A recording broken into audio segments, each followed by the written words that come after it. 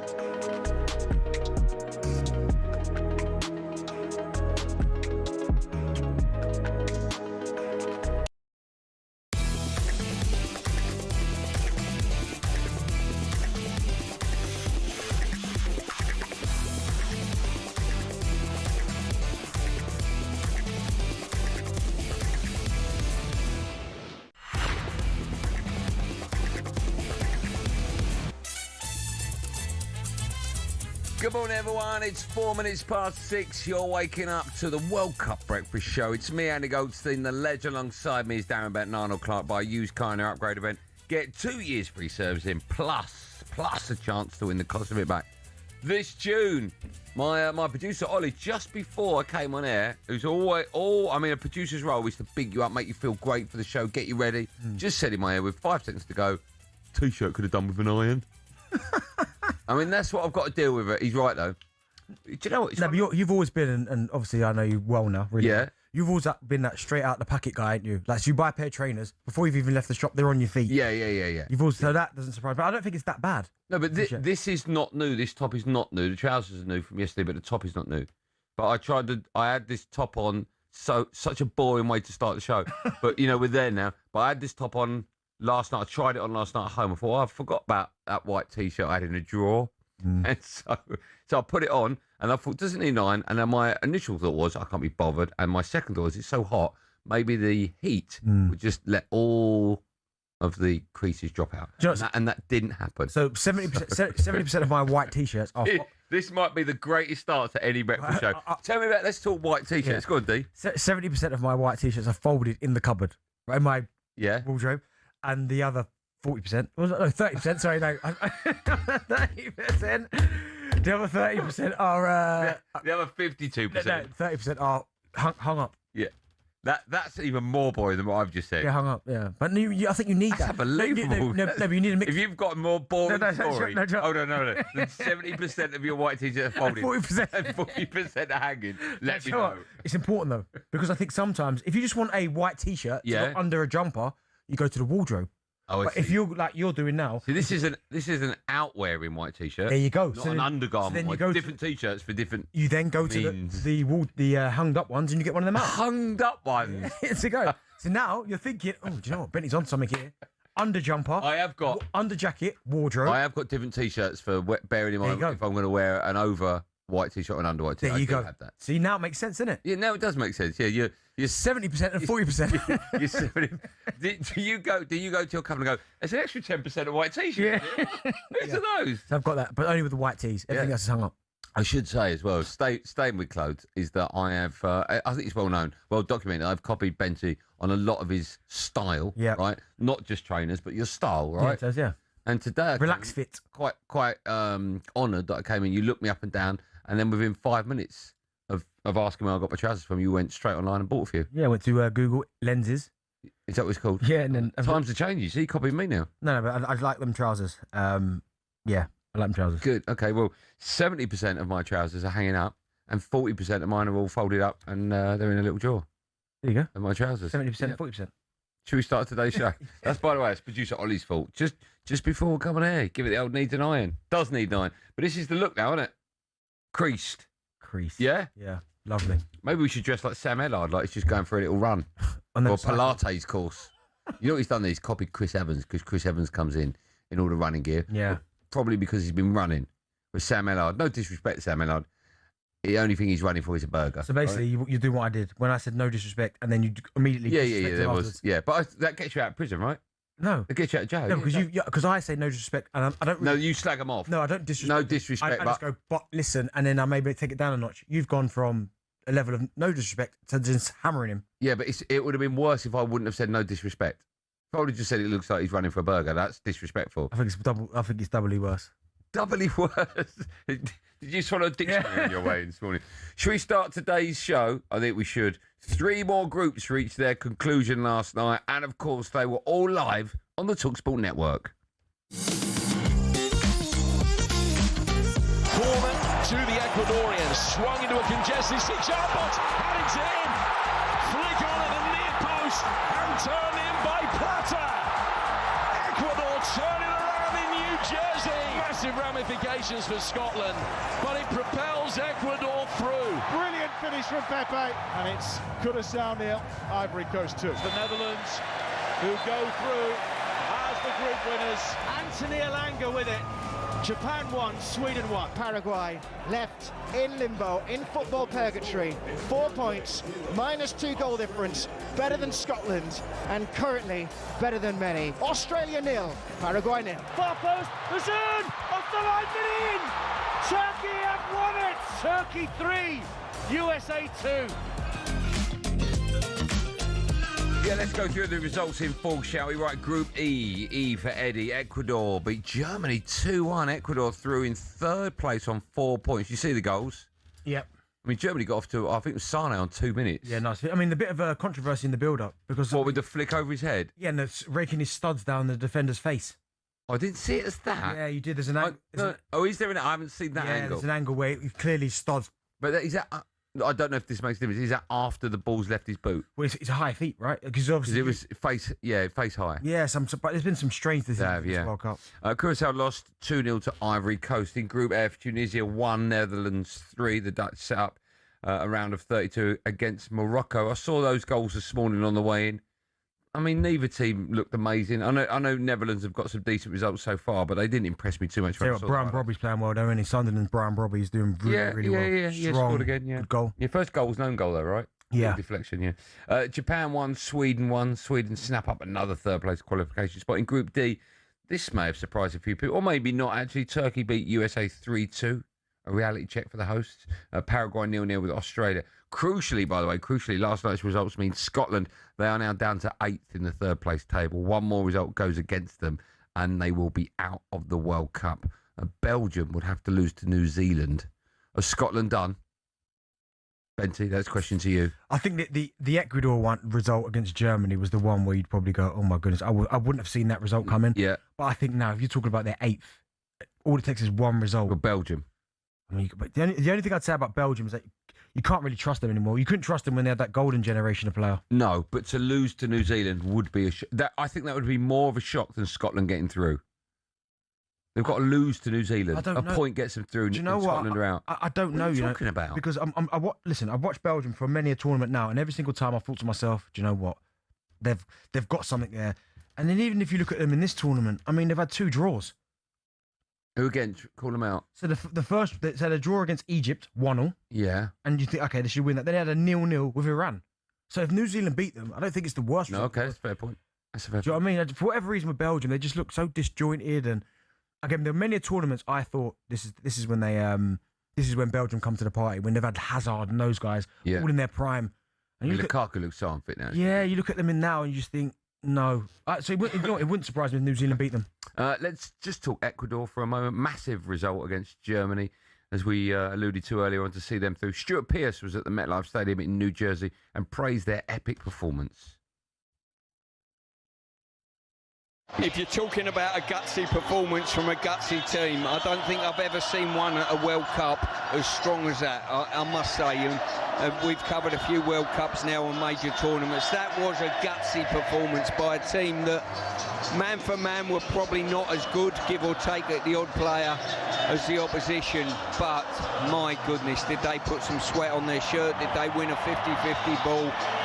And, yes, they got the odd goal here. And got themselves over the line. What did you read into that result for Germany? I think this is what, when you look at Germany, and this is why potentially people haven't made them one of the favourites, because they throw in, you'd have to say, results like this.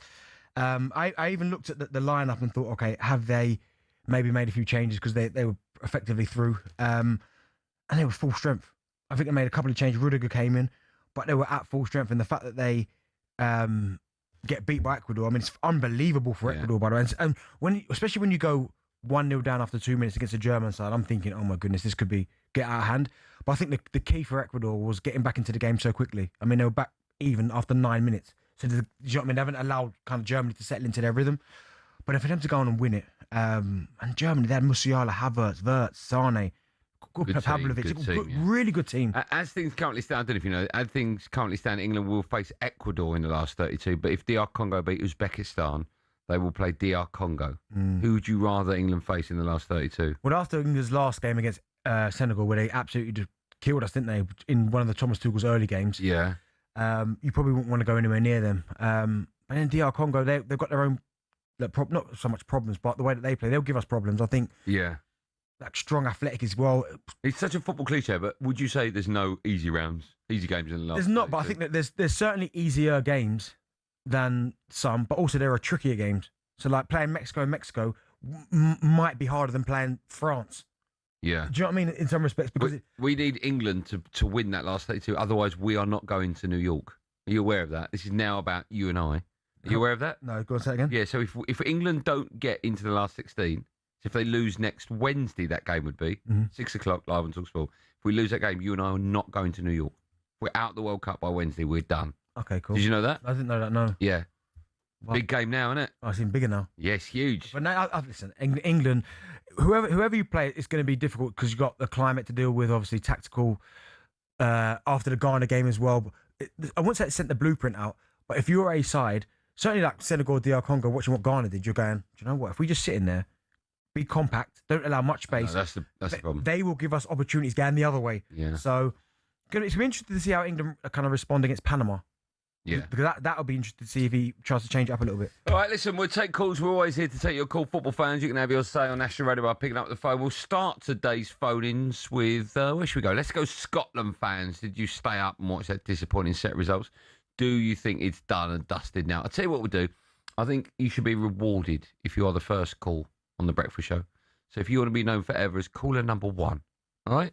03717 223344. I'm looking behind. They're raring to go to take your call. There's no one there. Where's Henry? Where is he? Right. Our producer, Ollie, will have to pick your phone up. Right? Dante's back there, I think. Who? Dante's back there. I can't see anyone. Yes. Oh, there he's hiding. Why are you hiding? It's like back of the classroom so the teacher don't see you. Is that what it is?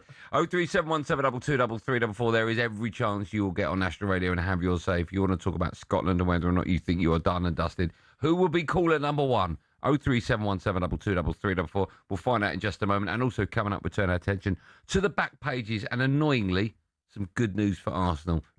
6:15, it's a breakfast show.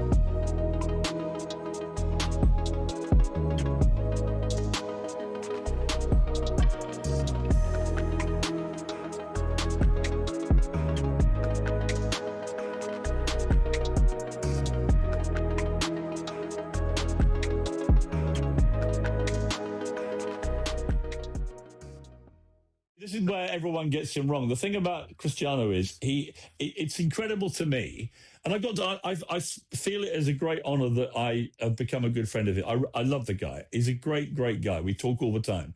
It's a weird thing for me. We became friends because he liked my crime documentaries I did for ITV. Yeah. That's how he messaged me out of the blue, and that was how it started. But we become good friends. And the thing about Ronaldo, I just find incredible. He still gets unbelievably emotional when he scores a goal or wins a game or loses a game or misses a penalty, whatever it may be. To do that at 41 when you're a billionaire and you've done everything in the game, it shows you that all that matters to him is football. It shows you that you're playing against Uzbekistan. In the last Euros 2024, he didn't score one goal. So I thought we lost you there. You went really quiet for a minute, Piers. What happened there? Oh, I didn't get really quiet. I thought the line dropped. Harry Kane had a poor game last night. Why aren't you pelting him like you would Ronaldo? Well, no, we're just talking about Ronaldo. I'm not talking about Harry Kane. No, of course you're not. You're not talking about Harry Kane because you like Harry Kane. Why are you picking on Harry Kane? I thought you were English. Because I think he had a poor game last night, and the whole team. But where's the great inquest into has Harry Kane lost it? Is he a has-been? Is he what? No one's going to have that conversation because his goal records shows that he is a brilliant striker. Not the Euros. Ronaldo's goal record under Martinez that you've just said. None. That goal record under Martinez is unbelievable. Do you think should be lauding him? As the best. Hello, I'm Matt Fordham from talkSPORT. This is How to Win the World Cup. This is the best squad I think England have ever had.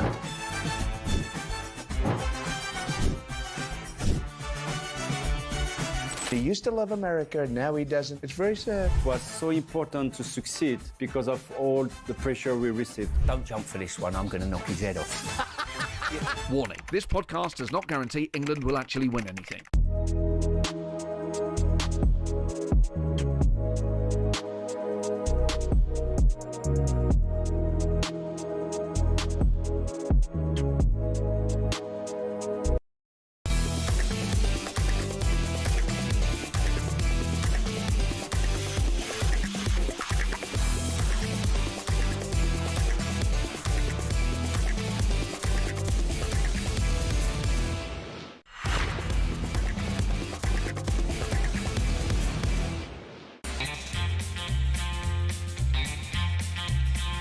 Morning, everyone. At 19 minutes past 6, breakfast show. It's me, Andy Goldstein Darren Bent, alongside. Just been introduced to Jasper, who's on the buttons today. talkSPORT got this thing, right? Not just producer Ollie, but our producer Joe, Drive. They never introduce you to anyone new, do they? Yeah, you have to go up to them and go, sorry, he hasn't introduced me. It's so rude. Have you noticed that? No, I haven't actually, to be fair. Well, have you been introduced to Jasper? Yeah, Jasper or something. Have you been introduced to him? No, but I've met Jasper before about 50 times. Oh, where? In the building. Doing what? I've never seen him before in my life. Have you not? Never seen him. He's always out here. Jasper, have I ever seen you before? What's he doing? He's shaking his head. He just spoke in my ear. Never speak in my ear, Jasper, all right? No. You learn the ropes as you go. Yeah, come on. He's been out there for ages. No, but I'm talking about there, behind the glass. He's never done a show for me. I get it, but you have seen him before, right? Yeah, of course, I've loads of time. Right, good to see you. Again. Right, it's time to look back at all of last night's World Cup fixtures. ended. What are you laughing at? You've just been awful. Ecuador 2-1 against Germany. Ecuador sealed a place in the last 32, massively affected Scotland's chances of going through. Curacao 0, Ivory Coast 2. Japan drew with Sweden 1-1. Both teams go through. Tunisia 1, Netherlands 3. The Dutch set up a knockout game with Morocco in the last 32. Now it gets exciting, doesn't it, when you find out who they're playing. Meanwhile, Paraguay and Australia, they're goalless, and USA lost to Turkey. Should we take a quick call? I'm looking at my producer. Take a quick call. One, because I did build up who would be caller number one. Would you like to speak to him? Yeah, the first caller of the day on talkSPORT is Scott. He's a Spurs fan. Scotty, good morning. How you doing? You all right? Caller number one. Well done to you. You all right? Yeah, not good. Yeah, good. First time calling as well. Wow. I mean, that's what we like to hear, right? That's what we like to hear. What made you pick up the phone for the first time, Scott? Your show's brilliant, I've got to say. Thank you. Very, very kind. Very kind. Is that it? Is that the only thing you phoned up to say?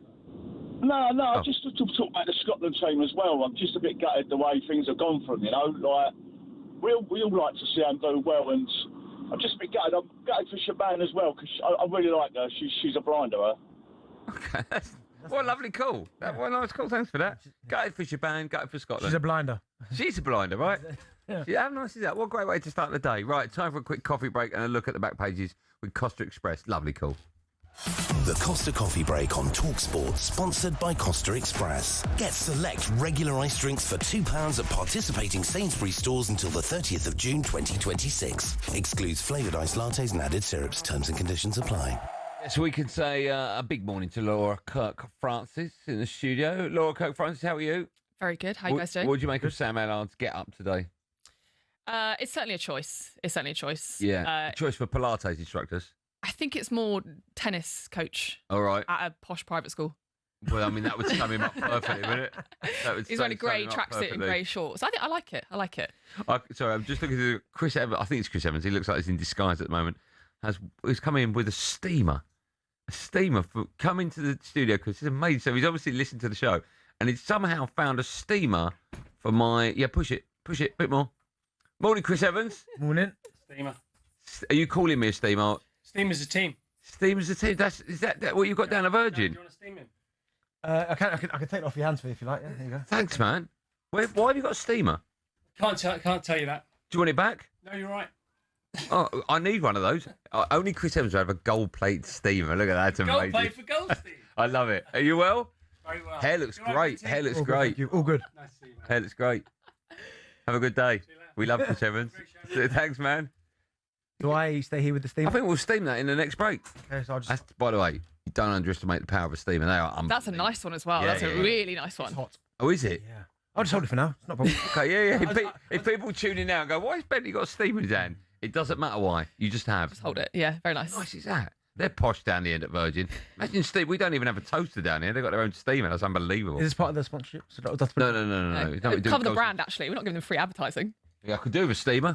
Yeah, honestly, here we go. Hopefully, we're going to New York. So I'll have that in my bag. Thank you very much indeed, Chris Evans. We love you. Laura Kirk-Francis. Yes. Are you all right? Have you got a steamer? I actually don't have a steamer, so if that disappears, you know where it's gone. You can buy that off me for 40 quid. Okay. What are we doing today? What have we got on the back pages? Transfer news today. You can put it down. It's quite distracting, actually, putting that. It's so hot. Oh, don't put it down then. No. Just hold it. Yeah, hold it. Hold it like you can hold it like a microphone. Yeah. The Telegraph and lots of outlets reporting an agreed fee for Elliot Anderson to City. 116 million is the figure. A little bit of discrepancy around whether it will break the British transfer record, rather. So that is all but confirmed. That will be a record for City, though, their most expensive buy. In the Sun, though, it is Toon Raiders. So Newcastle on the end of a raid from North London clubs. Arsenal in for Bruno Guimaraes, 80 million. Spurs back in for Tonali. They've asked Newcastle to reconsider their £75 million bid for Tonali. Benty, where does that leave Newcastle? Because ultimately, they've gone backwards, would you say? Carabao Cup, Isak leaves. This looks like it could be a big loss to them as well, especially after Anthony Gordon. How damaging would this be for Newcastle? Yeah, if they lose both of these. It's huge. And if I'm Eddie Howe, I'm having a serious conversation with the board, and I'm either saying, do you know what? Enough's enough. I mean, he was getting criticised last season after what he did, obviously previously winning the League Cup the season before. But in terms of the investment, when you look at what they've lost, you said there, Alexander Isak. If you then go and lose, you've lost Anthony Gordon. You then go and lose Tonali. You lose Grimares. People are going to still criticise him if Newcastle are not competitive. But what's he supposed to do? He's literally lost there his 5 best players. Yeah. That's insane that they would even entertain that scenario. His 5 best... And then you look at the recruitment that's come in. I thought Elanga would be better. I thought Vissa would be better. But it hasn't worked. If I don't get clarity and clear answers, then I'm out of there. Well, they should be building, right? They're not. And they've got the owners, they've got the most amount of money of any owners of any club, not just football, but any club in world sport. And they're selling their big names. And you know, even, and I get it, maybe when he was there at the time, he wasn't what we're seeing now, obviously on Sky Sports, but Elliot Anderson, remember he was there, and they let him go as well for next to nothing. Well, it was about, combined, it was about like 30 million, but there was a goalkeeper in that as well, right? So I just think for Eddie Howe, I do feel for him because I think he's a really good coach, but what's going on at Newcastle for him in terms of moving forward is awful. Yeah, 12th place finish as well, which is definitely not good enough. Do we like Bruno Guimaraes to Arsenal? Where does he fit into the midfield though? Because is that just causing another problem? Someone needs to drop out if he's going to come in. Well, do you know what? I look at last season and the amount of injuries Arsenal had, but also the amount of games Arsenal play. And I think if you've got Guimaraes there, like he doesn't walk straight into the team. That's just a fact. Why would he go to a club where he's not going to be he's going to be a squad player effectively? Yeah, but he's going to a team where I don't think you can just buy players now on the starting 11. I think you need a squad to compete in Champions League, Premier League. I know, but he's not a squad player. He's a starter. He doesn't start for us. That's what I'm saying. Yeah, but still, he wants to be part of that. I think he wants to leave Newcastle. Like they go backwards. Surely you just go, I'll go wherever. Wasn't Bruno the one after they won the League Cup was like, I love Newcastle's my favourite club, love the town, love the city rather. I think it's a no-brainer. If he wants to go to Arsenal, like he'll get a lot of minutes. And if he plays well, he stays in the team. Simple as that. Yeah. Yeah, instead of Odegaard or Eze. No, I'd have him as the 8. You have him as an 8? Yeah, probably, but then that's Declan. But then Declan plays way too many minutes. Yeah. So, okay. And what do you do with Zubimendi? I suppose he still sits in front of the back 4. Yeah, right? but I like Lewis Skelly in that role. Yeah. But then Bruno can play that role as well. Yeah. I think it'd be a very good signing for Arsenal. You're both Arsenal, aren't you? Yes, yeah. As you were saying, you might not have met me before, like some of the producers, but I am an Arsenal fan. Just to introduce myself. Yeah. Okay, I've met you before, but I don't think anyone did introduce me to you. I think I got into you and went, hello, Laura. Yeah, you did. That was quite nice, actually. Yeah. See? I know you didn't say hello, Laura, because I know you didn't know her name. I know I wouldn't have said hello. I wouldn't have known your name. That's a very good point. Finally, Emma Raducanu, injury fear ahead of Wimbledon. So she was a no-show for practice, spotted wearing an orthopaedic boot. It's not looking good, Andy. What? Yeah, boot on the foot. Orthopaedic boot? Yeah, an orthopaedic boot. Why? Clearly injured. It's not for fashion, is it? I thought an orthopaedic boot was one that was like taller than the other one. No, it's like... Do you know what? I don't know. Clearly don't know what it is, yeah. No. I'm saying it might be for fashion. I doubt it, but like we should probably check. Orthopedic, but I always thought an orthopedic shoe was one that was taller than the other one. No, it's like the kind of grey one that you get to protect your foot. That's what it's called, is it? Yeah, orthopedic boot, according to Daily Mail. Yeah, it's funny because if I wore a pair of those in tomorrow, you'd go. Yeah, look at the fashion. You put a little backward swoosh on it. I'm buying them. Yeah, it would be a big miss for Wimbledon though, Andy, if Raducanu doesn't play. Starts next week. Yeah, I'm excited about Wimbledon next week. Yeah, Raducanu, but the Williams. Serena Williams back. Yeah, that's crazy. In both the singles and doubles as well. Because we finish at 10, I think I'm going to that next week. Yeah. Greg Rosetsky sorted me out some tickets. Yeah, I think, Tim Hemman. He doesn't know that yet. Tim Hemman sorted me out a couple as well. Who? Tim Hemman. Oh, yeah. What, are they first round tickets? Thanks for coming in, Laura. We'll see you soon. That was all thanks to our friends at Costa Express. If you're just waking up, bad news for Scotland this morning. A draw for Paraguay, a win for Ecuador, and a draw for Sweden. I mean, their chances of qualification have dropped to less than 10%. Blimey, more on that throughout the morning. But coming up, we turn our attention to Australia. They've qualified for the last 32 against all the odds. So how have they done it? We find out right after this. 6:29 on The Breakfast Show.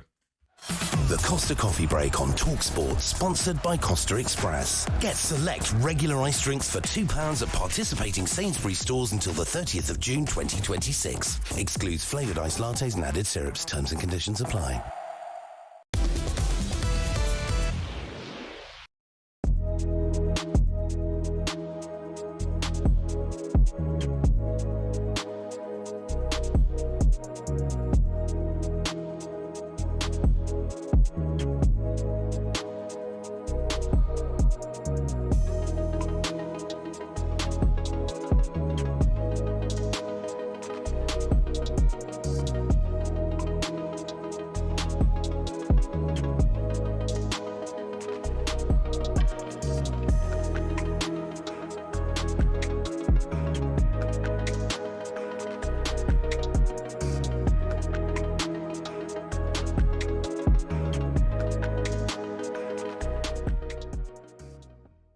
would have played with Rashford in against him, Jack, why isn't he starting? Why is he getting brought on 83rd minute? Because I like Gordon, but Rashford is in a different league for me. Yeah, I think with wingers, right? Wingers, I always think is such a difficult position because one game you can be the best player, and then another game it don't quite work out for you. You miss 1v1, you lose the ball a couple of times because they take so many risks. You want your wingers to take risks. And I feel like I agree with you, Gabby. I feel like Rashford has spent a year at Barcelona where, you know, their wingers over the years and the way they coach them and the detail they give them, like they're top level. And I think he's had a top season. I think, he's probably one we might see in the next game. I think 83rd minute was probably too late for him. Like, again, someone who dribbles, he gets at players. Andy Gordon can do that, but I feel like if you can see that it's not working, like, change the wingers. That's one thing that you can do, and it's relatively risk-free in terms of like avoiding transition and stuff, and probably waited too long for that. Jack, what type of England fan are you? Having played, of course, at the highest level for England, when you watch us at major tournaments, are you like me and most fans where 1 minute you think we're going to win the World Cup, the next you think the manager should get the sack? Iconic. There's no other word. An 18-carat gold trophy that owns the world, and it waits. It waits for 4 years. It's 1971, and FIFA need a new trophy to replace the Jules Rimet, so they launch a worldwide design competition. And in his studio in Milan, 50-year-old sculptor Silvio Gazzaniga immediately gets to work. But instead of sending FIFA a picture, he goes further and makes a prototype they can hold. It works. FIFA choose his design over 52 others, and perhaps the most beautiful piece of silverware or goldenware enters the beautiful game. Let's let the artist himself describe it.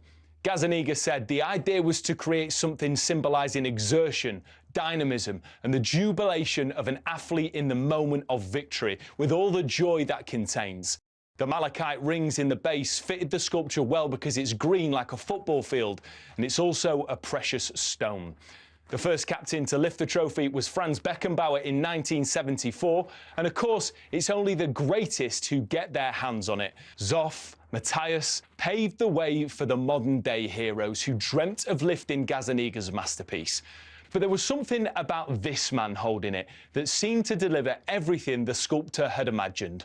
Were I to ever redo it, the artist once said, I wouldn't change a thing.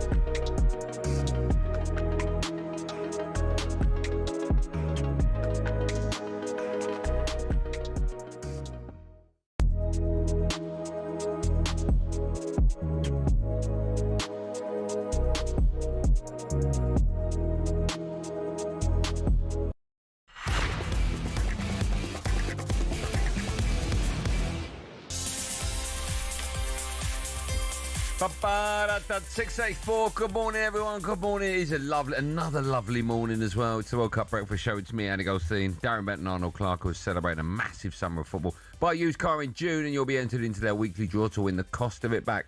Just a reminder, by the way, if you want the chance to win 26 grand tax-free cash and fund your summer, then you need to enter right now. Head to talksportwin.com to enter and for full T's and C's. Right. With the final round of group stage matches underway, the 2026 World Cup is reaching the business end. Here's everyone's favourite Nick Ellaby to take us through who is in the knockouts, who has been knocked out, and who can still qualify. Nick, good morning. Morning, guys. You all right? Good haircut, that. Thanks very much. Well, it's hot outside, isn't it? Yeah. And So I that thought- dictates your haircuts, does it? The hotter it is, usually the shorter I go. Oh, okay. Isn't it weird that when you have a haircut, people always go, had a haircut? Yeah, it's strange that, isn't it? Don't mind it. Do you know what I hate is that when you have longer hair and then you go out in the sun and you get those little white bits around the back and the sides, and you cut when you cut your hair because you've missed the tan there.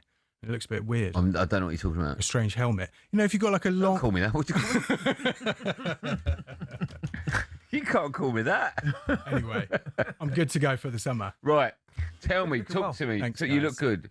Bad news. What's happening? Very bad news for Scotland overnight. So according to Opta, their chances of making the knockouts have gone from 42% to just 5.26. There were two particularly bad results. In terms of Ecuador, they came back to beat Germany 2-1. Came back from 1-0 down. That means Ecuador have definitely qualified as a third-place team. They're in. They could face England actually in the next round. So they've already got 4 points. And then Scotland wanted Paraguay to lose to Australia by 2 goals, but they drew 0-0. So Paraguay currently not guaranteed, but they're sitting on 4 points. They should make the knockouts as one of those third-place teams. Sweden drew with Japan, so Sweden also. Going through as a third-place side as well. They're on 4 points. And also Japan, that result means Japan play Brazil in the round of 32, which is a really tasty tie. I actually think Japan could Do you? Honestly, yes. Do you know what? The way Brazil have been kind of revving up, going through the gears, I just think... After the first game, I would have tended to agree with you, Nick, but the more the tournament goes on, I know it's early, but Brazil's started to find the right... Vinicius Junior's playing unbelievable, by the way. Well, Carlo Ancelotti could be the deciding factor. I mean, it's kind of like organisation versus vibes in that one. But Japan have beaten Brazil, Spain, England in the last couple of years. I don't see why they can't go deep in this tournament. Do you know what Ancelotti might be? Because I look at Ancelotti and he's definitely a manager that... I mean, managing the Brazil national side is pressure. And the fact that he's not from Brazil and that he's the first non-Brazilian to manage the team at World Cup, that's big pressure. But if any manager can handle it on planet Earth... Yeah, I agree. He's the Don, isn't he? Anything else, Nick? Well, yeah, I mean, a couple of other confirmed round of 32 games. South Africa, Canada, we knew about. USA will play Bosnia. Draw possibly opening up for Mauricio Pochettino's USA. And then again, looking at Scotland, I mean, they're really on a hope and a prayer now. So they need, tonight, they need Senegal and Iraq to draw or Iraq to beat Senegal by no more than 2 goals. They need Uruguay to lose to Spain. Sorry, is this an and or an or? They need all of this. They need all of this. Scotland, if you look at those third-place teams, currently at the moment, you've got Sweden, Ecuador and Bosnia. They're through in third place. Paraguay probably through with 4 points. Then you've got Croatia, South Korea, Algeria and Scotland are sitting 8th. Out of 8. In that table. Yeah, so they are really, really hoping for all of these results to go their way. They want Uruguay to lose to Spain. They need Iran to lose to Egypt. And then also tomorrow night, they need Croatia to lose to Ghana by 3 goals or more. And they need either Congo and Uzbekistan to draw or Uzbekistan to win that by no more than 3 goals. Now, if Congo beat Uzbekistan, it looks like England will play Congo in the round of 32. So England looking like playing probably Congo and then Mexico in the Azteca if we get past. There's a Belgium result in there as well that affects Scotland, isn't there? I think if Belgium win their game, that Scotland are out as well. Belgium are playing, they're playing New Zealand in the wee small hours of the morning. So, if Belgium win that, Belgium are currently sitting on 2 points. Yes, so they go above. If they win that, they'll go above Scotland with 4 as well. So the headline news is terrible news for the Scots. Yeah. Sorry, if Cape Verde win as well, they go above them, didn't they? Because Cape Verde currently... Look at Nick's... Look, what are you doing to Nick? Cape Verde... No, I got it here. Look, Cape Verde are on 2 points. So if they win, they go to 5. They're playing against Saudi Arabia at 1 a.m. live on talkSPORT. And if they win, they go to 5 as well. So, I mean, Scotland need everything to go their way now. I think they're out. It does look that way. As are you, for the time being. Thanks very much. Thank you. Top work as always. Right, time now for this. 2.5, isn't it? Do you remember, it's just before your time. I remember this as a kid. Who is it? Is it Men at Work? Yeah, Men at Work. Remember that? No. Okay, me under. That one. No, I don't remember this, no. You never heard it? That was nice, though. Turn it up a bit. Go on, Casper. Jasper. Lady. His name's Jasper. Oh, yeah. Hold on, let me write that down. I've got such a bad memory. Sorry, Jasper. Jasper. There you go. I won't forget that now. Do you know what I did? My memory's so bad that I have to associate people's names with things, and I put him to the ghost. Casper. So I got that wrong. No, you got it completely wrong. Oh, not completely. Jasper and Casper's close. Yes. I wouldn't say it's completely wrong. Sorry. In the word, Dave's wrong. No, in the words of Andy Goldstein, you're 100% wrong. I don't think I'm 100% wrong. Well, his name's not Casper. But Jasper's close. Okay, but he's still wrong. But he's not 100% wrong. If I called him Stuart, that's 100% wrong. So's Casper. No, Casper, yes, same thing. Do you get that called out a lot? There you go. So it's not 100. It's wrong, but it's not 100% wrong. Right, the reason we played that is Australia, they sealed their passage to the last 32, and Paraguay almost certain to join them after they shared a drab draw as well in San Francisco a couple of hours ago. Now, Australia were favourites to finish rock bottom of the group, but have proven everyone wrong. So how have they done it? For more on this, Australian football presenter Kate Sasso joins us. Kate, good morning. Good morning. How are we? We're good. We're very. If you had like a husband or a son, he was called Jasper, and I called him Casper, would you say that's 100% wrong or close? No, I agree with you. I can see where you're coming from. Okay, I can see. Thanks, I Kate. see what you're trying to do there. Thanks, Kate. Yeah, I'm trying to get myself out of a big hole. Right. Has the party already started down under there? Well, I wouldn't say it's a party, but it's a sigh of relief, honestly. Today, we did need a draw, at least, to get out of the group in second place. And I think everyone's breathing a sigh of relief now that we've gotten out of the group and we're past our final match of the group stage. So it's a good time to be alive. What was the expectation then coming into this World Cup? Because a lot of people didn't favour you in this group at all. The fact that now you're second and you are going to qualify, I mean, is that exceeded expectations?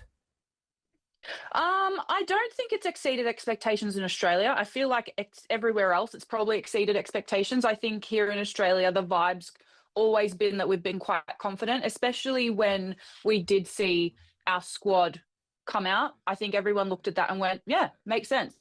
Especially after our first group stage against Turkey, that was kind of what we thought, wow, okay, this is the best start we've had at a World Cup. So, yeah, I think we've been very confident. It's just the rest of the world that hasn't had much confidence in us. Listen, I know you like your football or soccer, whatever you guys call it. In fact, what do you call it? Do you call it football or soccer? I call it football. Okay. I feel like if you're a football fan, you call it football here. But if you're kind of a casual viewer, it's soccer. But okay, that's good. Feels a bit sacrilegious to say it. Well, I know you like your football down there. You got your A-League, but how big is the World Cup? How big is international football to Australia? The World Cup is huge. Like, we come out in droves at any time of the day, and we've been really lucky during this tournament that it's been good timing for us for the first time ever.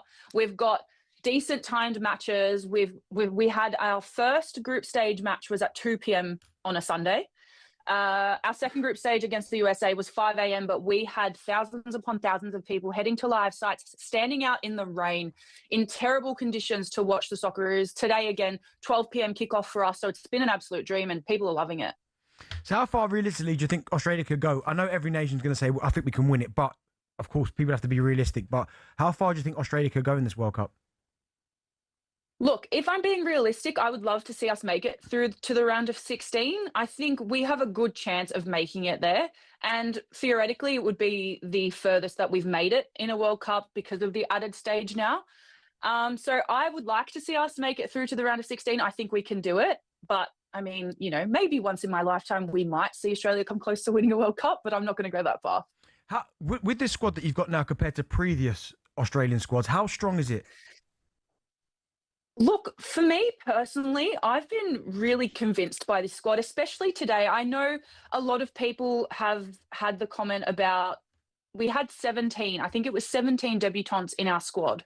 Our first match against Turkey, we had one player on the park that had played World Cup football before. So there are a lot of players who haven't experienced tournament football. There are a lot of players who are very young, inexperienced, but I think this is possibly the strongest Socceroos side and the most balanced Socceroos side we've seen in a while. And today, I think, proved that we have what it takes. We can play the game, we can get down and dirty, and yeah. Okay, good answer. Okay, listen, always a pleasure. Thanks so much for coming on, and enjoy the rest of the World Cup. Good luck in it as well. Thanks, guys. You too. Thanks. Yeah. There you go. Kate Sasso talking all things Australia. Are you surprised at where they are at the moment? A little bit, because again, you look at the group that we're in, and I was like, oh my goodness, how are they going to get themselves out of that? But I mean, I think Turkey's the one people have looked at and gone, what's happened there? Because they've got some, I mean, people like Arda Güler, good player for them. Do you know what I mean? They've got good players, but the fact they're currently bottom. That is bizarre. Bizarre. Yeah. Still to come on the Breakfast Show. Superstar Breakfast preview on talkSPORT with Travis Perkins. Manage your Travis Perkins trade account online at travisperkins.co.uk or via the Travis Perkins app. Oh, my goodness, what a show we have for you on Friday morning. What a show. World Cup winner, 1998, and goal scorer, of course, in the final. Our mate Emmanuel Petit will be with us for 2 hours from 8 a.m. He'll tell us whether anyone can stop France at the World Cup. And would you believe it? Would you believe it? The talkSPORT legend, Alan Brazil, has agreed to come on Andy Goldstein's breakfast show this morning. How about that? Can you believe? Don't tell him I said that. I'm honoured that we've got Alan Brazil on the show. We're going to ask him how he's feeling about Scotland having less than 10% chance of going through after the results last night. Alan Brazil on the show. I mean, we're honoured. Can't wait for that. That was our breakfast preview with our good friends at Travis Perkins, 6:45. Superstar Breakfast preview on talkSPORT with Travis Perkins. Get free next day track delivery. Head to travisperkins.co.uk or download the app.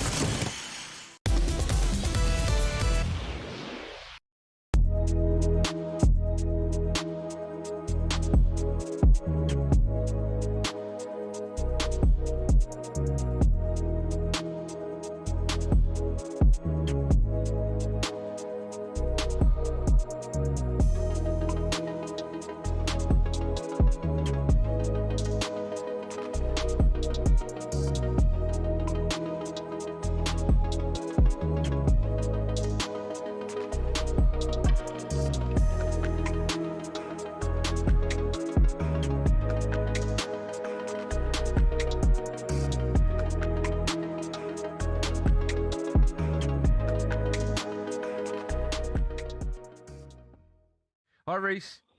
How you doing, Andrew? How you doing, Darren? You well? Yeah. Good, man, you? You sound tired. Oh, do you know what? I am very tired. I work in. I'm a director of fun in a place called the Polworth Tavern. Now we've had a lot of fun trying to support the Tartan Army and try to support Scotland, but last night's just embarrassing. You can't support Steve Clark anymore. I think it's absolutely embarrassing how the fact he even got a 4-year contract before we even went there. It's an embarrassment to Scotland, and do you know what? And I hope you agree with us. I think we're the laughing stock of Britain right now. Do you know, listen, I wouldn't say you're the laughing stock of Britain, but let me ask you, Reese, because I understand the last 2 performances haven't been great, but realistically, in this group, where did you feel you'd finish? I think we should have put a better performance. I think we need a bit of a...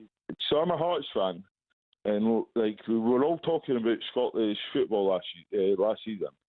Bit of fight, bit of hardcore. You've not seen that. You've not seen that in the World Cup. There's no the fight. There's no the elbows in. There's no the Scotland the brave. And I think it is actually an embarrassment for the players. But I don't think that comes to the players. I think that's the way that Steve Clark's one of the players. I think it's an embarrassment. Two or three of those goals, just play Craig Gordon. He saves them. That's Reece, thanks for your call. That's the problem, that they'll look back at their missed opportunities. Yeah. I'm not suggesting they should have won all 3 games or even 2 of them, but they'll look back at the middle game. Morocco could have done more. Could have had a penalty, maybe 2. Hello, I'm Matt Forden from talkSPORT. This is How to Win the World Cup. This is the best squad I think England have ever had.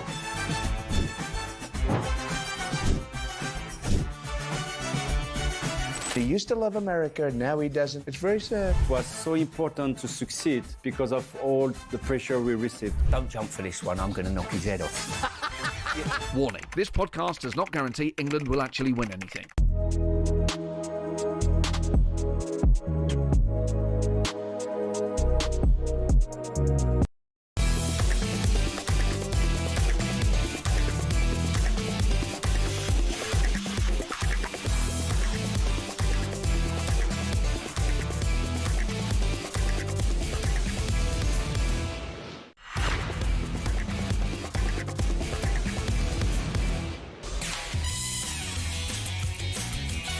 .49, it's a breakfast show. It's me, Andy Goldstein. Ledge alongside me goes by the name of Darren Bent. What do we know this Friday morning? Well, we do know that Reece James has missed training with England on Thursday, which has thrown his fitness into doubt. Three Lions' final group game in Group L against Panama is on Saturday, tomorrow night at 10 p.m. Declan Rice, by the way, also absent from training. Man City have agreed a deal with Forest to sign Elliot Anderson. A club record fee of £116 million. Other sources believe The deal is closer to £130 million. Wow. And in just over 24 hours, Scotland's chances of reaching the World Cup knockout stages for the first time have dropped from 42% to just over 5%. Their chances diminished after Ecuador's unlikely win against Germany, incredibly unlikely, and Paraguay picked up a point against Australia. Right, Everton manager David Moyes joined White and Jordan yesterday and blamed the lack of quality as to why Scotland have struggled in this World Cup. I think the biggest word what you're missing here, Simon, is quality. I don't think Scotland have the quality at the moment available to them to compete. I'm not saying that on the odd day that you wouldn't beat one of these teams and get good results, which we did against Denmark, for example, when we get through those games. But I just feel that generally Scotland have been short at that level. We talked about it a few days ago when we were talking about the Haiti game and only winning 1-0. We all felt it was a really good result. Not a really good result, but a good result because we had got 3 points. But you were right in what you were saying. We probably needed to score 3 or 4 goals. But I don't think MD, who's played Haiti yet, or certainly Morocco, have found it that easy. And I don't think they've been as easy a game as what maybe everybody hoped it might have been. So yeah, it might have cost us not scoring 2 or 3 goals in that one game. But I think us getting a victory in the opening game of the World Cup seemed like a good result for us and a good return. I just think if you're a Scotland fan, you look back at those 3 matches and there are moments in every one of them where you think we had a chance there, we had a chance there, we had a chance. I think scoring more against Haiti. Yeah, that was one. I was going to say not necessarily against Brazil because that was always going to be tough, but don't gift them goals like they did. That was the problem with Brazil. Yeah, the problem. And that's the thing, that even though they got 3 points and they got a win, and we said it yesterday that they're in the group third where we all expected them to kind of finish. It almost feels like they didn't really lay a dent on Morocco or Brazil, and it's just almost like they just kind of petered out. We'll park World Cup football for just a moment. It was a tough old day on the field for England yesterday. New Zealand reached 3-6-1 for 4. It wasn't ideal off the pitch either. Here to tell us more is talkSPORT's cricket reporter, and I think everyone's perfect son-in-law. Thank you, mate. Morning, guys. How are you? How are you, Sam? Yeah, I'm really, really good, thank you. It's Friday morning. We're on talkSPORT, the world's biggest sports radio station. Good vibes in the office. Life's good, right? You're taking a lot of stick for your from him. Your gym instructor and Laura. Yeah, no, she settled it nicely, hasn't she? Kerwin. Kerwin. Emma Kirk Francis. Yeah. No, sorry. Kerwin Francis. He called Jasper Casper. Sorry. You're so not humble. That's. Is Emma Kerwin not working here? She hasn't mentioned it once to me. She has to be. No. Has she really? He called Jasper Casper. I know, it's so out of order. See, that's not 100% wrong. So you only got one letter wrong, though, in that one, didn't you? Thank you. So you're kind of, My point is... It's rude, isn't it? No, his name is Jasper. Yeah. He's called him Casper, so he's 100% wrong. Yeah, no. I'm not 100% wrong. It's wrong name. One letter. What's wrong? I mean, a man wears shorts in sunny climates. It's not that outrageous, is it? And my mum got me this for my birthday, so I think it's, I quite like it. You should say cool. what this is on the radio. Oh, can you describe it, please? You're better than I am. Yeah, it's like a set of dungarees. It's just a zip up. It's very Chris Evans-y and it's very sporty. I do want to be the next Chris Evans. All right. I am aiming. I think you look great, Sam. Do you mean that? I appreciate that. At least we're both not wearing a creased white t-shirt this morning. What is going on here? No, just the left side of that is. Sam, let me give you some. Are you going to tell me to leave now? Don't go for me today. Really? Good vibes only this morning. You come second. You've done well with that. Yeah, I'll take it. Right, talk to me about the world of cricket. Not good day yesterday for England. The toss is normally quite important in cricket. It was even more so yesterday in super hot conditions. A really good wicket to bat on. You absolutely wanted to win the toss and bat first. New Zealand did that. They won the toss, batted first. 317 without loss. It took England 72 overs to take their first wicket. They weren't helped by some dropped chances. They could have got Devon Conway LBW 172, but didn't review it. And it was a long day in the field for England. New Zealand closed on 361 for 4. So to be fair to England, after a long day in the field without taking a wicket, they actually managed to finish off okay, picking up those 4 late wickets. But 361 for 4, it's advantage New Zealand. And again, coming out to bat this morning at 11 o'clock, regular updates with Sam Ellard into all the shows from 11 o'clock. Got to get the plug in, right, Andy? It feels like it could be another long, hard day for England today. New Zealand will be looking to pile on the runs, try and get a score of around 500, 550. And of course, if England lose this test match, it's only going to ramp even more pressure on Brendan McCullum and Rob Key because it's been a bad winter. It's been a bad couple of weeks with the off-field stuff, and it's been really, really messy. So it feels like they're under pressure anyway going into this test match. If England were to lose this test match and lose the series, it could be another long couple of days. I was Stokes yesterday, and also I've not heard your opinion on the whole Stokes issue. Do you agree with me? What was your opinion? That the ECB is to blame. Yeah, the ECB made a mess out of everything. The whole curfew was in place, then they weren't sure the curfew wasn't in place. The ECB also made a big mistake because when Harry Brook got himself in a tricky situation in New Zealand when he was the captain of England and tried to get into a nightclub the night before a match, the ECB tried to hush everything and not tell anyone and not punish him. And then I feel like maybe they've then done the opposite to Ben Stokes, their test captain, and hang him out to dry. I think Ben Stokes being out late at night, given what happened in the winter, curfew or not curfew, I thought it was maybe not a right thing to do. The Saracens have come out with a statement, right? They're not happy.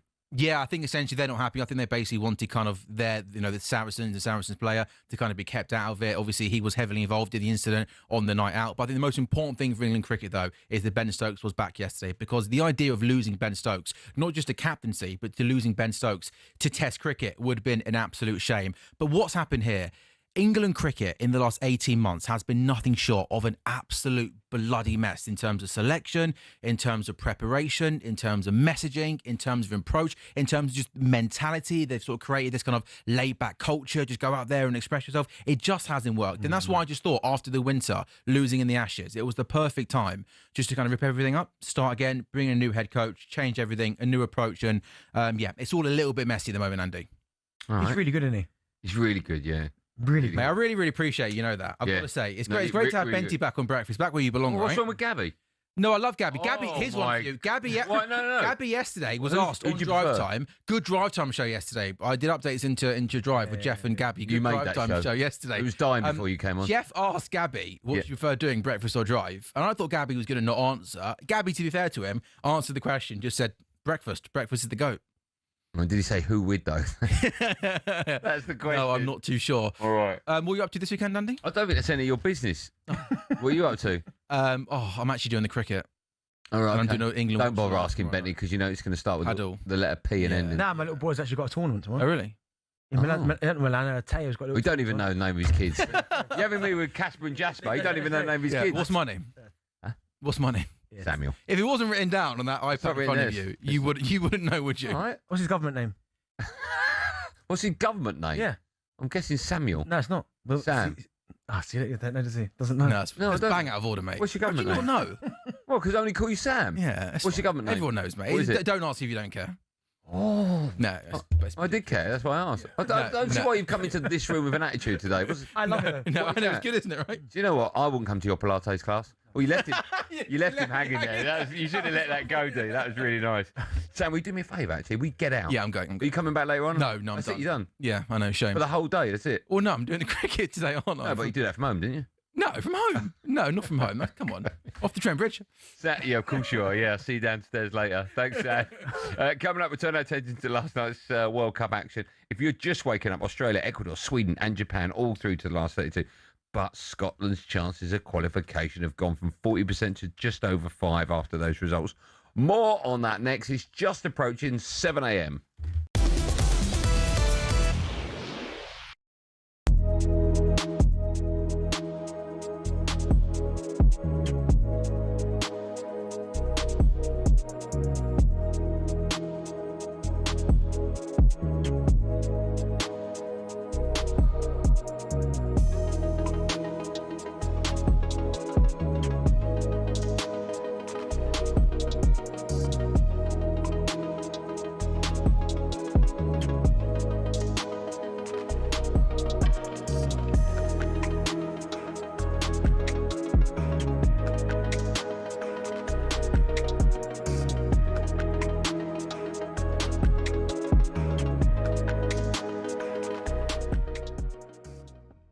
When you look at Scotland over the 3 games, David, what is your overall assessment and takeaway? I mean, most of us looked at it and felt that Morocco and Brazil would be a reach to get anything from, and that the outcome of the Haitian game would be important and that goals needed to be scored. Criticism is being made of Steve Clarke. I'm not asking you to jump on the bandwagon, but the manner in which Scotland have played, the lack of bravery, the fact that they've been very negative in lots of people's minds, and Steve is a defensive coach. When you hear all those things, what's your assessment of these 3 games and the opportunities that Scotland have either taken or missed? Yeah. Well, we spoke the other day. I think the biggest word that you're missing here, Simon, is quality. I don't think Scotland have the quality at the moment available to them to compete I'm not saying that on the odd day that you wouldn't beat one of these teams and get good results, which we did against Denmark, for example, when we get through those games. But I just feel that generally Scotland have been short of that level. We talked about it a few days ago when we were talking about the Haiti game and only winning 1-0. We all felt it was a really good result. Not a really good result, but a good result because we had got 3 points. But you were right in what you were saying. We probably needed to score 3 or 4 goals. But I don't think MD, who's played Haiti yet, or certainly Morocco, have found it that easy. And I don't think they've been as easy a game as what maybe everybody hoped it might have been. So yeah, that might have...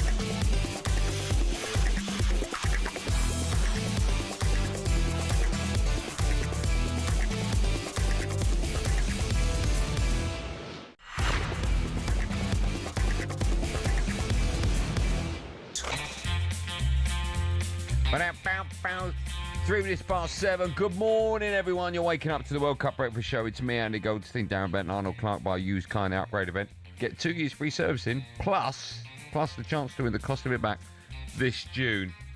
I've still not used the steamer that Chris Evans brought down. Do I need to? No. They've taken it back as they came. So it's like an empty gesture. They came down, gave it the old, you can have the steamer, and then just stole it back. Well, no, I mean, How does that work? They gave you a good 45 minutes to use it. Oh, have they just taken it back? Producer, half hour ago, they gave us 10 minutes. While the show was going on. Imagine that. Imagine that as your dad at Christmas time. There you go. There's the AT-AT you wanted for Star Wars, and you just take it back. What was your best ever Christmas gift as a kid that you got? My dad got me a BMX, man. Oh, which one? I can't remember. Rally Burner? The yellow super tough tyres? No, I can't remember which one it was, but it was beautiful. And do you know what's funny? Obviously, they're called a spark plug. What's things on the back called? The little... Oh, yeah, trick nuts. Trick nuts on the back and the front. Yeah. But do you know what's mad? Is that... Do you have mushroom grips? I can't remember all that. But I just remember my dad hiding it in the back of the car. I'm in the front of the car and I don't know this back there. How is that possible? Yeah, it's kids, you forget stuff like that. Yeah. But no, yeah, I remember when I got that bike, they kind of saved it till the very end, so that I opened all my presents. You mean? Oh, I see it. And then I thought, oh, that's it. And then my mum was like, oh, I can't remember what it was. That I was like, I'll go into the kitchen. So I went to the kitchen. It was just there, man. Wait, our times change. What did you buy your kids for Christmas this year? Can't remember. You can. 3 quad bikes. Say that again? 3 quad bikes. 3 quad bike. Yeah. Do you know what? These were for 2 weeks. Broke. And don't use them anymore? Flat tire. Milan still uses these big one. But like Right. the 2 youngest ones. Unbelievable, isn't it? Flat tires and all sorts. One year I wanted, this is true, I wanted a Dolphin for Christmas. And I was convinced that overnight the builders were going to come in and build a swimming pool in the garden and put a Dolphin in it. And when I got up, I ran to the window. It weren't there. Nothing. Devastated. Why don't you give me a Dolphin? Yeah. But no, yeah, the BMX was unbelievable. Yeah. I saw someone posted the other day a picture of the one I wanted when I was a kid. I'd never had it. It was a rally burner, all blue with yellow tyres. I could never afford it. It was unbelievable. Do you know what's good about that back in the day when we were kids? Like, I used to have 4 of my mates on this bike. So I'd be on the seat, obviously pedaling. Yeah. One would be on the handlebars, but I'd had the, what are they called again? T something? No, the things that come out the back wheel on the front. Oh, trick nuts. I'd have one standing on the front, one sitting on the handlebars, and one behind me on the trick nuts at the back. 4 of us on my BMX. Where's the fourth one go? On the handlebars? Behind the fourth. Oh, right. You're driving it. One on the handlebars. One's on the handlebars, one's standing on the trick nuts at the front, and one's on the behind me. Dangerous that day. Probably we're kids, that's what you do back then, Yeah, didn't you? you don't get out when you're a kid. Right. Right. Stunt pegs, they're called. Stunt pegs. Yeah, Okay. Ryan, love that. Cheers, thank you. We call ours trick nuts. Either way. Busy show for you today. Real busy one. World Cup winner, Emmanuel Petit. Bonjour. He'll be with us right here in the studio from 8 o'clock. Is there anything to stop the brilliant Kylian Mbappe? That'd be a great chat. We'll also give everyone's least favourite feature, DB5, another run out. That's back, is it? And a treat for the entire nation as the king of talkSPORT, Alan Brazil, will be on our show. Legend. I think the younger generation at the moment are a bunch of weirdos. Actually, I think he's talking about you. I think he's the only person who gets away with this. With that. Yeah, of course, he can do what he wants, right? Yeah. He's the governor. What does Alan make of Scotland's slow exit from this year's World Cup? We'll find out just after 9 a.m. Right, time now to round up all the latest tournament action with our wonderful friends at Burger King. The Breakfast Briefing on talkSPORT with Burger King Burger Buddies. Total tournament satisfaction delivered by the experts. Order now on the BK app. Right, 6 more games last night, 3 more groups finished, and 14 goals for you. All, of course, live on the talkSPORT network. Corner to the Ecuadorians, swung into a congested 6-yard box, and it's in. Flick on at the near post, and turned in by Plata. Ecuador turning around in New Jersey. Massive ramifications for Scotland, but it propels Ecuador through. Brilliant finish from Pepe, and it's Curaçao nil, Ivory Coast 2. The Netherlands who go through as the group winners. Anthony Elanga with it. Japan 1, Sweden 1. Paraguay left in limbo, in football purgatory. 4 points, -2 goal difference, better than Scotland, and currently better than many. Australia 0, Paraguay 0. Far post, Return off the line, but in! Turkey have won it! Turkey 3, USA 2. Right, get your pen and notepads out, right? I'm going to tell you where we're at this morning. So Ecuador's 2-1 win over Germany, that puts them through in third. Okay, Sweden also progress in third with a 1-1 draw against Japan. USA and Germany also confirm winners of their groups despite both losing. Netherlands also top their group. And as for Scotland, well, one more adverse result would mean the Tartan Army are eliminated. 3 scenarios that need to unfold today. So Senegal cannot beat Iraq. Belgium must lose to New Zealand, and Cape Verde must also lose to Saudi Arabia. And then they're through. If all that happens, they're through. Wow, I mean, that's a... Let me say it again. Senegal, they can't beat Iraq. If they beat Iraq, Scotland are out. Belgium must lose to New Zealand. If they get a draw, Scotland are out. And Cape Verde must also lose against Saudi, get a draw. They're out. 3 different things. Yeah. So, I mean, they're out. I think so, but listen, strange things have happened. True. But for Scotland, again, it's one of those for Scotland. And it's just, could they have done more? But... The game with regret, I suppose. I was going to say it's the first one, but then you look at Morocco. But it's still 3 points at the end of the day, isn't it? It's 3 points. I know they've got the goal difference, but They beat Haiti. They did what they needed to do, but it's the Morocco. When you concede so quickly. But you changed the setup. That was the problem, I think. Yeah. They shouldn't have gone 5. I mean, the penalties could have gone either way as well. So you got. You should have had at least one. Yeah, you're right. That's a good point. You've got to take that into consideration as well. But just performance-wise, and speaking to a lot of Scotland fans, which we have done on the show, and certainly out and about, there's definitely an element of it just feels more disappointing because the feel-good factor getting here. I mean, that game against Denmark. Certainly for Scottish fans, they'll probably never forget it. That McTominay overhead kick to almost get him here 4-2. The goal from who was it who scored from the halfway line? Was it Kenny McLean? In the last second. Yeah, it might have been Kenny McLean. Yeah. All that going on in that game, and then they turn up and you think, right, here we go. They win their first game. Just get a point or something from the next 2. 1 point from 6. Yeah, and it's just the performance wasn't great. Yeah. For England, it's either DR Congo, Senegal, or Ecuador in the round of 32. Rate them in 3-1. 3 being the team. Or 1 being the team you don't want to meet the most. Is that again, sorry? Congo, Senegal, and Ecuador. Who's that out of those 3? Who do you not want to meet the most? Congo, Senegal, Ecuador. I'd probably go. I don't want to meet Senegal because of what they did to England last time we played them. Yeah. Does that come into it if you're on the field? Yeah, that'll give them confidence because they'll be like, we beat them before. Yeah, true. Okay. Then I want to play Ecuador and then Congo. Okay, so you want Congo? Yeah, but even that, every game in these conditions, every game will be difficult. Really difficult. Yeah. Okay. Has your view on how England are going to do in this tournament, has it changed over the last week? Because you've seen everyone play. Because like when I saw Germany for the first time and they won 7-1, right? I was like, okay, they've come. Right? I was like that with Sweden. After Sweden won their first one 5-1, did they beat Turkey in the first game 5-1? Was it? Yeah, I think it was. Yeah.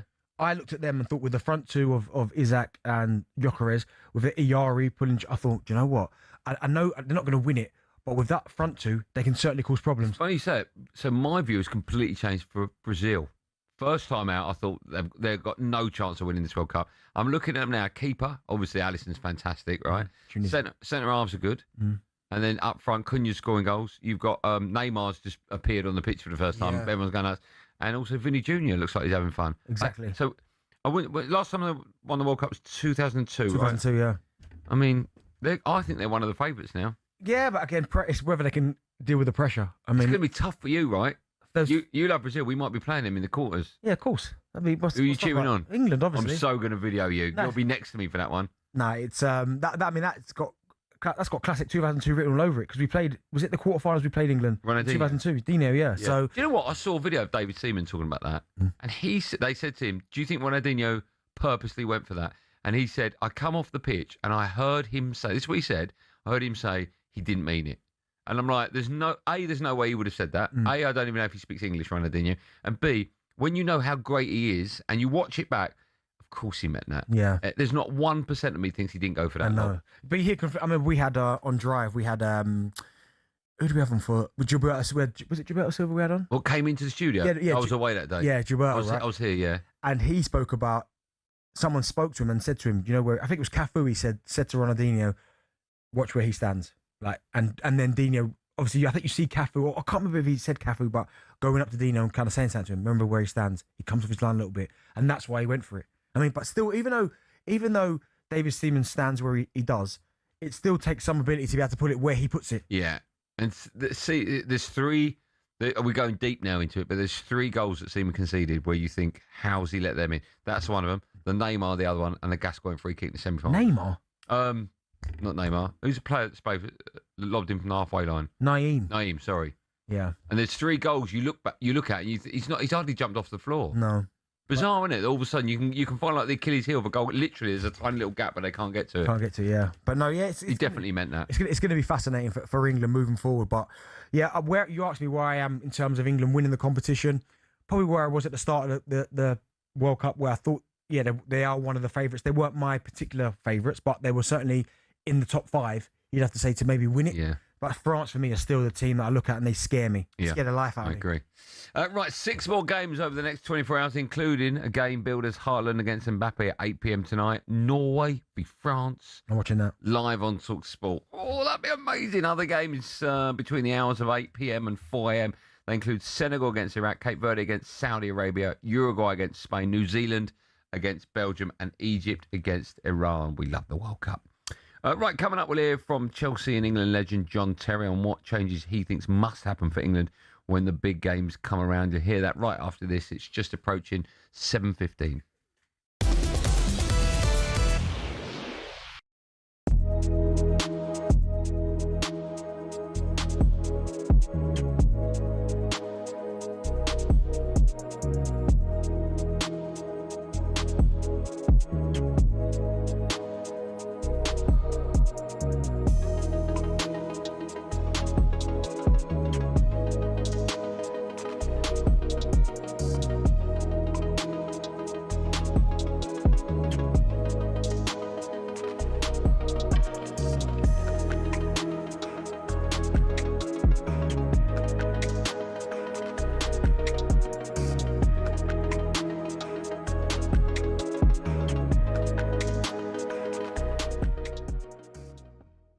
You mentioned him there, right? And about Nico Riley. Now, obviously, the manager made a change because he saw something in Ghana and he thought Spence would have been a better option. But you would have watched Nico week in, week out.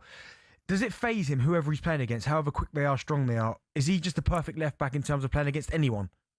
I tell you what is the difference between Nico and Jed Spence. Nico get you a goal.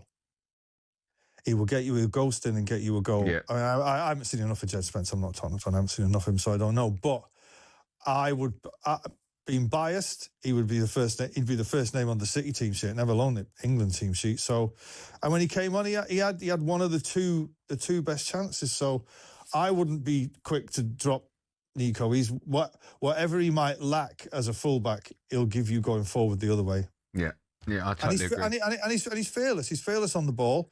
You know, he can dribble like a midfielder. You know, he's a top player. Let's sort of move it on to City while staying with England. You are edging closer to a deal for Elliot Anderson. And I said before the window opened, if United could buy one player that would be gettable, it would be Elliot Anderson. I'm not too sure about the price tag. I don't know what that's going to be. I know Forest have already rejected a deal worth about £121 million. Your views on him? You're excited by the prospect of him being a City player? Yeah, I mean, I've never taken much notice of him, to be honest. You know what I mean? He's one of those players that you don't really... he scored against us last season and he was great. But the price tag, silly money for footballers, you know what I mean? Is any footballer worth that amount of money? But looking at... Hello, I'm Matt Forden from talkSPORT. This is How to Win the World Cup. This is the best squad I think England have ever had.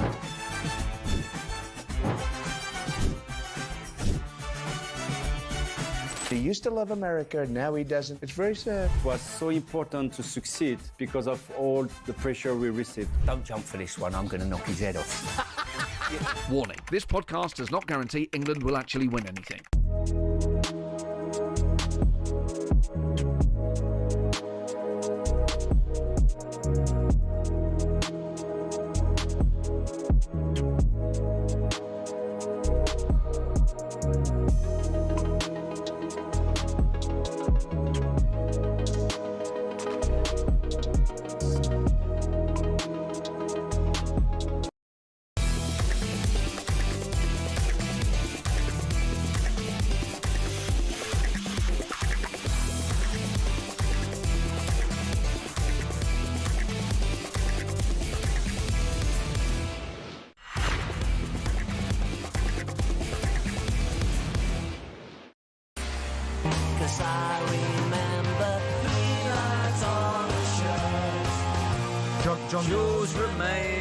John, tell me, was it a mongoose, the maker of BMX? It wasn't a mongoose, but my mate had it. Mine was a mongoose. Oh, so you had the pedal back brake? I don't even know what that means. You pedal backwards and it would brake. You didn't have a brake on the handlebars. I can't remember. Mongoose got a pedal back. My best mate Paul had one of them. Yeah, but you could do great skids on them. You remember that? Yeah. And you'd always hear about one of your mates. We're talking about BMXs, by the way, gang. You'd always have one of your mates would press the wrong brake button and he'd press the front brake and you go over the top. Yeah, it's bad that. Those rally burners that I couldn't afford as a kid, they're about £500-600 now. Yeah. Like the price of them has gone nuts. It's like the old. What did Bodie and Doyle used to, the Capri? Remember? This before your time. Do you remember Bodie and Doyle, the professionals? No. I know what a Capri is though, the car. All right, so they had a 2.8 or 3 litre one of them, and if you bought one now that was like 35 years old, crazy man, like 40 grand. Wow. Insane, isn't it? Hold on, what was your first car, D?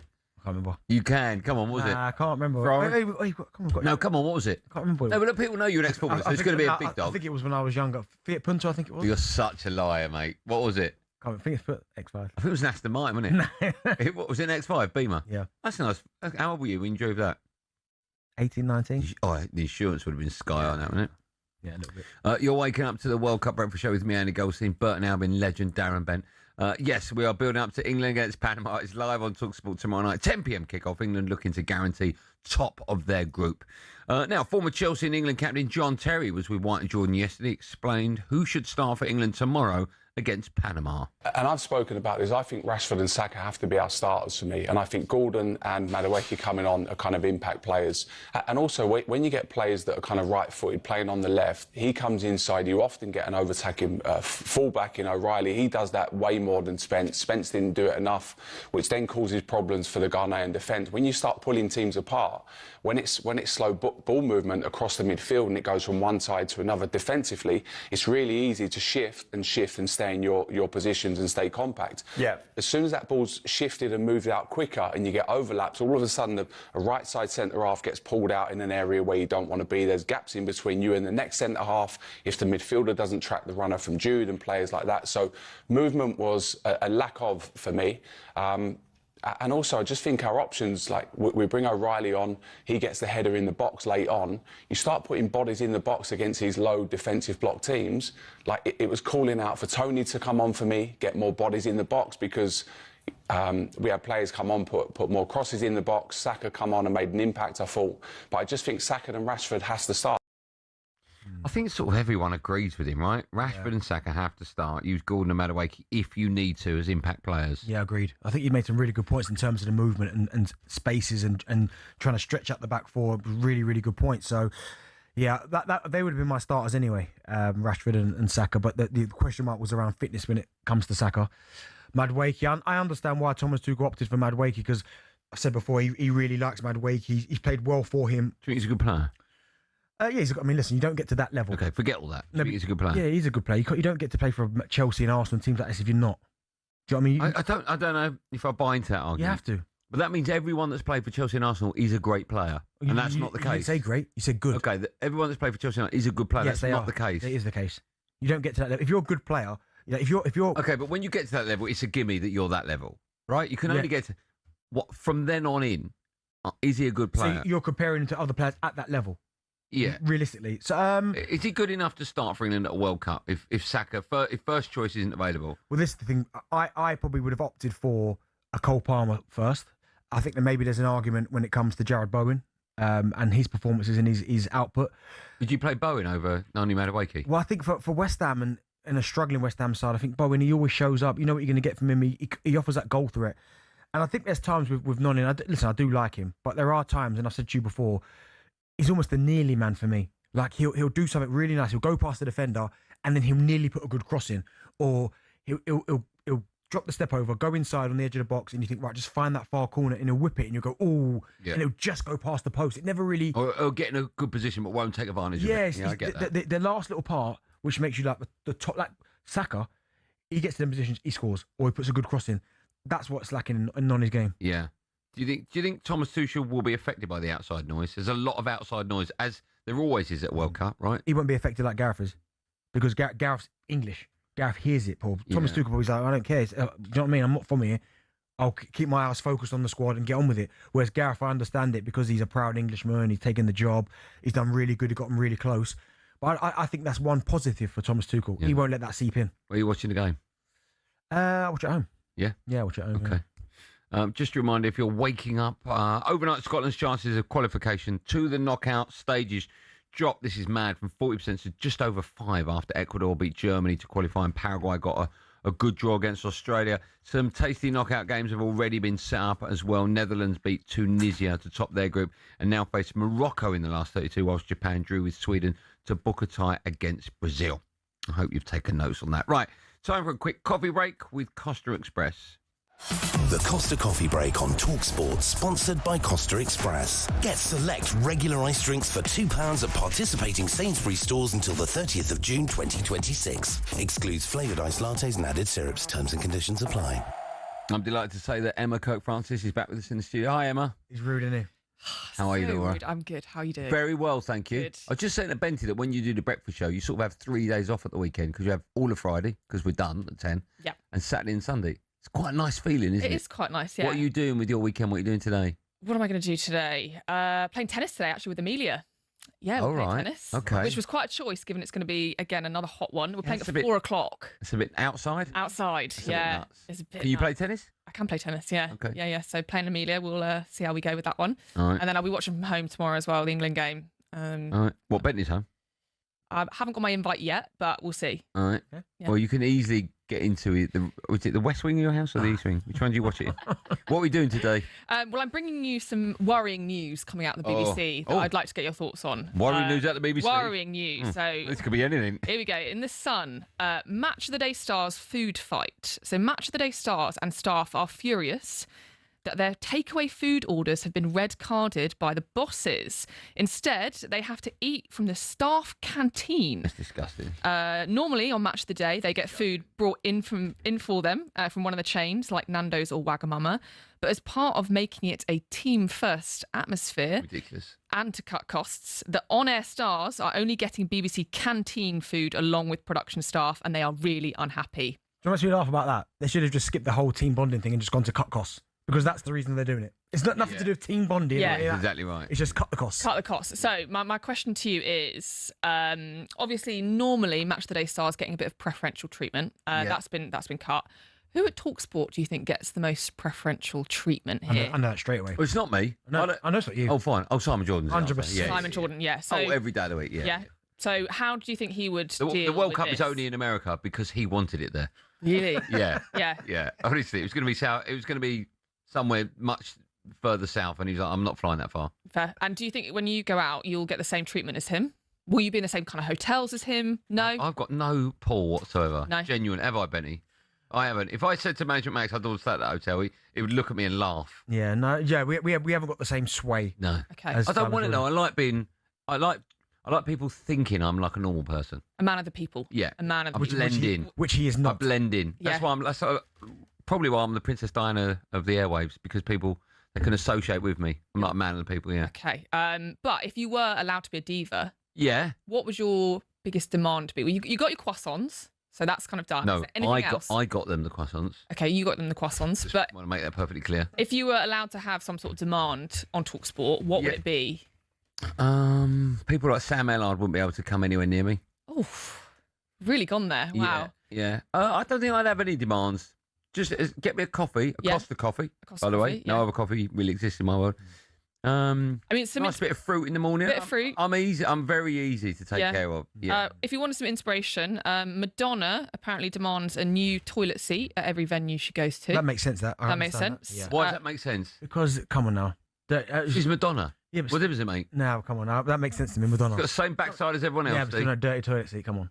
So why don't you get someone to scrub it for before she goes in? How Nah, about that? fresh. Okay, fresh toilet. Yeah. Joe Jonas apparently demanded 12 puppies at a concert. Who? Joe Jonas. I don't know who that is. One of the Jonas brothers. Yeah, that's weird. That doesn't help me. Jonas No? Brothers, the group. Jonas Never Brothers. heard of them. You can't pretend to be a man of the people and not know who the Jonas brothers are. I don't know who they are. I thought they were rugby players. I've never heard of them. Name a song. Okay, Benny, name a song. No, I don't know this, but I know. Oh, there you go. I don't know. But No, name a song. No, don't look down. Name a song. Marshmallow. Isn't that Harry Styles? Isn't he? No, that isn't. I don't know, actually. They're former Disney stars. And then Mariah Carey, apparently in 2009, demanded 100 doves and 20 kittens to turn on the Christmas lights at a UK town. That is bizarre. That what are you doing with 100? What 100? What? Doves. And the, To be and the other thing. released. And the other thing was Kittens. Yeah. What the?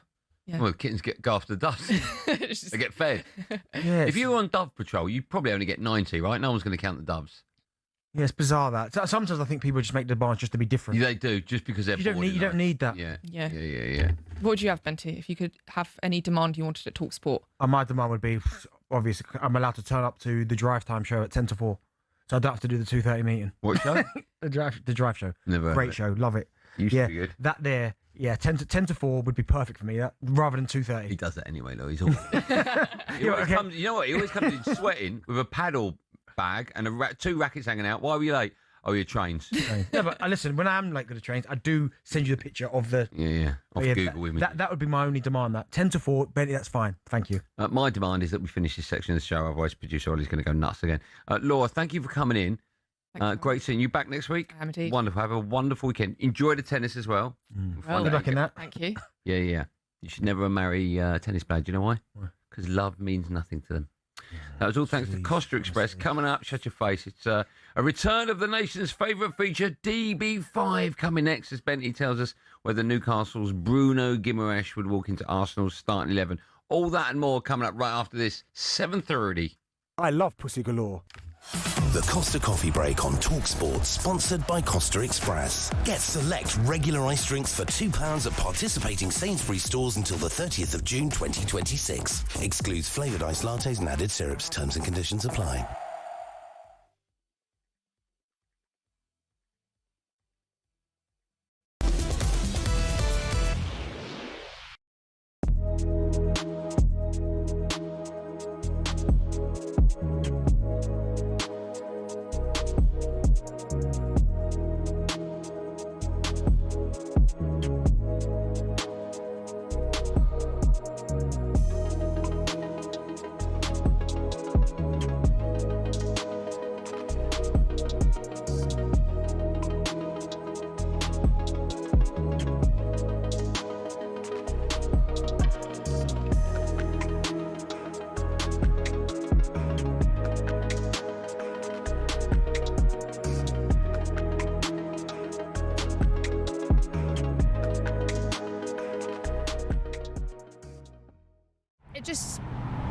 Our big players aren't like rising to the occasion, and Darren, you'll know this more than me, but I was sitting pitch side melting tonight. The conditions were horrific, like the humidity was stifling. You know that way you're taking a breath in and there's no fresh air around you. It's hard work.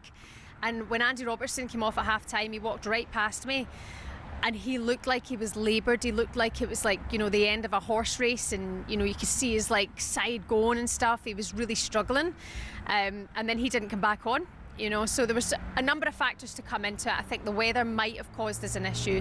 It was blooming hot, really, really hot. We're not built for this madness. No, we're certainly not. Just quickly, I heard you were a bit unhappy with Steve Clarke, some of his exchanges with reporters post-match.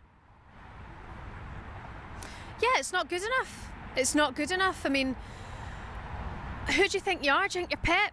Because you're not. You know, we've not been at a World Cup since 1998, and it's incredible that we're there. And it's down to Steve Clarke. So I get that he's done his bit, but I think that's last week it happened after Morocco to somebody I've known for a long, long time. You know, you come off and you storm off from somebody like that when they've got their job to do and you've got your job to do. And then 6 days later, you do the same thing again. You know, don't understand why we have to do this. We shouldn't have to do this.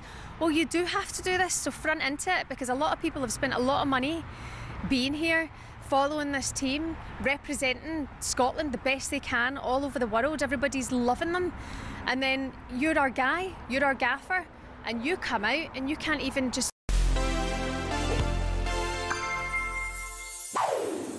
Total football, tiki-taka, the Gegenpress, ways of playing the beautiful game that have defined eras. They're all, of course, team styles, but there's one player who invented an individual position which no one else has been able to play since. A man by the name of Franz Beckenbauer. His role became known as libero, which means free in Italian, because there was a similar position well used in Italy in the late 50s and early 60s. But he refined it and made it his own. Now, when I say he was a sweeper, you're picturing him marauding in front of the backline. But Beckenbauer covered the entire pitch. He was like Alan Hansen, Claude Makelele and Paul Scholes, all in one.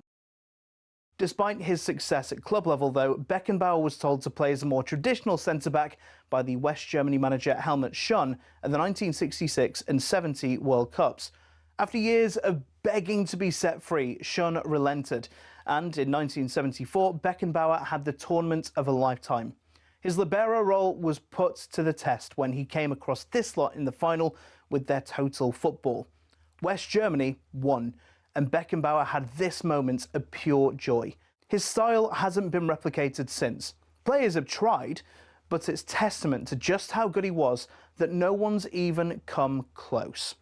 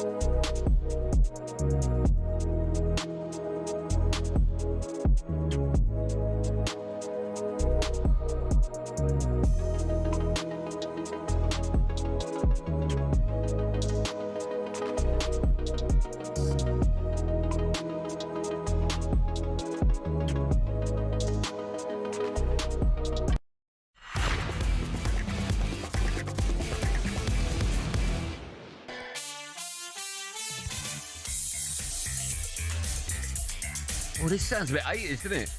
Club Tropicana, drinks are free. Who's the best singer in the dressing room, D? Anton was a good singer. Anton Fernand. Was he? Was he really? Really good singer, yeah. All right. Who's the worst?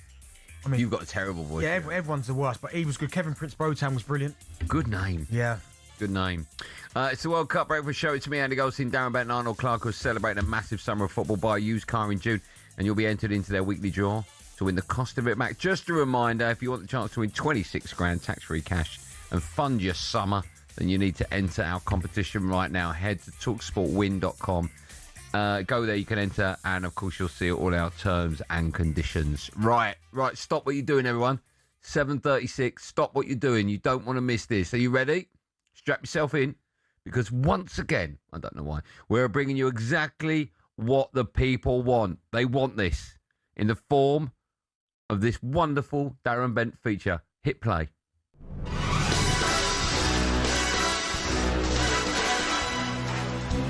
Shaken, not stirred. Ashley Young into the penalty, right footed, side footed towards the far post, comes back to Darren Bent, and Darren Bent scores on his debut. No, Mr. Bond, I expect you to die.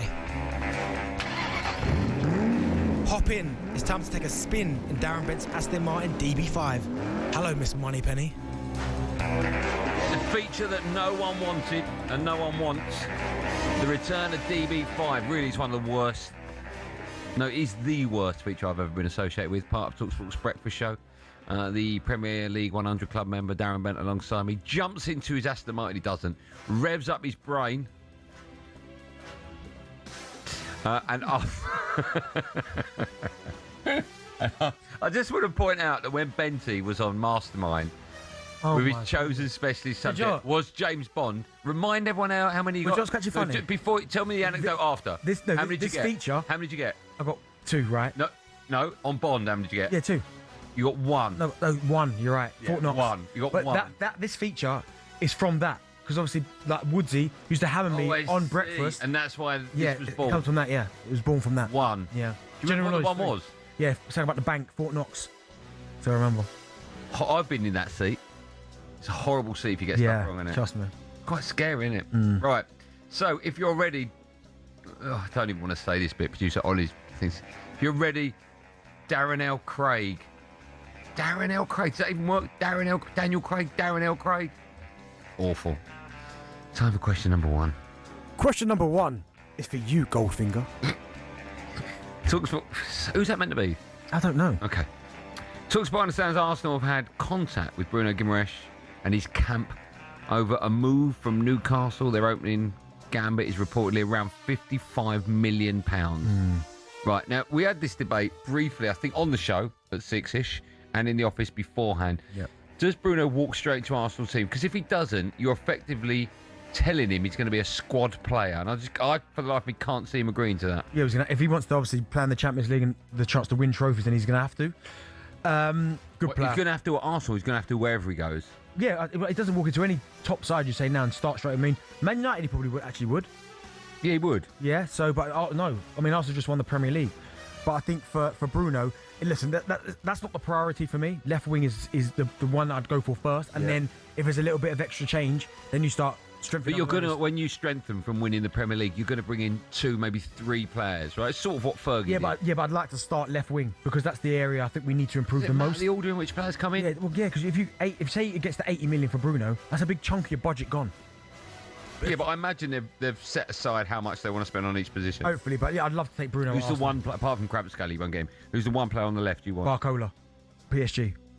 Bradley Barcola, incredible. That'd be frightening, wouldn't it? So, but no, yeah, for Bruno Guimaraes, I think he's a really good player, and I think he'd fit into the Arsenal way perfectly well. He's a good player, really good player. Do you know what I mean? So, okay. And you need good. It's not about the starting 11. You need a good squad if you're going to go deep in every competition, and he would certainly help that. Okay.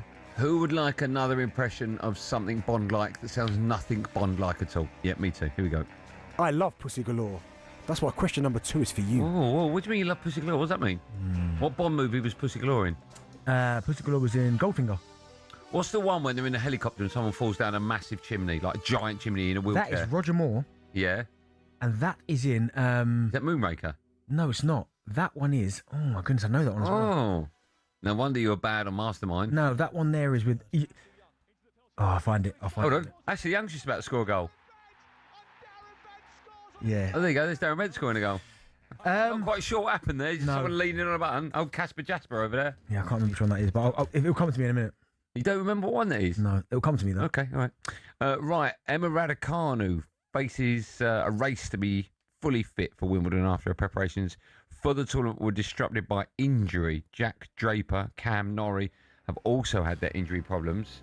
So with that in mind, does Wimbledon need Emma for the British interest? What's happened to Emma Raducanu since she won the US? Yeah, it's got 2021 when she won the US Open. Obviously the first British woman to win a major singles since Virginia Wade in 77. Are you reading all that or do you know it? It's no tennis. Do you know tennis, right? Yeah, since 77. But no, I think... What colour is a tennis ball? I say green. Yeah, some people say yellow. Yeah, green. Show of hands in the gallery. Who says the tennis ball's yellow? 1, 2. Green. Henry? Yeah. Yeah. No, but listen, I think they need her because I think the British public like to get behind someone, and she almost turned into the darling when she won that when she was 18 years old as well. Yeah, you want to get behind her. I know Jack Draper, I think he's been injured as well, but you want to see her do it there. And when she plays well, like she can compete. Yeah. Obviously, she's not one of the best in the world, but yeah, I like seeing like British do well. I mean, I love, even though Andy Murray, Scottish, but when he was at Wimbledon, I love watching him play. Yeah. And the fact when he won it a couple of times as well, incredible. Yeah. So yeah, I think that the British public do want Emma Raducanu there. They need her there. Okay. Anyone more awful James Bond impression? Yeah, everyone's nodding. Let's do it again. 00 Darren. Who wants an odd job? Splendid. Question number 3 is for you. I had an odd job this morning. No, you can't do that joke. We already know 8 third-place teams will progress to the last 32, but some won't know they've made it until the end of the weekend, leaving it very little time to prepare. That's a really good point, actually, for their games. Do you think the expanded World Cup has made it better or worse? I actually quite like it, the expanded World Cup. I wasn't sure if I would, but I do like it. I mean, some of the kickoff times are crazy. That doesn't help, but no, I think preparation, you've got to just prepare properly, regardless. You know, you've got to wait to see if you're in, if you're out, but just keep preparing as normal, and then you go from there. But I've really liked this expanded World Cup, and some of the fixtures already have been incredible. And what I like is there are teams out there who we would have no idea about or how good they are, and I turn up to this World Cup and put in unbelievable performance. Cape Verde's the one who screamed. They've had 2 draws, haven't they? Yeah. So that, and they could beat Saudi Arabia in their last one, so it's been fantastic so far. We've only done DB5, the feature, about 3 or 4 times, but already producer Ollie's running out of links. No time to die. 2 more questions to go. That means nothing. Get your legs around this on the top. Whoa, question number 4 is for you. What's happening there? Reece James, question number 4, is a fitness down for England, having missed training yesterday with a hammy. Who starts right back if James doesn't make it? Well, it depends what you want to do. You probably can go Spence there, but then you could put Conjure right back and bring John Stones back in. Maybe that's an option. I would probably just go for Spence. Yeah, Spence on the right. Yeah, I'm right. And he's more natural position as well. Give you that pace going forward as well. More natural to him as well. What about Trent? Oh, yeah, no, he didn't take him, did he? Oh, for your eyes only, Bond. So someone's just... Yeah, Shane in Yeovil. Cheers, Shane. I mean, Trent. He's not there, Andy. So I know, but I'm just saying, we're talking about Cole Palmer not there, we're talking about Trent not there. I mean, all of a sudden there's holes in his squad. We haven't even got out of group yet. At one point under Gareth, Trent was like 4th choice. I know, but we had great right-backs then. We had Carl Walker. I mean, he's never going to let you down. Yeah, that's true. But no, yeah, I'd go probably Spence right back, yeah. Okay. And finally, it's Moonraker time. Jaws, question number 5 is for you. For me? Why is it mine? No, Jaws. My what? I don't get it. No, Jaws. Oh, Jaws. I thought you meant mine. Yes, Jaws. Shouldn't make me laugh. England currently penciled in to be facing Ecuador in the round of 32. That'll be next Wednesday at 6 p.m, by the way. DR Congo, who drew with Portugal, are another possibility, as well as Senegal. Lots of names in there. We talked about this ever so briefly. Would you prefer to play Ecuador, Senegal, or DR Congo? I think Congo would probably be the one you look at and go, I'd rather face them. Obviously, Wan-Bissaka, we know him from the Premier League, but yeah, I would say, Tuanzebe as well. I forgot about him as well. I'd just say Congo, yeah. I think Senegal, they did a number on us last time. Ecuador would be difficult as well. Certainly have the confidence they've got from beating Germany as well. Yeah. I think Congo would be the one, but that won't be easy. But I think out of the 3 you're asking me, I think I'd say Congo. The good news is you will never hear that feature again this week. Sadly, it's next week. Right, still to come on The Breakfast Show. Superstar Breakfast preview on talkSPORT with Travis Perkins. Go big on landscaping with Travis Perkins. Find everything you need at travisperkins.co.uk. Yeah, the undisputed king of this parish will be joining us after 9 a.m. this morning. None other than the legend. He used to be big Alan Brazil. He's little Alan Brazil. He looks wonderful now. talkSPORT's breakfast all-time record appearance holder. The ledge that is Alan Brazil talks all things Scotland just after 9. We'll also be joined live in the studio by the 1998 World Cup winner, Emmanuel Petit Trebien. I forgot what well done was in French. Trebien. Can't wait for that, Emmanuel Petit. That was our breakfast preview with Travis Perkins. It's 7:46. Superstar Breakfast preview on talkSPORT with Travis Perkins. From fence panels to decking or paving packs to topsoil, Travis Perkins has all your landscaping needs covered.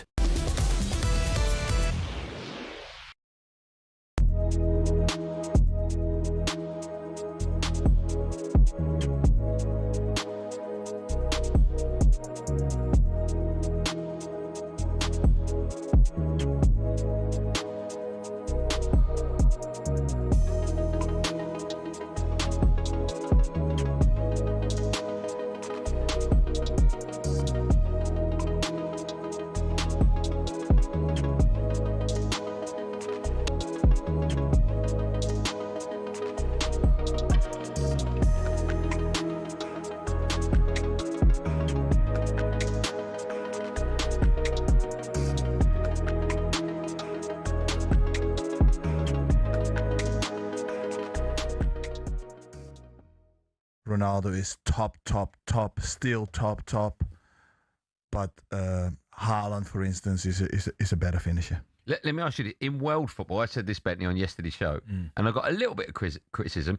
In his pomp, right? I'll ask you both. I'll start with Bentley. I heard it. I said R9 is a better finisher than Cristiano Ronaldo. No, do you know, he's a better striker, number 9. Do you know what you said, right? And you said he was a better goal scorer. Okay. Right? Now, for me, R9 is a better centre forward. So I don't think it's even close, right? But what people will do is look at the numbers. And this is where sometimes stats-wise, like the new generation will go, if I say R9's better than Ronaldo, Cristiano, they're going to go, are you crazy? He's got 1,000 goals. But sometimes it's not about just stats. It's about what does your eyes tell you. And anyone who's watched it, you would have watched him. R9 is the best centre forward I've ever seen. R9, for me, that's my hero. He is... That's why I wanted to become a striker. You look at him, and Ronaldo has done absolutely magnificent. Yeah, and Ronaldo, it's all about numbers and goal scoring, and he's obsessed. Hello, I'm Matt Forden from talkSPORT. This is How to Win the World Cup. This is the best squad I think England have ever had.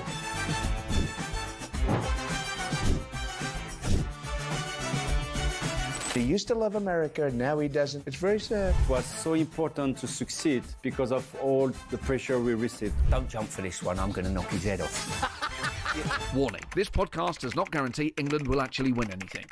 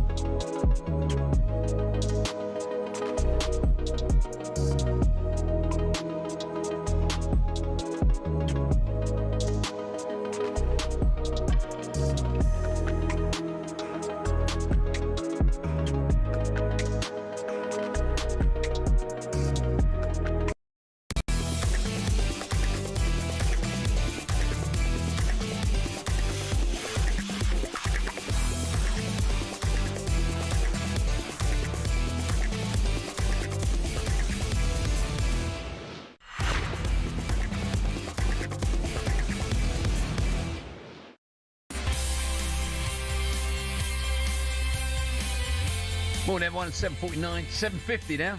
That's how time works. You're listening to the World Cup Breakfast Show. It's me, Andy Goldstein Darren Bent. Scotland could be heading home as early as tonight if results go against them. One of the results they need is Iran to lose to Egypt in a game that has caused controversy already. talkSPORT's Nick Ellaby is back in the studio to explain more. Nick, tell me more about that. Morning, guys. Yeah, so this game, Iran versus Egypt, tonight over in the States, happening in Seattle. Seattle this weekend have got their annual Pride Weekend, which is a celebration of LGBTQ culture and community. And FIFA have allowed rainbow flags in the stadium for it. Both Iran and Egypt put a request in for there to be no rainbow flags in the stadium. What you've got here, essentially, is a clash of cultures. In Iran, same-sex relations are illegal. Gay men have been executed in that country for practicing that. Egypt has prosecuted what they call outward expressions of gay pride, including rainbow flags and support for the LGBTQ community. So what FIFA are sort of saying is that, look, this is going on around the game in Seattle. It's part of the organising committee's celebrations with the World Cup, but not part of the World Cup. Gianni Infantino saying it actually has nothing to do with the match itself, and there is no Pride match at the World Cup. But that's what the Seattle organisational committee are calling it. As I said, both teams complained to FIFA about it. The Iran coach, Amir Galanoui, said, we'll only speak about football. They kind of ducked questions about the politics around this. And Egypt's coach, Hossam Hassan, says we respect the fair play rules. You know, it's a funny one because you're not allowed political symbols. You're not allowed, players are not allowed to express political symbols. Fans are not allowed to express political statements in the stadiums. But FIFA say statements of human rights are permitted. So again, it's just a clash of cultures. Sometimes it's fun, like when Scotland changed Boston's public drinking rules. So you're not allowed to drink in the street in Boston, but because the Scottish fans were all getting on it, the city changed their rules, right? But here it's a lot more kind of serious situation, but rainbow flags will be allowed in the stadium. Iran and Egypt not happy about it. FIFA saying it's not really part of the World Cup, but it's part of the host nation's celebration around the games. Okay, thanks for that, Nick. For more on that story, you can head over to talksport.com. Now, despite a run of 11 consecutive wins, Germany were beaten 2-1 by Ecuador in the final World Cup Group E game, despite taking the lead through Leroy Sané. Germany did seal top spot in that group, however, as it stands, are on course to play Paraguay. Cover your ears, German fans. It'll be France after that. My goodness. Delighted to say, join us now to talk about that and more is our German football expert and friend, Rafi Honigstein joins us. Rafi, good morning to you. Good evening from California. How lovely to see you. Have you picked yourself up off the floor after that Ecuador performance? I'm still a little bit down, and the reason for that is that it didn't come as a surprise. All the fears, all the concerns we had, or many people had going into this tournament, were borne out on the day. Manuel Neuer looking his age, 40 years old at the back. Joshua Kimmich not looking like a natural defender. The back four on the whole without Nico Schlotterbeck, who's sadly injured, looking a little bit vulnerable. And our star players not showing up, out of form. Both Musiala and Wirtz nowhere near their best. And the sum is a team that on the day can look quite good and pretty, but probably won't be good enough to go all the way. Ralph, coming into this tournament, I almost feel like for Germany, and because of the history of German football, that whatever major tournament it is, Germany are always one of the favourites to go all the way and win it. But going into this tournament, as you said there, what were your expectations for this German team? Well, first of all, I wanted them to not embarrass themselves as they did in the previous two World Cups. So getting out the group stage, winning the group early with one game to spare, that was sort of the bare minimum and made people fairly happy and dare I say, even optimistic about the next few games. But everyone knows, as you said earlier, that France are waiting for us if things go according to plan in the last 16. And I don't think anyone at this moment thinks that Germany can live with a team like France with all the problems that we just mentioned. So it is about showing enough progress and enough sort of cohesion and overall competence, if you will, until we meet a team that is going to be too good for us and see if that is good enough to meet expectations back home. It's a difficult one because Germany traditionally cannot be happy with going out in the last 16 or even the quarterfinals. But because we were so poor in the last two World Cups, that even qualifying for the knockouts is progress, at least on paper. People, I think, are finding it hard to understand what a realistic expectation is for this Germany team. Where is German football at the moment? And the reason I ask that is you mentioned Manuel Neuer looking his age. You look at Belgium, right? The golden generation, still very much part of their first team squad. Romelu Lukaku, to name but one. Kevin De Bruyne. I mean, these are players that in their pomp were unbelievable, but now possibly shouldn't be even anywhere near that first team. With Germany and their first 11, even their squad, actually, are there big surprises in it? Are there players that maybe pass their sell-by date? Not really. I mean, you can argue about Manuel Neuer, and that was a main talking point before the tournament. He came out of retirement after a very strong season for Bayern. You know, they went to the semi-final, of course, and half the team is a Bayern Munich team. So there is quality there, but the depth isn't quite there. If you ask me, if you saw the game, every single change kind of made the team worse. You felt there was no real positive impact coming from the bench. And one or two players, again, as we mentioned, are sadly out of form. We had Havertz, Musiala and Wirtz really combined wonderfully at the Euros. There was real momentum, real optimism about this Germany team under Julian Nagelsmann. And since then, they've lost form. Germany were very poor in the Nations League a year ago, and they don't look as if they're anywhere closer to really challenging for the real big trophies and the deep run into competition with this side at the moment. Ralph, you said there about impact from the bench, and someone who has had a big impact is Dennis Undav. Obviously, he come on the bench against Ivory Coast, got 2 goals. He's looked really sharp coming off the bench. How close is he to actually starting for Germany ahead of Havertz, or is it just he's only going to come off the bench and that's his role for this team? Julian Nagelsmann has made up his mind before the tournament and has been very vocal about this, that Undav is going to be the super sub, that he prefers Havertz for the build-up play, for the area quality as well. Undav is quite short. He's a different type of centre forward. And he will come on, he will have game time, but never as a starter, or very unlikely as a starter. Now, he also didn't do himself any favors today because he was just as, I don't want to say poor, but anonymous as all the other attacking players, with the exception of Sané, who scored the goal. So this game hasn't really helped his cause that much. But he's the cult hero. He's the kind of the likable face of this Germany team that everyone loves, everyone's cheering for, because he talks sort of the way he thinks, and he's a very likable guy, very humble guy. But it's not quite enough, I think, to lead Germany further into this tournament. Rafi, thanks for coming on. You look great, my friend. Nice to speak to you again. Thank you. Thanks a lot. There you go, German football expert Rafi Honigstein. Not spoken to him for ages. Looks great, doesn't he? He does. I've worked on Premier League with him quite a few times. Fine. No need to boast. Coming up, we're going to be joined in the studio. How about this, everyone, right? Get this. By a World Cup legend. So, yeah, the rest of the show, I'll be alongside a man who was on the World Cup, the Euros, the Premier League. Emmanuel Petit will be in the studio. And, of course, a Burton Albion legend known for scoring off a beach ball, Darren Bent. Stay tuned. This is the World Cup Breakfast Show on talkSPORT.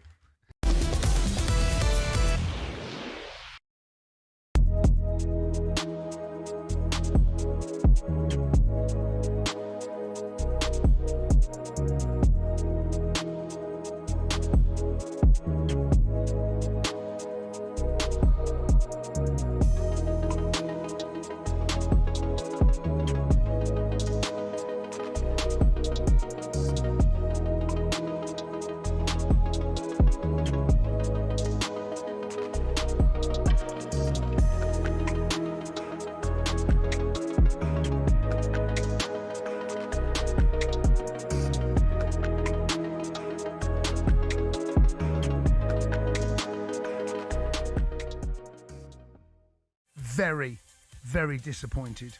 I know it can happen, and you know, if you're an England fan, you're used to this disappointment at every tournament at some stage. But I've got to tell you, mate, I'm going after one person. I'll tell you that person is in a second. Who is it? I want to know. Going after Tuchel, mate. Yeah? Yeah. I thought his team selection was wrong. I thought he changed it way too late. His changes, I thought, were too similar. I think you've got to mix it up. And I've seen Thomas Tuchel's teams, and I've seen him change game. We saw that against Croatia, against a low block like Ghana. I just want to give them some credit, by the way, because they deserve a huge amount of credit because of the way they played.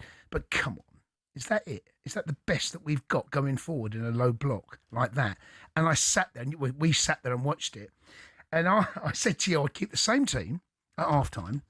And at 49 minutes and something like 48 seconds, I said to you, Joe, I've seen enough. I wanted to see something, and there was no urgency. And he left it until I've got the subs here. Well, it was hydration break, wasn't it? Around that. He made his first sub on 65, and I said to you in the break, I think he'll leave it somewhere about 60. After 50. In 1994, FIFA looked at the United States and said, yes, this is the perfect place for a World Cup. To the average US sports fan, a 0-0 draw sounded less like a sporting event and more like a coding error. The greatest show on earth coming to town would soon change that. Because it was America, they didn't just host the World Cup, they supersized it. The opening ceremony was like a Super Bowl halftime show and saw Diana Ross miss a penalty from 6 yards out, wide of a goal designed to collapse as the ball hit the net. Despite the miss, the goal collapsed anyway. Classic Hollywood. When the matches started, something weird happened. Americans actually showed up. Sure, half the crowd were probably wondering when the quarterbacks were coming on, but the energy was infectious. The cultural mashup was glorious. International fans arrived expecting traditional football fare and found stadiums pumping out star-spangled scoff snacks. For the US, nothing said the beautiful game quite like a processed platter. And the heat. Games were played in blistering midday sun to please European TV audiences. Players were practically melting on the pitch, while fans in the stands were getting sunburns shaped like replica jerseys. Can you imagine the tan lines if England were there? Nightmare. On the pitch, we got pure theatre. Babetto's baby rocking celebration, Maradona's last international hurrah, and ultimately a final that ended in the most American way possible, a dramatic shootout, with Baggio launching his penalty straight into the California stratosphere. To this day, 1994 remains the most attended World Cup in history. The total for the 52 games, 3.5 million. That's an average of 68,000 per game. America didn't just survive the invasion of a foreign sport, it birthed Major League Soccer because of it. Beckham, Messi, they don't go if it wasn't for USA 94. Turns out all it took to hook the States on the world's game was a little bit of 90s magic and a whole lot of nacho cheese.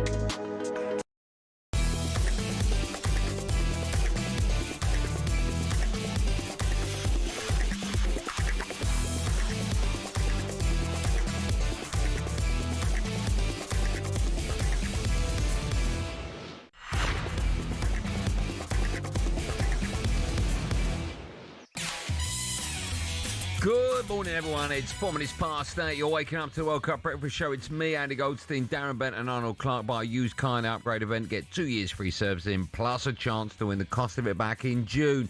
If you're just waking up, if you just turned on the radio, Ecuador beat Germany, Paraguay drawing with the USA means Scotland's chances of qualification has dropped from over 40% to just under 5%. More on that throughout the show, but ahead of Haaland against Mbappe tonight, it's live on talkSPORT. We are joined in the studio now by a man who has won the World Cup for France himself. And now the breakout is on, led by Dugarry. And Brazil struggling to get back. Vieira. Emmanuel Petit! 3! Yes, it's my second favourite, Emmanuel. Emmanuel Petit joins us in the studio. Bonjour. Bonjour. How are you today? Very good, thank you. And you? Very well. It's lovely to see you. Yeah, I always get annoyed when I see ex-footballers come into the studio. Why? And it's hot out and they've got shorts on, because all of you look great in a pair of shorts, because of course that's what you do for a living. Okay. And you look cool today. White t-shirt brigade. I like that. Summertime. It's You very look hot. wonderful. You all right? You well? You happy? Yeah, I slept with the aircon, so that was perfect. Okay. It makes a difference, right? Yeah. Makes a huge Change your difference. life. Yeah, it does change. Are you enjoying the World Cup? When was the last time we saw you? Was it last week you were in the studio? Step by step. Yeah, step by step. Okay. Yeah, I think we're gonna see very, very good games, coming soon. Are you a fan of the sort of the longer format of the World Cup now? Well, I'm expecting the next World Cup to be running in 6 months, probably. Well, it starts and takes 4 years. Yeah. I quite like it because I sort of feel, I don't know, I just sort of feel it's allowing surprises in the World Cup. Like when I first saw the format, I assumed we were going to get matches like we do in the early rounds of the Champions League, where you just get teams that really don't have a right to be there. No disrespect, but you understand. Yeah. But we're not seeing that in the World Cup. No, like, not really. We saw it last night. And I think we have some good surprises as well. I watched the game yesterday, Ecuador against Germany. I think I really like Ecuador. So some team has surprised me a lot. So that's why I think it's a new format, and we can see different players, different teams, and this is something I enjoy. Yeah. Is there anyone that you've seen, not one of the favourites, that you think potentially could be a dark horse? Well, I said that at the beginning of the tournament that Switzerland would be my surprise. Wow. Okay, Switzerland. Why Switzerland? To do what? Why? I think that they can go until the quarterfinal, even more. All right. I think they have the quality, I think they have the structure and the experience as well. Do you think we'll see a first-time winner of the World Cup? Sorry? Do you think we'll see a first-time winner of the World Cup? I don't think so. No. It's very difficult. I think how many teams have won? I think 8, 9, something like that. Well, the big hitters that haven't won it, they've got a chance. The Dutch.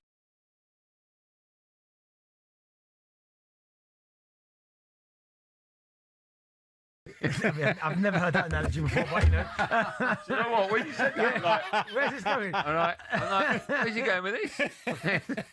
Should we get back to football, I think? Yeah. All right, your side, France, of course, play Norway tonight to decide who will win the group. In your opinion, from what you've seen, are the French heavy favourites? Yeah, one of them, yeah. I think we have quality everywhere, except probably the back line, the left defender or right defender. But I think we have quality, especially up front, and we have the experience, the mentality as well. And you saw what happened, with the manager. He lost his mom. So I think I saw so many images, videos, from the team, with the staff and the unity and the spirit. We will see that probably tonight. But when he come back, Didier Deschamps, I think the team will be stronger. When you look at France in this World Cup, and I think about Mbappe, he's obviously had a difficult year. His numbers have been great, but he's had a difficult year at Real Madrid. The last 2 years, yeah. Yeah, but when he plays for France, it's different. At a World Cup, what is it? Why does he all of a sudden? Because the Euros, he doesn't really show up at Euros, but at World Cups. And that could be probably his the last chance for him to shine, for the Ballon d'Or. So he knows that he's been late for that, and this is the competition that he loves the most. And we've seen that the last tournament when he scored the hat-trick, against Argentina. He's the most experienced player. He's our leader, and he has shown that from the beginning. Against Senegal, he took his responsibility. The first half was so poor, he was so poor, and the whole team as well. But in the second half, he make a huge difference as well, and the connections as well with Olise, for example, is becoming more and more important. So has he been? Because Mbappe is the obvious answer, but you said Olise. Has he been the one you'd say that's been France's best player without getting the headlines that he probably deserves? He knew that before the start of the competition that Dembele, he's the Ballon d'Or. He won twice in a row, the Champions League with Paris Saint-Germain. So the image has changed so much, for him. But you can see that when it comes for the national team, there is only one leader. It's Kylian Mbappe. It's interesting we're talking about him because I don't know if you've heard this, Emmanuel. I want to get your views on this. Mbappe, 4 goals in the tournament so far, but the French football expert Eric Bilderman last week on talkSPORT had some, shocking claims about him. Have a listen. The fans were saying the one who has to be dropped is Mbappe. Wow. And that was before the tournament, and no, now we can't say this anymore. We can't vote that anymore. We can't pretend anything about it. But it's a major swap of thinking through the fans, because the fans, they don't like Mbappe about the way he has left Paris Saint-Germain, the way he's said to be a very selfish, single-minded person. But we have to say we have the most gifted player with Messi on the planet at the moment. Okay, I'm okay with that. I agree. His image, has changed somewhere, with the French fans, since he left Paris Saint-Germain. And people are making, the link between Paris Saint-Germain and Madrid, that the fact Madrid hasn't won anything for the last two seasons since Mbappe arrived into the club. Don't forget that Madrid was a Champions League winner, before he came, and all of a sudden the structure and the mentality of the dressing room has changed so much. Yeah. I won't say because of him, but his presence, has changed so many things. Do you think it is him then? I think he's one of the best players in the world for years now. So pointing the finger at him, saying that he's responsible for the mess at Madrid, for me, it's a shortcut. I won't take it. Do you know, the only thing I'd say, and listen, I love him, and people have asked me, would I take him at Arsenal? 100%. But you look at the last 2 seasons, Real Madrid, and then you look at the last 2 seasons for PSG, the 2 Champions Leagues. They were chasing the Champions League for so long. He moves out, they win back-to-back.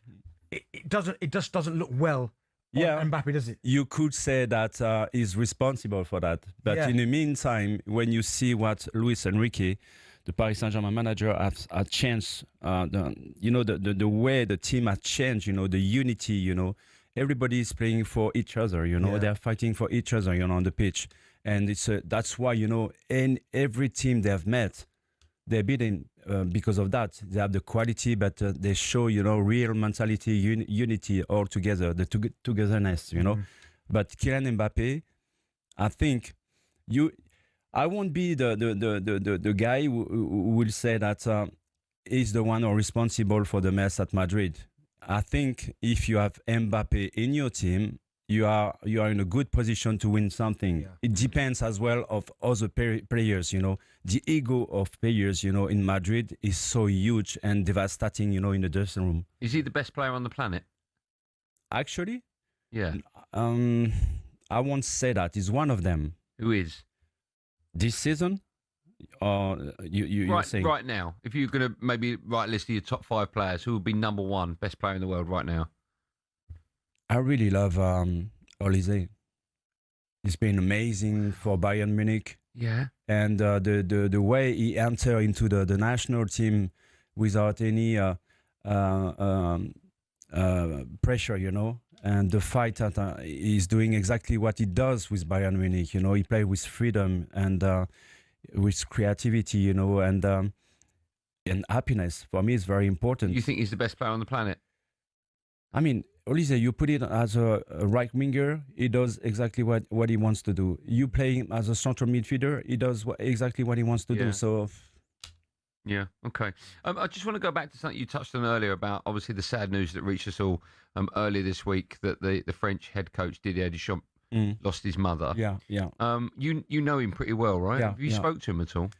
No, not yet. No, not really. But the 1998 World Cup winners, we have sent flowers, for the funerals, and he knows that we are all behind him, supporting him in these very hard moments, and that's something difficult to cope with, especially when you play during the World Cup. But it's part of life, It's like Doku, for example, at the reverse, the birth of the child, when he decided to go to England, to be present. So life is more important than football. That's why I'm saying, when you have that kind of moment, that can add some X factor, to the team. Yeah. How will it affect the team, do you think, in the dressing room beforehand? When he's Have you seen the videos 2 days ago? No. Before the start of the team? Yeah, I've seen that. Sorry, you saw that. Yeah, the coming together of yeah. you saw the staff as well talking to the group, and you could feel that something was important among the players. And Kylian Mbappé he posted something, on the social medias as well, but he spoke to the players too. He was acting as a leader, to the team. Yeah. Okay. Brilliant to have Emmanuel Petit with us this morning alongside me, Andy Goldstein Darren Bent. We've got lots more to come here on the talkSPORT World Cup Breakfast Show. It's 8:15.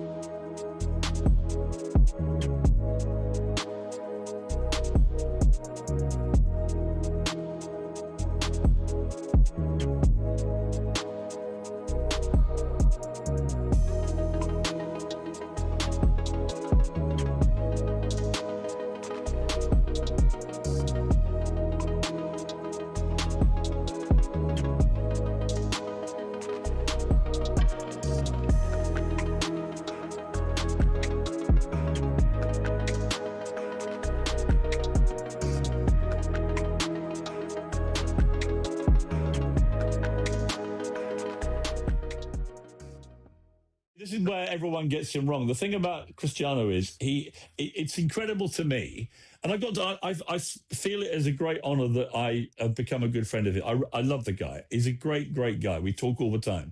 It's a weird thing for me. We became friends because he liked my crime documentaries I did for ITV. Yeah. That's how he messaged me out of the blue, and that was how it started. But we become good friends. And the thing about Ronaldo, I just find incredible. He still gets unbelievably emotional when he scores a goal or wins a game or loses a game or misses a penalty, whatever it may be. To do that at 41 when you're a billionaire and you've done everything in the game, it shows you that all that matters to him is football. It shows you that you're playing against Uzbekistan. In the last Euros 2024, he didn't score one goal. So I thought we lost you there. You went really quiet for a minute, Piers. What happened there? No, I didn't get really quiet. I thought the line dropped. Harry Kane had a poor game last night. Why aren't you pelting him like you would Ronaldo? Well, no, we're just talking about Ronaldo. I'm not talking about Harry Kane. No, of course you're not. You're not talking about Harry Kane because you like Harry Kane. Why are you picking on Harry Kane? Why are you picking on Harry Kane? I thought you were English. I think he had a poor game last night, the whole team. But where's the great inquest into, has Harry Kane lost it? Is he a has-been? Is he? No one's going to have that conversation because his goal records shows that he is a brilliant. Get ready to get that winning feeling with talkSPORT Win. This summer, talkSPORT is bringing you live and official coverage of every game of the FIFA World Cup 2026. And to celebrate, we're giving away £26,000 guaranteed. Go to win.talksport.com to enter now, and you could win 26 grand in your hand, tax-free. Enter now, and you could be the next to get that winning feeling, courtesy of talkSPORT Win. Find out how to enter now at win.talksport.com.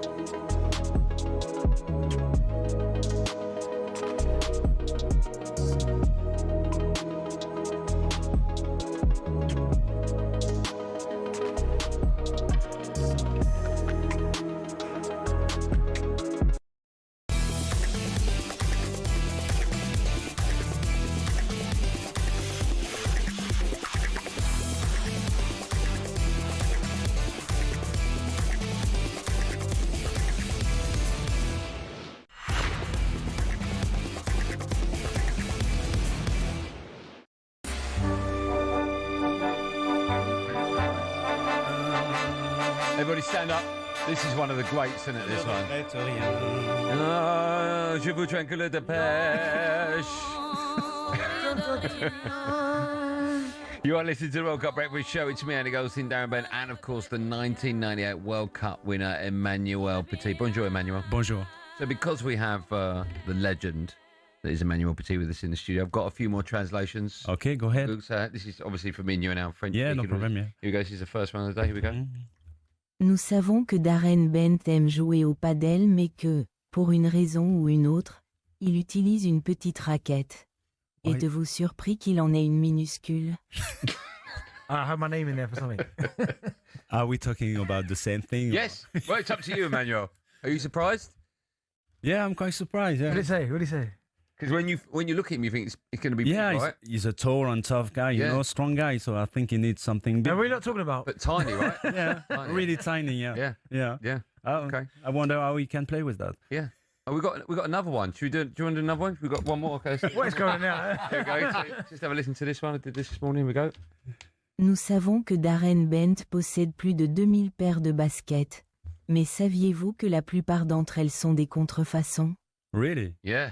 That's a surprise, isn't it? He can't do that. I know. Can you imagine if that got out? Yeah. Can I get some translation in this, please? Can I get a little bit of translation?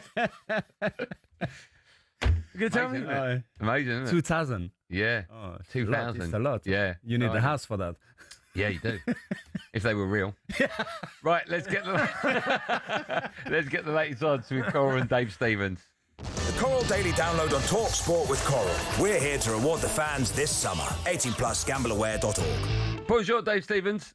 Bonjour, monsieur. I'm still reeling from that last revelation about Darren Bent now. I mean, I speak fluent Benty. I'm absolutely stunned. I really am. What did I say, Dave? Are you surprised it's small? I mean... minuscule is the word I understood there, but yeah, we just didn't know the French for minuscule. That's why we didn't use that word. Yeah, well, the size is not important. What's going on? Wait, it's how you hit it that counts. That's why we say it in France. Yeah. How you use it. Yeah, Google it. We're talking about a sport. Don't worry about it. Right. Let's start with the bad news. Qualification odds for Scotland to make it into the knockout stages. It's almost over, isn't it? Yeah. 33-1 on not to qualify now. 10-1 if you think. But I mean, obviously results didn't go. It's all well and good saying results didn't go their way. It was in their hands, wasn't it? They should have beaten Haiti by more. They should have got a point against Morocco. It's easy to say, but it looks incredibly unlikely now. And I was just looking at some of these matches, and I think I'm right in saying that Austria, Algeria, a draw gets both those sides through. The draw in that game is 6-5, which is kind of unheard of in betting terms. Our feeling is Austria and Algeria will play out a draw, and that alone will be enough to send Scotland home, I think, won't it? So, well, Dave being very cynical there with the old draw. They'll just play it out. Just see it out. Who are you tipping in that game then, Darren? I'm going Austria. Are you? Yeah, I am. Yeah. Well, I mean, look, the good thing about that, if you do think that, obviously the odds on either of those sides winning are pretty big. As I say, it's one of those, we've seen them before in World Cups, in the bad old days, obviously. I suppose this format was always going to lend itself to the potential that a result would suit both sides. But listen, that's Scotland. We'll touch on quickly England before we move on to France, Norway. 6-1 on tomorrow night, England to beat Panama, who are 12-1, 7-1 the draw. Andy, ahead of the Croatia game, you asked listeners, do they want to see a performance, or would they rather just see England scrape a win? Surely now against Panama, we've got to see both, haven't we? We've got to see a performance and a comprehensive result. The question asked was what's more important, what's top of that list? And of course, it's all about the win, right? So England, I want to see them beat Panama, but yeah, they need to beat them handsomely for me to start thinking we're going to win the World Cup again, because I'm a little bit on a roller coaster of emotions. I started with we're going to smash everyone to pieces. Then, of course, after that boring 0-0 draw, it's like, right, we're not good enough, sack the manager. So I need to see something. I need to see something that gives me just a tiny bit of hope back. But it's really interesting because the betting matches your roller coaster view on England, because they were as short as 5-1, second favourites. They're now out to 13-2, 6.5-1. Argentina, the team that are really short, and now 6-1. France are 7-2 favourites. Manu, 11-2 Spain. Look, I've got I've mentioned Austria, Algeria, which I haven't got particularly high hopes for. But I've got high hopes for Norway, France tonight. What do you want to see from France, Manu? Is it because again, a draw would suit both sides, but you want to see France go out there and win? I just want France to stay first in the group because it's very important in terms of travels afterwards. And as well, if you finish first, it's not the same team you can meet, if you go further into the competition, which means for me it's very important, to keep this position. Yeah, and look, they are odds on 7-4 on to win, 7-2 Norway, 7-2 France. Of course, the subplot is Kylian Mbappe versus Erling Haaland. Erling Haaland 13-10 to score any time, but Kylian Mbappe odds on 10-11 to score any time. it's amazing that there are French fans that aren't a huge fan of Kylian Mbappe. I mean, without him, France would be a completely different proposition. I mean, look, some of the other games, Cape Verde on the brink of doing what Scotland look unlikely to do, which is qualify for the knockout stage. They're favourites to beat Saudi Arabia, albeit it's very tight, 8-5 Cape Verde, 7-4 Saudi Arabia. Belgium need a win. New Zealand, yeah. Yeah, I mean, New Zealand are a big price, 12-1, 7-1 the draw, 11-2 on Belgium. But is this a Belgian side, Manu, that it makes you think they can just go out there and do what they need to do against New Zealand? Well, they have to, because otherwise they're out of the competition. Yeah. So definitely, I've been very disappointing so far with Belgium, but is it during this competition, because they had a golden age as well with so many great players, the last competitions, they didn't do anything at all. No, sadly past their best. Dave, I'm going to have to say au revoir to you, but thank you so much for coming on. Have a great weekend, my friend. Au revoir, monsieur.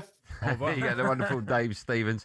Reminder, of course, all of those games live on the talkSPORT network. That was a look at the latest odds with Coral 18+, gambleaware.org. The Coral Daily Download on talkSPORT with Coral. We're here to reward the fans this summer. 18+, gambleaware.org. Now, this is a little bit scary if you're on the school run and maybe the kids are in the car. Maybe turn this down a little bit, because Bent has been terrified all week about the Ghanaian witch doctor. He slagged off. No, he did not. Supposedly putting a curse on Harry Kane and England's number 9, subsequently missing a sitter. Now, thankfully, the witch doctor, of course, lifted the curse. It's funny. Right. Now, there was a report in The Sun that you, Emmanuel, were cursed by a witch doctor. It's Senegal. Ignored it 2002. and got injured. Yeah. Tell me about that. Yeah, before the World Cup in 2002, no, after the World Cup actually, because we went out very quickly, during the World Cup in Asia. And when I came back, I was in holidays in south of France, and I had a friend, he was selling watches, on the beach, and he was expecting me. He was waiting for me for days, and then when he saw me, he came to me straight away and he said, I'm so happy to see you because I have something important to tell you. And I said, what is it? And he said, you have to be very careful because you have, how can I say that? Curse? A curse, yeah, on you. And you have to follow exactly what I'm going to tell you. And I said, what is it? He said, you have to go in Africa and you have to buy a cow and you have to kill it. And you have to follow... Bit detailed and extreme, that one. Yeah, but I said, listen, I understand and I really appreciate that, but this is your traditions and I'm not into it, so I won't do it. And 6 months later, I had to stop. But is it coincidental link? I won't say that. Oh, so what happened to you? You got injured? Yeah.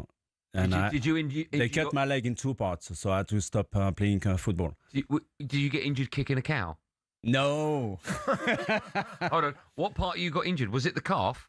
No, that's my knee, the right knee, yeah. Okay. Yeah. You don't believe in any of that? No, yes, I believe in it. Are you amazed that Benny slagged him off? No, I believe in numbers. I believe in sign, around. I think you have to be... okay. Is it superstitions? I have no idea, but... Are you superstitious? No, yes, I am. Okay. It's becoming ridiculous as well. What's the lucky number for you? 17. Oh, okay. Yeah. My lucky number's 828 because I got a break. Coming up, we'll turn our attention to the Dutch. They beat Tunisia last night. 3-1, they finished top of their group, but faced Morocco in the last 32. More on that coming up next. It's, my lucky number, 828.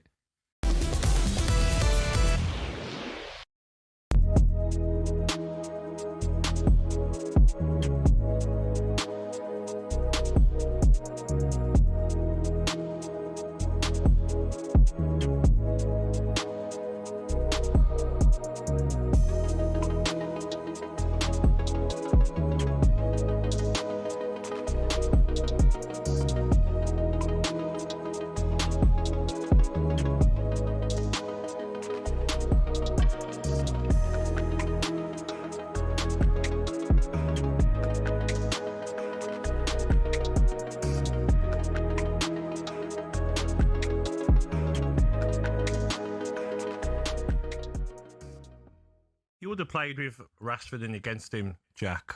Why isn't he starting? Why is he getting brought on 83rd minute? Because I like Gordon, but Rashford is in a different league for me. Yeah, I think I think with wingers, right? Wingers I always think is such a difficult position because one game you can be the best player and then another game it don't quite work out for you. You miss 1v1, you lose the ball a couple of times because they take so many risks. You want your wingers to take risks. And I feel like I agree with you, Gabby. I feel like Rashford has spent a year at Barcelona where, they're wingers over the years and the way they coach them and the detail they give them, like they're top level. And I think he's had a top season. I think, he's probably one we might see in the next game. I think 83rd minute was probably too late for him. Like, again, someone who dribbles, he gets at players. Andy Gordon can do that, but I feel like if you can see that it's not working, like change the wingers. That's one thing that you can do, and it's relatively risk-free in terms of like avoiding transition and stuff, and probably waited too long for that. Jack, what type of England fan are you? Having played, of course, at the highest level for England, when you watch us at major tournaments, are you like me and most fans where 1 minute you think we're going to win the World Cup, and the next you think the manager should get the sack? No. You know what? I'll be honest. Gareth Southgate left me out of 2018. So when he was in charge, of course I wanted England to win, but there was always that little bit of anger in me. So this is actually probably the first one where I'm like a proper fan. And no.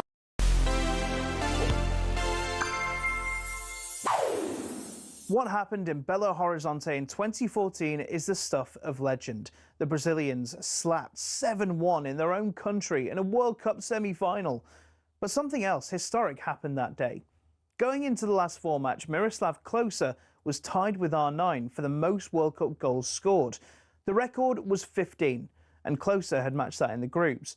With this being his last World Cup, he was running out of time. The 36-year-old had started a majority of Germany's games, but it wasn't quite clicking. Come the semi-final, he was determined to get the job done and in front of the Brazilian fans. And this was the moment. 23 minutes in. Thomas Muller peeled in from the left, laid it off, and after Klose's first shot was saved, the follow-up was fired in. And just look what it meant. The record was his. 16 goals across 4 tournaments, and the phenomenon that was Ronaldo Nazario de Lima was bumped into second place. All of Klose's doubters silenced. Germany scored another 5 goals. The home fans were in tears, and it became perhaps the most famous scoreline in World Cup history. In amongst all that, Klose's record-breaking moment often goes forgotten. But when you think of the players below him on the list, individual achievements don't get much better.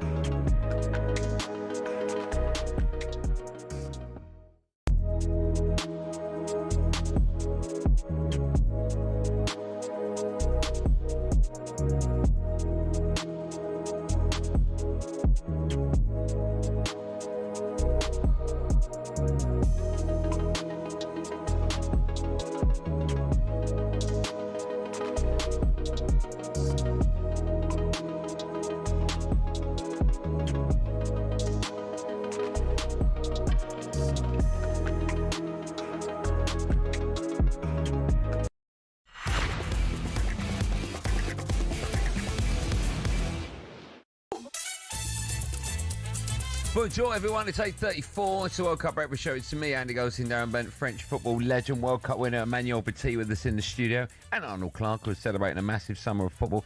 Buy a used car in June and you'll be entered into their weekly draw to win the cost of it back. Before we move on, Emmanuel, you speak French, we don't.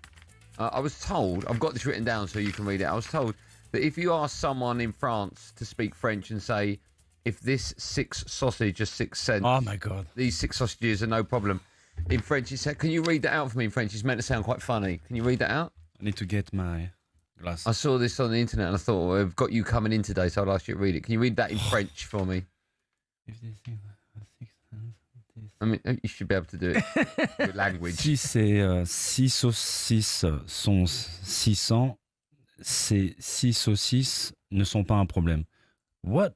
Can you read it in one go for me? Because there's a lot of C in it. 6 saucisses are 600.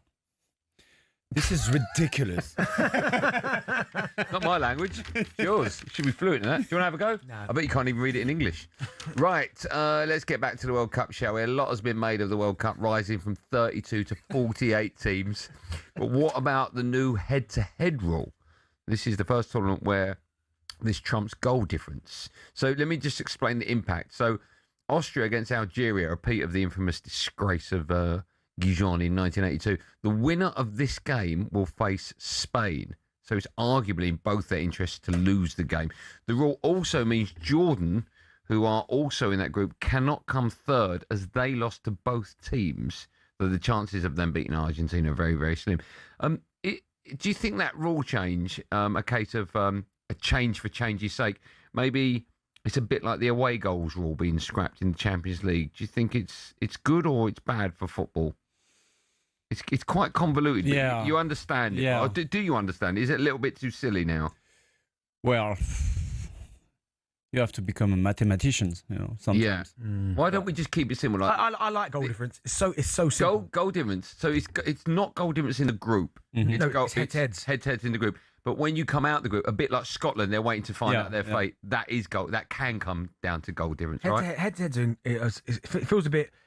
But does it not make you? No, I like the non-away goal rule in the Champions League. I really like that, where away goals don't matter anymore. So effectively, if you go away and you get a draw, you come back, it's just still like if it's 3-3. Yeah, I like. It doesn't matter. Yeah, I like that, but this with the head-to-heads, just keep it simple. But no, Manny, knowing that the head-to-heads do count, does that as a footballer? Do you even not understand? But do you take on board these rules while you're playing the game, or is it only after where people go, it's head-to-head now? So the third game, it's always like that, You're always trying to think about other games as well. What if this happens? You know. But the fight is by experience. I always concentrate, and my teammates as well. Back in days, we always concentrate on our display. For me, the most important is concentrate on your game. Don't concentrate about others, because you have no power on this. have you ever been told to not win a game? As in no. As in no. As in we only need to draw. We don't need to score a goal here. The best way to lose a game is going on into the pitch thinking we need invite them on. Yeah. Yes. But it has happened, right? You have had managers and you've had players that we don't need to win this game. Sometimes you make calculation, but it's pointless, So I think that's incredibly difficult as well. Yeah. To go onto the pitch and it's go, impossible. Yeah, it probably is impossible to go on there with the mindset, we need to win, so we'll get a draw today. Because it just doesn't always work. Except if the opponent is in the same situation than you. Yeah. Yeah, then you're both just like what happened last night, for example. Yeah. They both teams, they knew that a point will qualify them. Australia, Paraguay. Yeah. Okay. Have you ever not given 100% on the pitch? I've had this conversation with Bentley many times. I've always said I've never played, right? But I've always assumed as a football fan that you'll play your heart out for some managers, and others you won't. I'll always try to give 100% on the pitch, but I have to be fair and honest. Sometimes you give even more some games because of the importance of the game. Okay.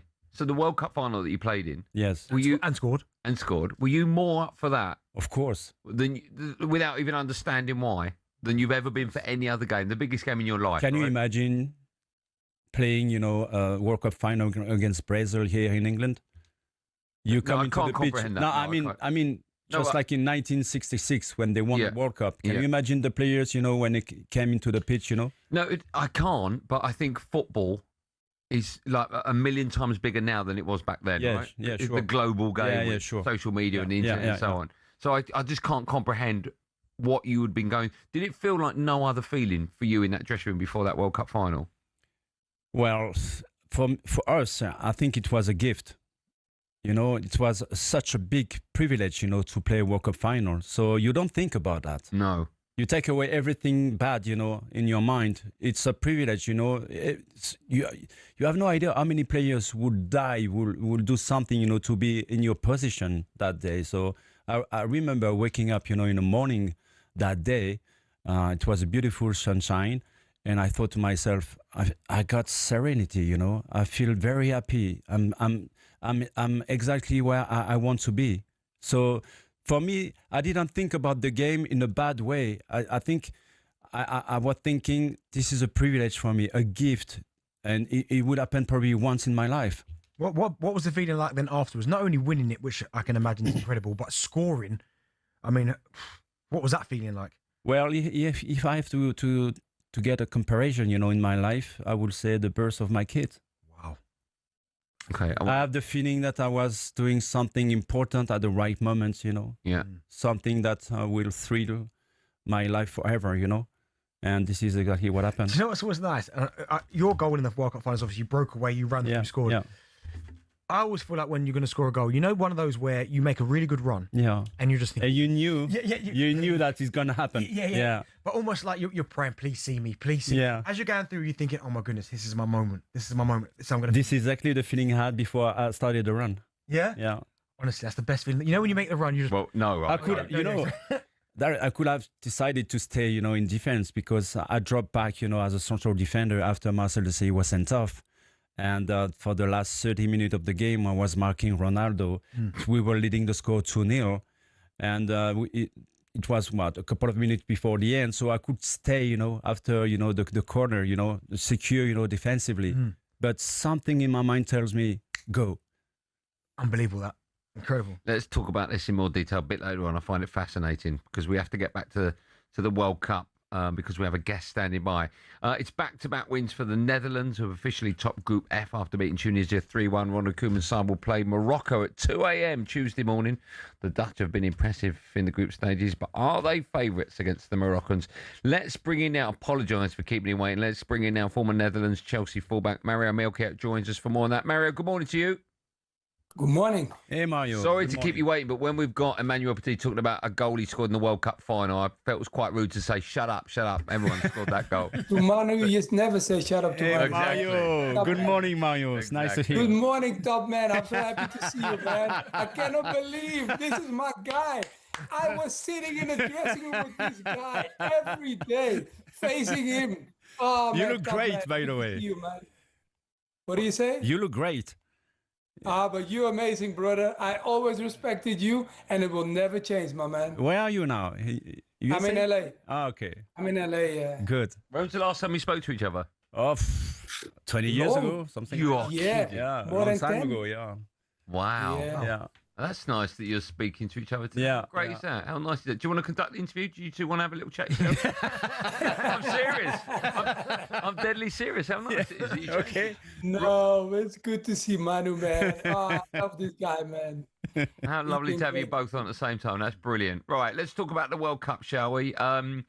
Firstly, on the draw, actually, is it fair to say that you play a second-place finisher while many will take on a third placer in the last 16? Is that fair or not? I mean, look, fair, what do you say? I mean, look, you're always going to go for the first position. It doesn't matter, whoever you are, you're going to try that. But I think when it comes to the World Cup stages, it's sometimes difficult there because it doesn't matter anymore. Because most of the countries that get through are capable to beat you. It doesn't matter if you're first or second, you are capable to put up a performance. And the Moroccans is a little bit more sensitive for the Dutch ones. Why? Because we got a lot of Moroccans. Just like France, we have a lot of Moroccans in Holland. So this is a big game for Holland. Mario, what do you think about the Dutch team? Can they win the World Cup? I think it's sensitive. Why I'm saying it's sensitive? Talking to a Frenchman, I think your country is kind of strong. For the Dutch ones, I think it's difficult, but the only thing, Manu, when it comes to big tournaments, you are more experienced than anybody in the world because you've won it. I always say this, as a team, sometimes you need a little bit of luck. And sometimes you need that luck can make a difference. I knew they were going to come out that's the feeling I had, that they will win the group. But going on to win the whole tournament, it might be tricky. but still, I will not knock them off because I don't like that. But do they have the quality? It will only be as a team and not as an individual because it's a team what Holland needs. Mario, you must be impressed with Brian Brobby. Had a really good season at Sunderland, done really well. And this tournament, I think he's looked really, really good. I think he's up there in terms of the Golden Boot race as well. Oh, yeah, man. He's doing amazing. He's so good. Like, look, Darren, you know yourself, right? When you play football and you have a lot of criticism against you, sometimes it's difficult to overcome that. He did really well. He went twice to Ajax. And then he left. He went to Sunderland. I feel like now he's playing a game where he's free in his mind and free in the way he wants to play. It's such a difficult kid to play against, and he's doing amazing. He scored again. He's now on 3 goals. He was not going to be a starter because Memphis Depay was going to start. Because of the injury, it didn't work out. And now this kid is playing every game, and he's performing. So he becomes like, I think now, the battle is going to be now, is he going to be the first choice? And I think he is. Sorry, Mario. Bent, are you suggesting that Brian Brobby is going to win the Golden Boot? No, I'm not saying no. I think Mbappe will win it. Oh, right, fine. Okay. But I'm saying... Sounded like you were suggesting. No, but he has had a... Not Messi. Liverpool start. No, I think Mbappe will win it. But I just think he's been incredible. He's brilliant for Sunderland, and he's coming to this tournament, and as Mario said there, he wasn't even expected to start. But wow, he's only 24 as well. I didn't know he was that young. Mario, sadly, I've got to cut you short, but let me ask you this. Bent and I, our usual home is drive time, 4 till 7. Are you next in England? When are you next over here? I'm coming next to England. Oh, no, not anytime soon because I just got back to LA. Oh, okay. So, well, Emmanuel said he'll pay for your ticket to fly over here. Economy. No. Hey, but Manu, I have to say, man, seeing Manu, hey, you put a smile on me. Darren, I always love seeing Darren too, but Manu, man, you're my guy, man. I'm happy to see you. How lovely is that? That's great, that is. That's great. Well, listen, fingers crossed you can speak again in the next 20 years. Okay.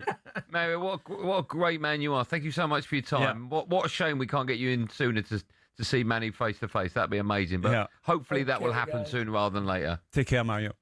Okay, have a good one, guys. Thanks, man. How nice is that, Mario Melchior? Lovely. Yeah. Lovely. Such a funny guy. It's beautiful, isn't it? See that? Is he like that all the time? Yeah, always. Imagine entertaining, funny guy, always making him laugh, in the dressing room. Yeah. Maybe Bentley take note. What? Just having a sort of funny teammate.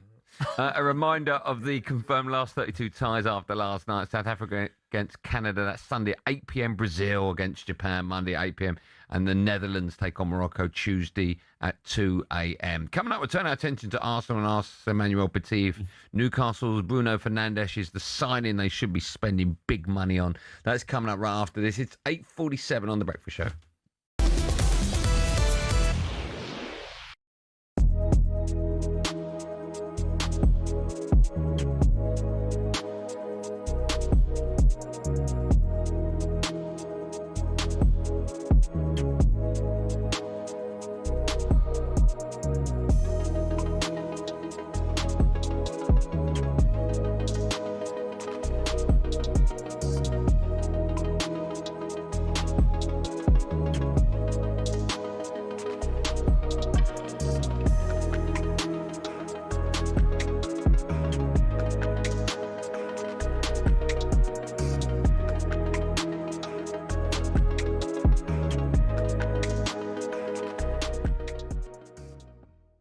Hi, Reece.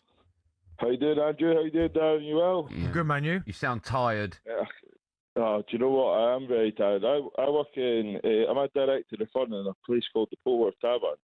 Now we've had a lot of fun trying to support the Tartan Army and try to support Scotland, but last night's just embarrassing. You can't support Steve Clark anymore. I think it's absolutely embarrassing how the fact he even got a 4-year contract before we even went there. It's an embarrassment to Scotland. And do you know what? And I hope you agree with us. I think we're the laughing stock of Britain right now. Do you know? Listen, I wouldn't say you're the laughing stock of Britain, but let me ask you, Reece, because I understand the last 2 performances haven't been great, but realistically, in this group, where did you feel you'd finish? I think we should have put a better performance. I think we need a bit of a... So I'm a Hearts fan, and like we were all talking about Scottish football last season. Bit of fight, bit of hardcore. You've not seen that. You've not seen that in the World Cup. There's no the fight. There's no the. elbows in. There's no the Scotland the Brave, and I think it is actually an embarrassment for the players. But I don't think that comes to the players. I think that's the way that Steve Clark's one of the players. I think it's an embarrassment. Two or three of those goals, just play Craig Gordon, he saves them. That's Reece, thanks for your call. That's the problem, that they'll look back at their missed opportunities. Yeah. I'm not suggesting they should have. Hello, I'm Matt Forden from talkSPORT. This is How to Win the World Cup. This is the best squad I think England have ever had.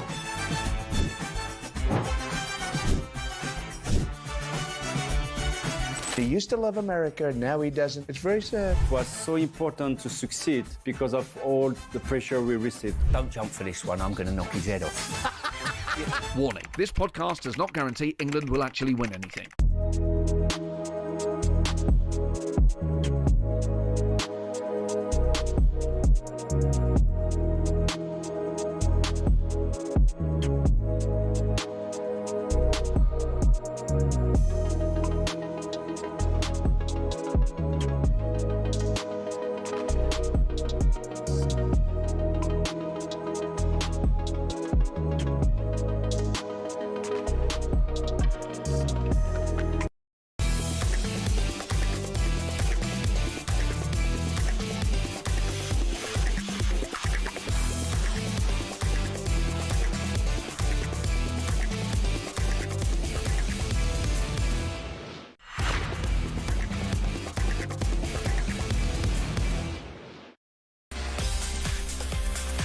.51, good morning all. It's the talkSPORT World Cup Breakfast Show. It's me, Andy Goldstein, Darren Bent, Emmanuel Petit. Bonjour, Emmanuel Petit. Bonjour. Right, what do we know this Friday morning? We know that Ecuador beat Germany 2-1, which has put them through in third place. A terrible result for Scotland's chances. Germany have gone through as group winners. Sweden have also progressed in third place with a 1-1 draw against Japan. It means one more adverse result would mean the Tartan Army are eliminated. England midfielder Eberechi Eze has said he cannot wait to seize his World Cup chance despite only playing 16 minutes of the tournament so far. And speaking in a press conference yesterday, he explained the type of role manager Thomas Tuchel has given him in the tournament. It was similar to what we spoke about here, just understanding, of course, there's a position to play and a role to play for me. Doing what I can whenever I get opportunity to play, that's all that matters and that's all that counts. So as long as I'm doing that and fully focused on that, whether it's starting, whether it's coming off from the bench, it's your responsibility. So yeah, I try to enjoy it as much as I can. Emmanuel, there have been below par performances from England players so far. Anthony Gordon's not really stepped up. Noni Madueke on the other side, question marks. Is there anywhere that he can fit in, as they can fit in this England side to start? This is something, important, for England. And I disagree with opinions, critics, after the second game. Okay, it was a lackluster performance, from England, but I think Ghana defended very well, and you have to put credit on this. Yep. But if you want to go further and until the end, winning the competition, you need to, especially nowadays in modern football, you need to have a really strong wingers that can make difference, that can bring pace, wide, on the pitch. And at the moment, I don't see that coming, except probably Madueke. He has doing, good sometimes, but I'm quite disappointing with Saka because of his injury. He's not 100% fit, but as well Gordon, where he is on the pitch. He hasn't done anything at all yet. And it doesn't make any differences. And if you look at the best team, in the competition, the favorite, to win the World Cup, all of them have proper wingers that can make difference. Yeah, I mean, I think the one I probably would have started with Rashford. I think Rashford's the one that you're talking about. Yeah. Pace, Saka with the injury as well. Do you think they've got enough depth in the attacking areas in England? Because we know, listen, Harry Kane's brilliant. Mm-hmm. But in terms of the wide areas, do you think we've got enough? I think there's probably something missing between midfield and attacking players, especially when you play against a tough opponent, who can defend as a block unity, Yeah. And we saw that against Ghana, but they create sometimes occasion to score, especially the last one with Harry Kane, at the end of the game. But they have to do more, they have to produce, good creativity football between lines, when you don't have enough space, you know. Yeah. And this is something that worries me, you know, with England. Staying with Eberechi's team, his club team, Arsenal, they've been strongly linked with a few players over the last couple of weeks. Bruno Guimaraes being one of them. Yeah, 3 assists already during the World Cup. I think he's a fantastic player. I really do. Yeah, but inconsistency, you know. Okay. Yeah, I think that's fair. But still a great player, right? Yes, yeah. When he hits the top of his game. Bentley was saying earlier on that he'd be a great addition to Arsenal's squad, but not necessarily their starting 11. Would you agree with that? Well, it's always important to add, you know, very good players to the squad, but you have to manage as well the egos, you know. And if you put that kind of players on the bench, what's the point to bringing them, you know, into the squad? So you have to be very careful. For me, the most important, actually, of course, they probably have to add more players in the midfield area. But for me, the most important is wide. You know, as I said before, wingers, especially left wingers. Oh. For me, Nico Williams will be the perfect target. Didn't even think of that. Yeah. Who are you saying earlier on? Barcola. Barcola, yeah. You would have watched him. Barcola as well, but inconsistent. Yeah, he can disappear easily, you know, into the game. I mean, for me, Williams, you know, has been really impressed the last. Would he be the one player in Europe that if Arsenal were going to sign someone, it'd be him? I would love that. If you ask me, what players I would love to join Arsenal. Apart from Kvaratskhelia, he ain't leaving. Is that what you're going to say? Yeah. I mean, there's no way. What, I mean, he's the man. He is the man, right? He changed completely Paris Saint-Germain when he came. Okay, I don't watch French football, but from what I understand, he steps up when it's Champions League football. But for league football, he's nowhere near that player. Is that true or not? Yeah, but because last season, you know, they play in the World Cup club, you know, and they ending, you know, the season with the same amount of games, you know, with Chelsea. I think it was 63 or 64 games, you know, and he played the whole season for that.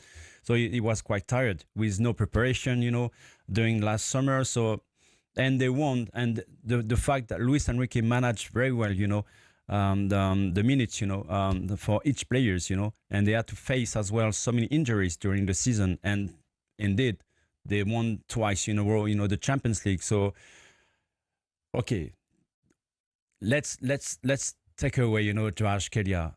I come back to Nico Williams. For me, Nico Williams, as I said, the last tournament, European tournament, you know, Lamine Yamal focus all the light, you know, because of his talent, you know, he's unbelievable. But I think Nico Williams was probably the best players for Spain two years ago. Goes under the spotlight because of... Yeah. Scored in the final as well, didn't he? Yeah. He's so dangerous, you know, when he get the ball. Yeah. Okay. We've got so much we've got just an hour left with Emmanuel Petit. But coming back, sorry to disturb. Sorry, no, go on. Gordon, I said it last week. 70 million, you know, to Barcelona. I just want to see what will happen because, in my opinion, he's got quality. But does he get the quality to play in the Barcelona DNA? I'm not that sure. I am stunned they've chosen him over Rashford. I'm a little bit biased, but I think Rashford's a wonderful player. 26 million, I think, release clause. Madness. Right, still to come in the last hour of the breakfast show. Superstar Breakfast preview on talkSPORT with Benchmarx Kitchens and Joinery. Get trade prices on kitchens to suit all styles and budgets at Benchmarx. Yes, the undisputed king of this parish joins us after 9 a.m. this morning. None other than the legend that is Alan Brazil, talkSPORT Breakfast all-time record appearance holder. Alan has already had his say on Bentley's return to the breakfast show. This guy's a loser. You would have said that. We'll also roll out a brand new feature for Emmanuel Petit. It's called Grande or Petit. All right? I wanted to go with Emmanuel or Emmanuel not well, but they've gone with Grande or Petit. More on that later. That's our breakfast preview with Travis Perkins just approaching 9 a.m.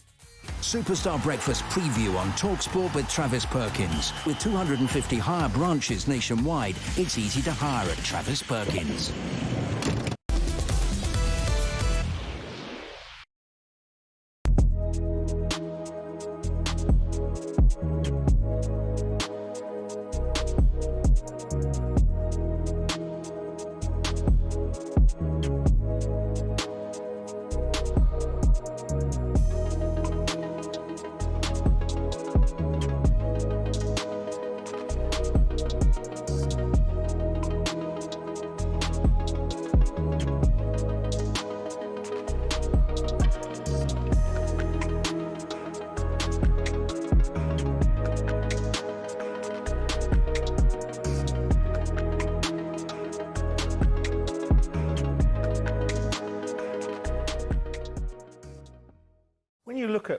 Scotland over the 3 games, David.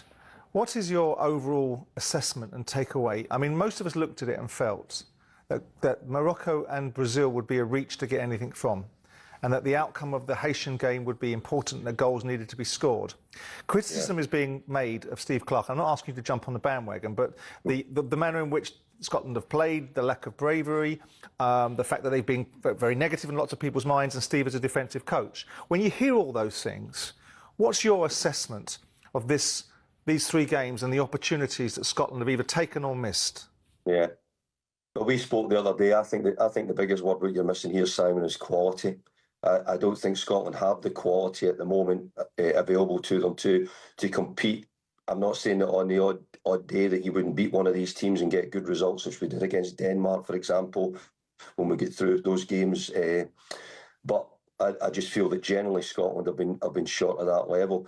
We talked about it a few days ago when we were talking about the Haiti game and only winning 1-0. We all felt it was a really good result. Not a really good result, but a good result because we had got 3 points. But you were right in what you were saying. We probably needed to score 3 or 4 goals. But I don't think MD, who's played Haiti yet, or certainly Morocco, have found it that easy. And I don't think they've been as easy a game as what maybe everybody hoped it might have been. So yeah, it might have cost us not scoring 2 or 3. You could probably draw a photo of the modern FIFA World Cup trophy with your eyes closed. But what about the original Jules Rimet trophy? And why was it changed in the first place? And is the trophy that gets lifted by the winning team after the World Cup final the original or the replica? The World Cup trophy hasn't always looked like this. It actually used to resemble this. Originally called Victory or Coupe du Monde, it was designed by French sculptor Abel Lafleur and debuted at the first ever World Cup in 1930. It depicted the Greek goddess of victory, Nike, holding an octagonal cup made of gold-plated sterling silver. It had a lapis lazuli base, which is that deep blue gemstone at the bottom. Renamed in 1946 to honour the FIFA president who launched the World Cup, it became then the Jules Rimet Trophy. It went on several adventures during its life, hidden in a shoebox during the Second World War to prevent theft from the Nazis, to famously being stolen in 1966 in England, only to be found by Pickles the dog. Brazil won the right to keep the Jules Rimet Trophy permanently in 1970 after winning it 3 times. There'd be more drama, though, with the trophy again stolen in 1983 in Rio de Janeiro. It's believed to have been melted down. So back to 1970 and the creation of the current and iconic 18-carat gold trophy. Standing at 36.8 centimetres tall with a base made up of 2 layers of green malachite, it's been the World Cup as we know it since the 1974 tournament. But is that the trophy that the winners get to keep? The answer is no. The original gold trophy remains with FIFA and is only displayed at special events. World Cup winners have to settle for a bronze gold-plated replica. The base of the current original has enough space to engrave the names of the winners up to and including the 2038 World Cup. So could we therefore be in for a new trophy in the coming years?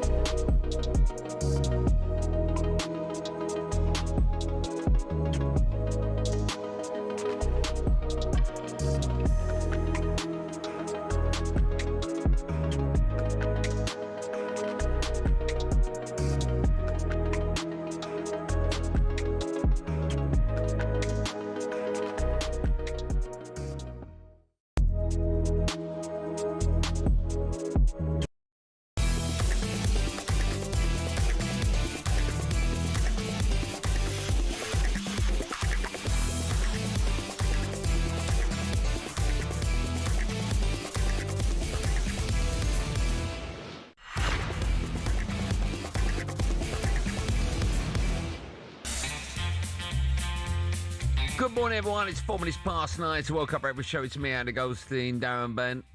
Cold Darren Bent as well, and the 1998 World Cup winner, legend Emmanuel Petit. Bonjour, Emmanuel. Bonjour. Bonjour. And Arnold Clark buy a used car in the upgrade event and get 2 years free servicing plus the chance to win the cost of it back in June. What do you make of the weather conditions in this room? Bentley moans it's too cold, but I think for breakfast... It's freezing. It's good, though. It's good, though. You need... Because you've got to be on your toes. You've got to be... It's freezing. I can't feel my fingers anymore. Well, why don't you wear a jumper? Can you speak any... Because it's 34 outside. Well...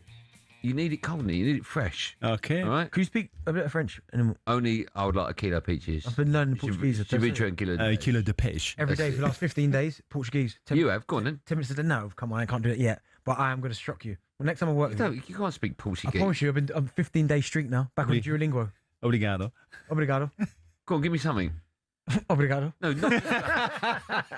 Give me something. So, anything you've learned. Cerveja. He used to play for Arsenal, didn't he? Sylvester? Ice cream, that is. That was Man United. It's ice cream.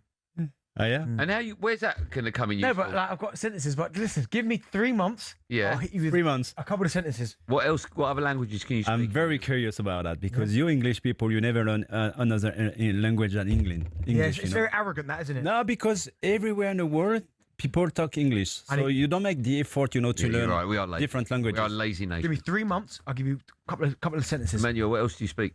Spanish? I understand Spanish, Italian. Guiajos bonitos. ¿Por qué? What does that even mean? What did you just say? you said something about food. No, I said something about your eyes. Guiajos bonitos. Oh, okay, What beautiful eyes you have in Spanish. Oh, my God. That's all I know. I know. Claro que sí. ¿Hablas español también o no? Cozy.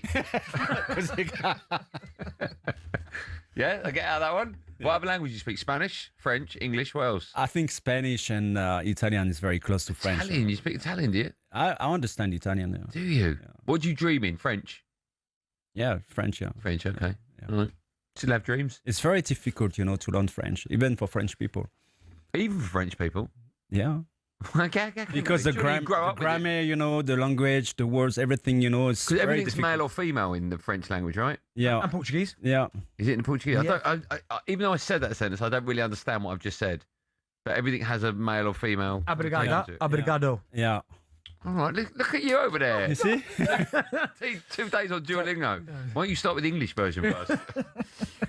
Right, okay, we're now joined by a Scottish royalty, talkSPORT icon, the one and only Alan Brazil joins us live on The Breakfast Show. Alan, good morning to you. Morning, guys, how are we? We're good, very well. You look good, you well? You good in the world? I'm good. I had 7 hours in hospital yesterday, getting all sorts of things done, so I'm a bit cream crackered this morning, but saying that, the sun's shining, we got more football, a lot to think about, a lot to ponder, but now it gets really good. We get into the second phases. Yes. Well, it's good to see you, and you look really well. Thank you. It is getting really good in the World Cup, but is it going to be good with Scotland in it or out of it? Because at the moment... No, listen, I know Steve Clark's getting stick, getting pelters, but he's been honest, and the Brazil game was always going to be difficult. If we'd have kept it to 1, fine. But here we go again. I don't know how long we've got, but... Playing out of the back, I'm all for playing out of the back if you've got players that can play and are comfortable on the ball. And against Brazil, they're not daft. They're going to try and nick it off you. They've got pace up front there. They're going to press you.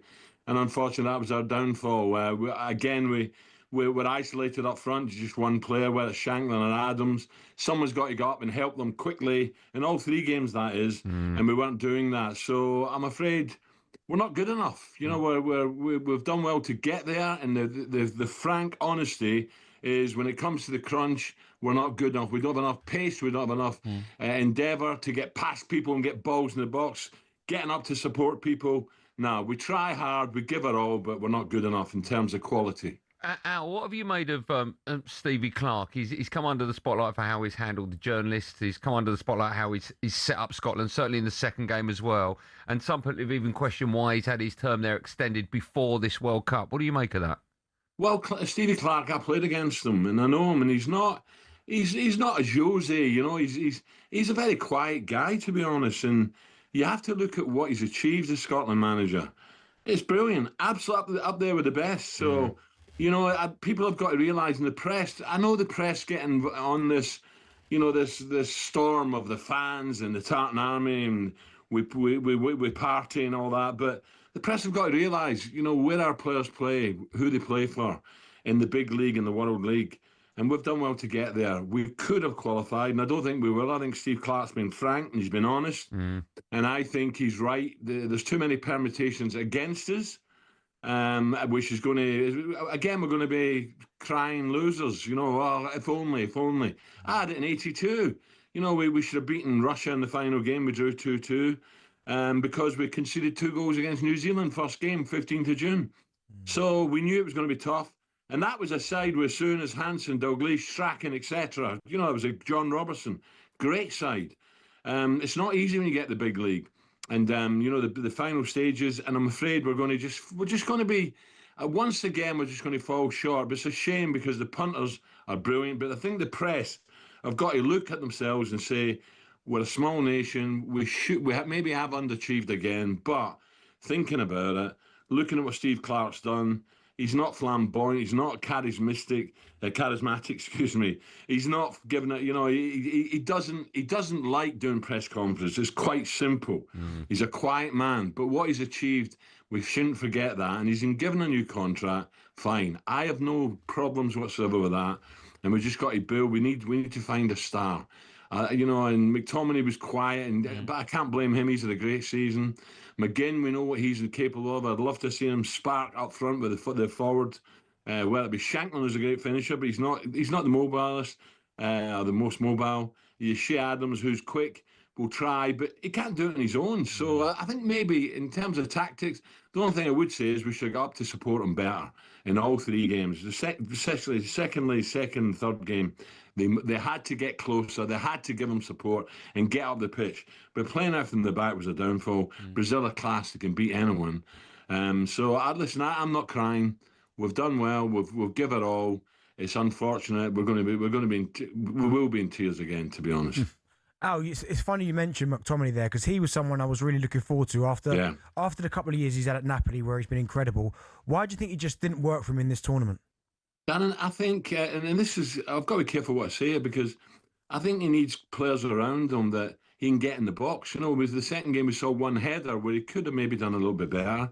And that's where he's good, when he can stop the play, give it, but get forward and get in the box. He can finish. There's no doubt about it. The overhead kick and some of the goals he scored, especially in the air.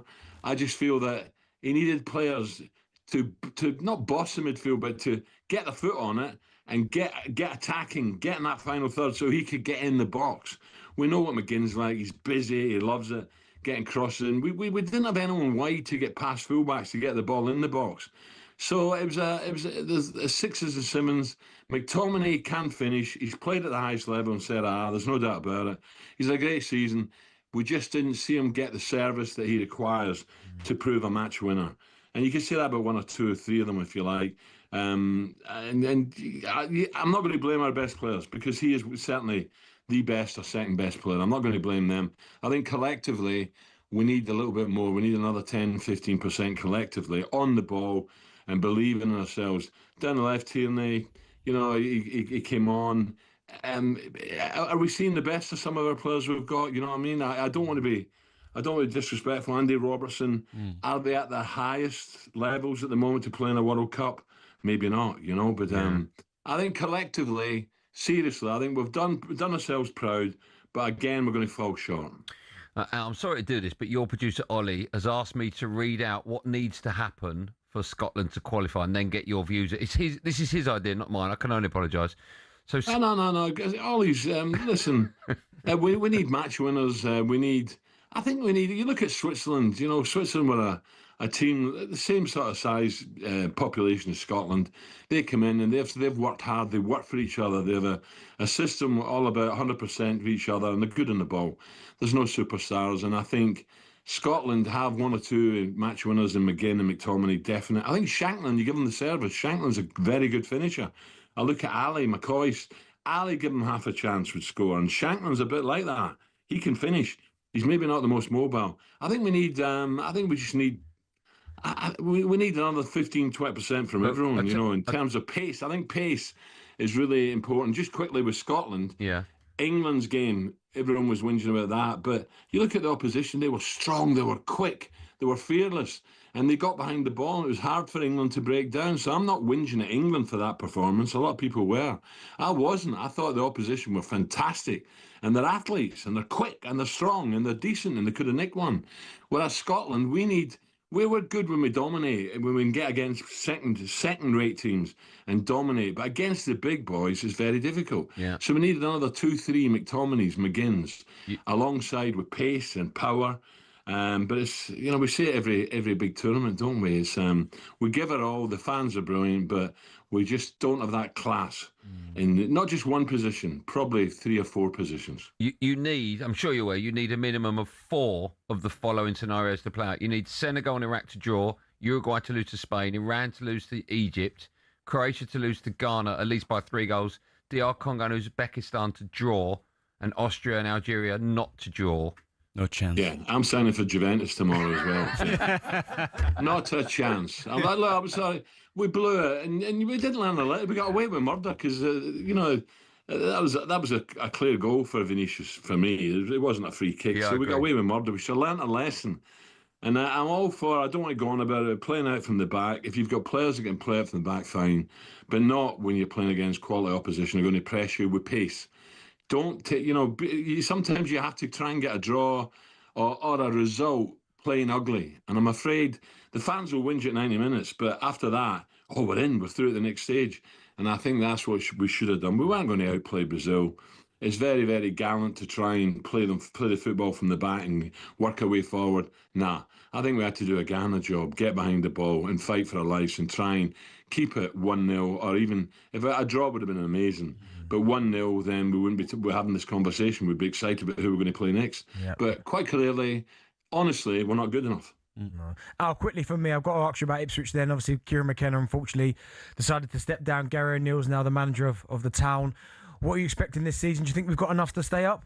Oh, it's going to be difficult, Benny. I was gutted when I heard, I'm going to try and see a few more games this year. And I was really gutted when I heard Kieran had gone. That was a bolt out of the blue. I thought maybe he might go. There was talk about Celtic interest, and I thought, would he go from Celtic to Ipswich? Then there was Fulham, and I thought, is Fulham a bigger club than Ipswich? I know Fulham fans will go mad at me, but I don't think so. But when something's happened, Darren, and I've not seen Walker or any of the boys to find out or try and pry and find out what's happened. I've not done that, but I'm disappointed. It's going to be tougher, a lot tougher. Gary O'Neill, I wish him all the best. I really do. I think he's a genuine, honest guy. He'll come in. He's at a great football club as well, as you know. And I really hope we got off to a start. But in the first 3 games, Sunderland. Okay, and Sunderland, by the way, don't forget what Sunderland done last year. Yeah. Man United, Liverpool. That's not the start you want when you come into a new club and you're looking to snatch any point possible in your first 6 games. It's going to be tough, Bentley, no doubt about it. Big Al, before I let you go, I'm just curious, actually. Listen, I know you're the GOAT. I know you're the Godfather. You've been here over 25 years, and I'm just keeping your seat. No. I'm just keeping your seat warm for a couple of weeks, right? But I'm working now with your production team, and I knew you were great, but I didn't realise how great you were, having worked with this bunch of whatever you want to call them, and realised that I'm just stunned that you even got on air with them behind the scenes. Well, they're on flexi hours, aren't they? They turn up when they want. Do you miss any of them, Al? And the cracker is, what do you do in the afternoon, boys? Oh, we go home and sleep for 3 hours. Yeah, yeah, in the Crown and Anchor. Yeah, don't let them give you bull. Honestly, they're up with the crack of dawn. On a serious note, it's not easy putting a show together as well. No, they do a great job, and I've been talking to Denny and the bosses, and they say you two are doing great. Great to see Manny there as well, top man. So look, keep it going, guys. Hopefully, I'm going to be back at the end of July. I hope. I could do some now, but I just don't want to come back too early. And I'm fine. Honestly, I had a real scare. I'm fine, and I'm enjoying the sport, football. We get the Open coming up.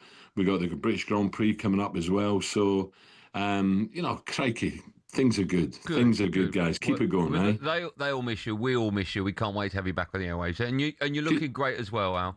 I'm good. I lost a load of weight. I've just got to, as I say, I was in the hospital yesterday. I've got fluid build up again, and you have all these little snags and things go wrong. I get tired if I walk too far. Mind you, that was always the case. So, you look at Manny. He looks like 28-year-old. I know. All these different languages he speaks. zillions in the bank. Lucky sorry. French. Au revoir, bientôt. Au revoir. Miguel, what an honour. Have a wonderful day. You're looking wonderful. We can't wait to have you back on the airwaves. Cheers, guys. Enjoy. Thanks, man. Thanks, man. He looks great, doesn't he? Yeah, incredible. Yeah. Legend. Absolutely Fantastic. Fantastic. Hey, Great to see him. it's funny, though. It quickly turns back into the Alan Brazil breakfast show. Listen, could get a word in, always the Alan Brazil breakfast show. What a great honour to have him on the show. Alan, as you heard, hopefully he'll be back sooner rather than that. That'd be wonderful. Right, coming up, we'll turn our attention to England and ask Emmanuel Petit for Elliot Anderson. He's genuinely worth £116 million. Wow, indeed. More from the three of us right after this.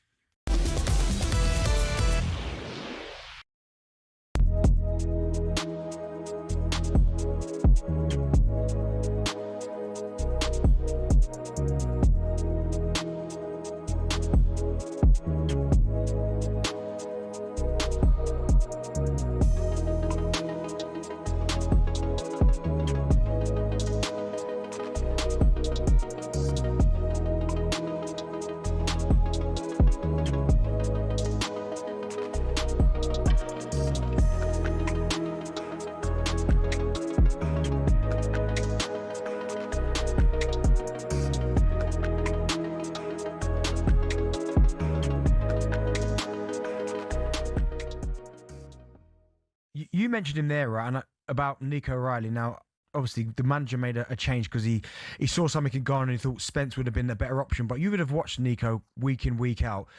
Does it faze him, whoever he's playing against, however quick they are, strong they are? Is he just the perfect left back in terms of playing against anyone? I tell you what is the difference between Nico and Jed Spence. Nico will get you a goal. He will get you a Goldstein and get you a goal. Yeah. I haven't seen enough of Jed Spence. I'm not Tottenham fan. I haven't seen enough of him, so I don't know. But I would, being biased, he'd be the first name on the City team sheet, never alone the England team sheet. So, and when he came on, he had one of the two best chances. So, I wouldn't be quick to drop Nico. He's whatever he might lack as a fullback, he'll give you going forward the other way. Yeah, I totally agree. And he's fearless. He's fearless on the ball. He can dribble like a midfielder. He's a top player. Let's sort of move it on to City while staying with England. You are edging closer to a deal for Elliot Anderson.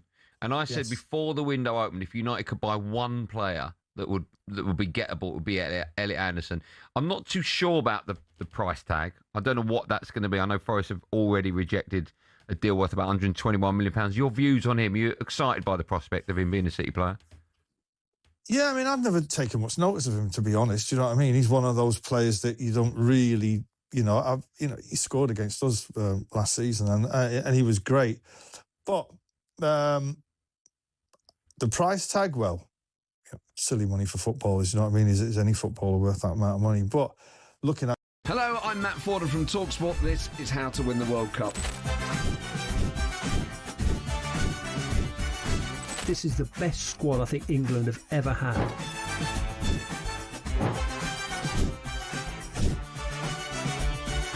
He used to love America, now he doesn't. It's very sad. It was so important to succeed because of all the pressure we received. Don't jump for this one, I'm going to knock his head off. Warning, this podcast does not guarantee England will actually win anything.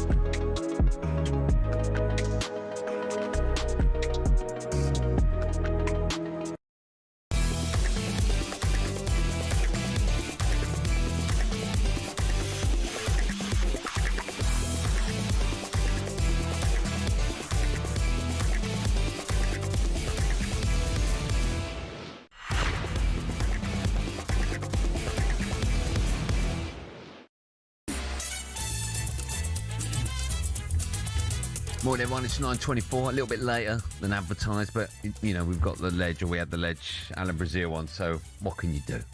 It's the World Cup Breakfast Show. It's me, Andy Goldstein Talk to legends. Darren Bent is sat next to one. Emmanuel Petit with us in the studio.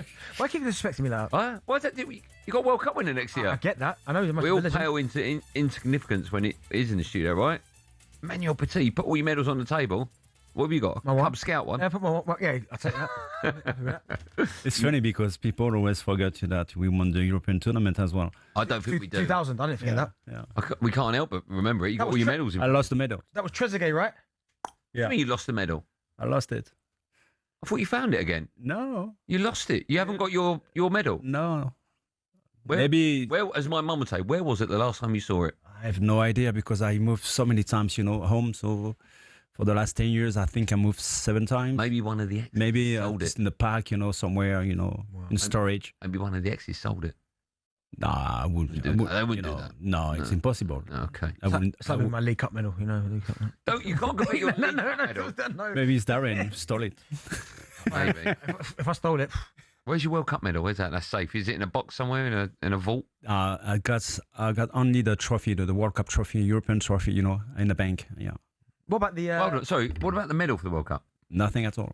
What do you mean nothing at all? What does that mean? All my medals, FA Cup, French Cup, French title, English Premier League, whatsoever, everything gone.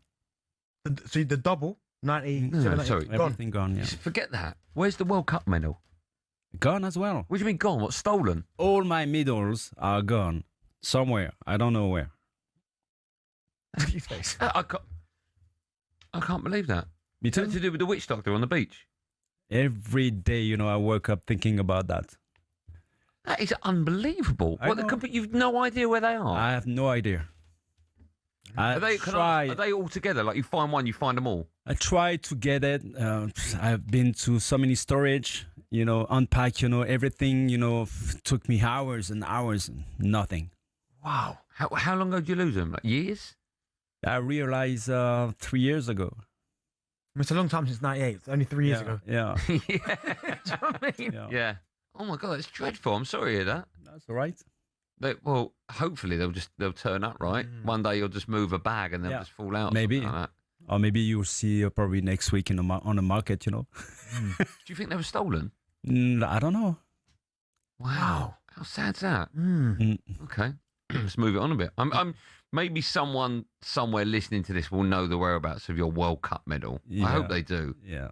I hope they do. I did a podcast with Ian Wright years ago, and he talked about the fact that all his medals, his trophies, his golden boot from the Premier League, all that just went from a lockup. It was all stolen. And I said on the podcast, maybe someone really, and someone was listening, and they tracked them down. They gave them all back to Wrighty. Really? Yeah. Wow. I think Nike made like an advert out of it as well. Okay. So hopefully, if someone is listening that knows the whereabouts of Emmanuel Petit's medals, including the World Cup and the Euros, please get in contact with us. Yeah. Please. Wow. Right, should we move on to talk about England? They need a response after Tuesday's drab, boring draw. So it will come against Panama tomorrow night, live on talkSPORT, hopefully. Qualification to the last 32 guaranteed, but first spot isn't, meaning there can be no relaxing against Panama. So should England win, as expected, they will play again 4 days later, 5 p.m. I think 6 p.m. it kicks off, isn't it? Is it 5? Oh, 5 p.m. on Wednesday, excuse me. Ecuador, who beat Germany yesterday, are their opponents as it stands. DR Congo, Senegal and Cape Verde are other possibilities. Emmanuel, what do you make of the midfield? We talked about the wingers, but let's talk about the middle of the park. Thomas Tuchel, he needed to start both Anderson and Rice against Ghana. Mm-hmm. Or did he? Did he need to start with those two players in that team? Were you surprised? No, really. I think they make a good partnership together. But for me, the trouble is not in midfield. As I said, I think it's wide. It's on the flank, Sorry, the reason I want to talk to you about the midfield is Elliot Anderson. Yeah. £116 million. Wow. It looks like he's signing for Amazing. Manchester City. What do you make of him and that price tag? Well, it's a lot of money. Playing for Manchester City is not the same, with all the respect I have for Nottingham Forest. It's a huge step, but I was a little bit worried about how he will, react playing a big competition like that. But so far, I think he has impressed me a lot. Do you know what, Emmanuel, me and Andy were having this. No, it wasn't me actually, man. It was me and Rory. We're having this discussion about. What? He was saying to me that because the two Manchester clubs were in for him. Yeah. And Rory was saying he doesn't understand how Elliot Anderson could pick Man City over Manchester United right now. Why? I said because Man City have won what they've won, and if I had to put money on one of the sides to win the Premier League next, it would be Man City. But there is something different now. But would you still now? Pep Guardiola is not there anymore. So what would you do then if you had both of them there? I think, well, obviously, as you said, Manchester City has won so many trophies, so they have the experience, they have the spine, the spirit, to win things. It's quite different, with Manchester United. But as I said, Pep Guardiola is not there anymore. And I think Pep Guardiola was the special, momentum, to change at a different level, the players, Yeah. So many players that come, into Manchester City have become different players, but it's not there anymore. Yeah. I don't know what will be the future, for City. Where would you go? Both on the tables, Bentley said. Boom, City or United? I will go to United. Okay. Well, because you said that, you can stay for another 30 minutes. Coming up, we will play Grande or Petit. Grande or Petit. It's the nation's new favourite feature. They just don't know it yet. It's 9:31.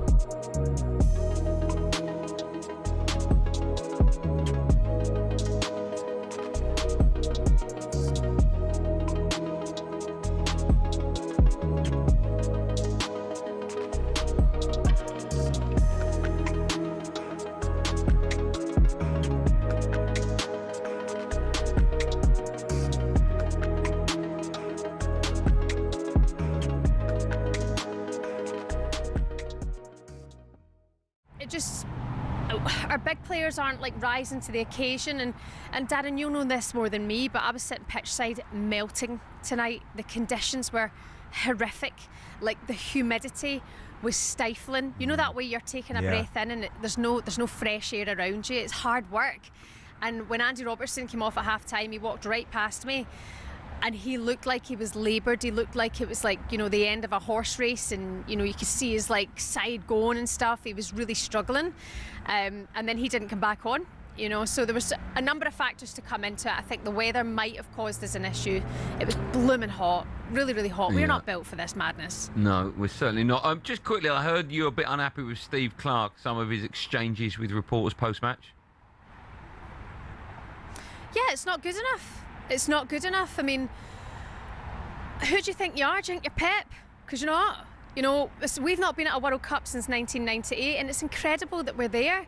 And it's down to Steve Clarke. So I get that he's done his bit, but I think that's last week it happened after Morocco to somebody I've known for a long, long time. You come off and you storm off from somebody like that when they've got their job to do and you've got your job to do.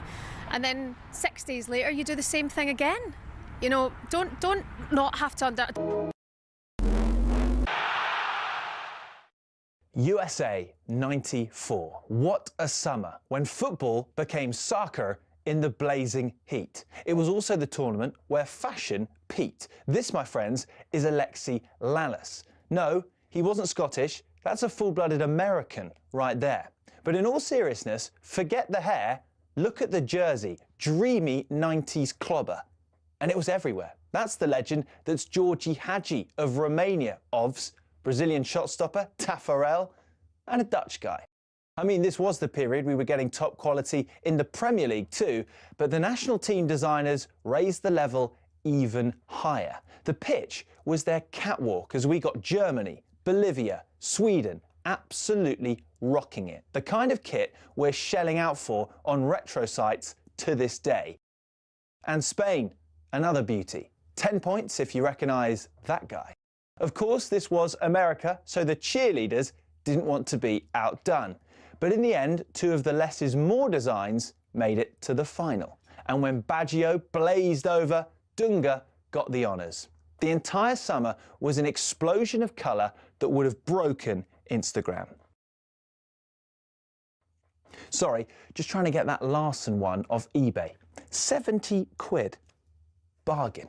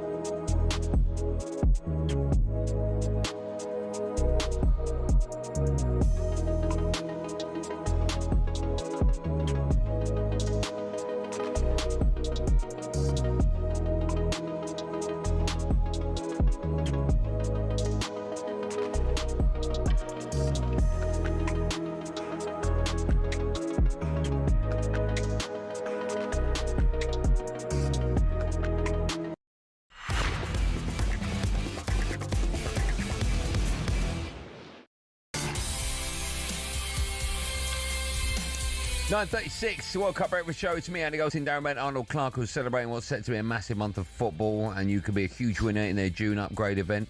Just a reminder, if you want the chance to win 26 grand tax-free cash to fund your summer, you need to head to talksportwin.com to enter, and for full T's and C's. By the way, everyone listening probably thinks like footballers, they're hard cases, they're hard nuts. I've got two ex-footballers alongside me, both moaning about how cold it is in here. Emmanuel Petit just walked in and went, "It is too cold." Because I'm French, you know. No, but I'm very sensitive. Both of you. Look, you're sitting there rubbing your hands together. It's cold in there. It's about 300 degrees outside. So we're not out there.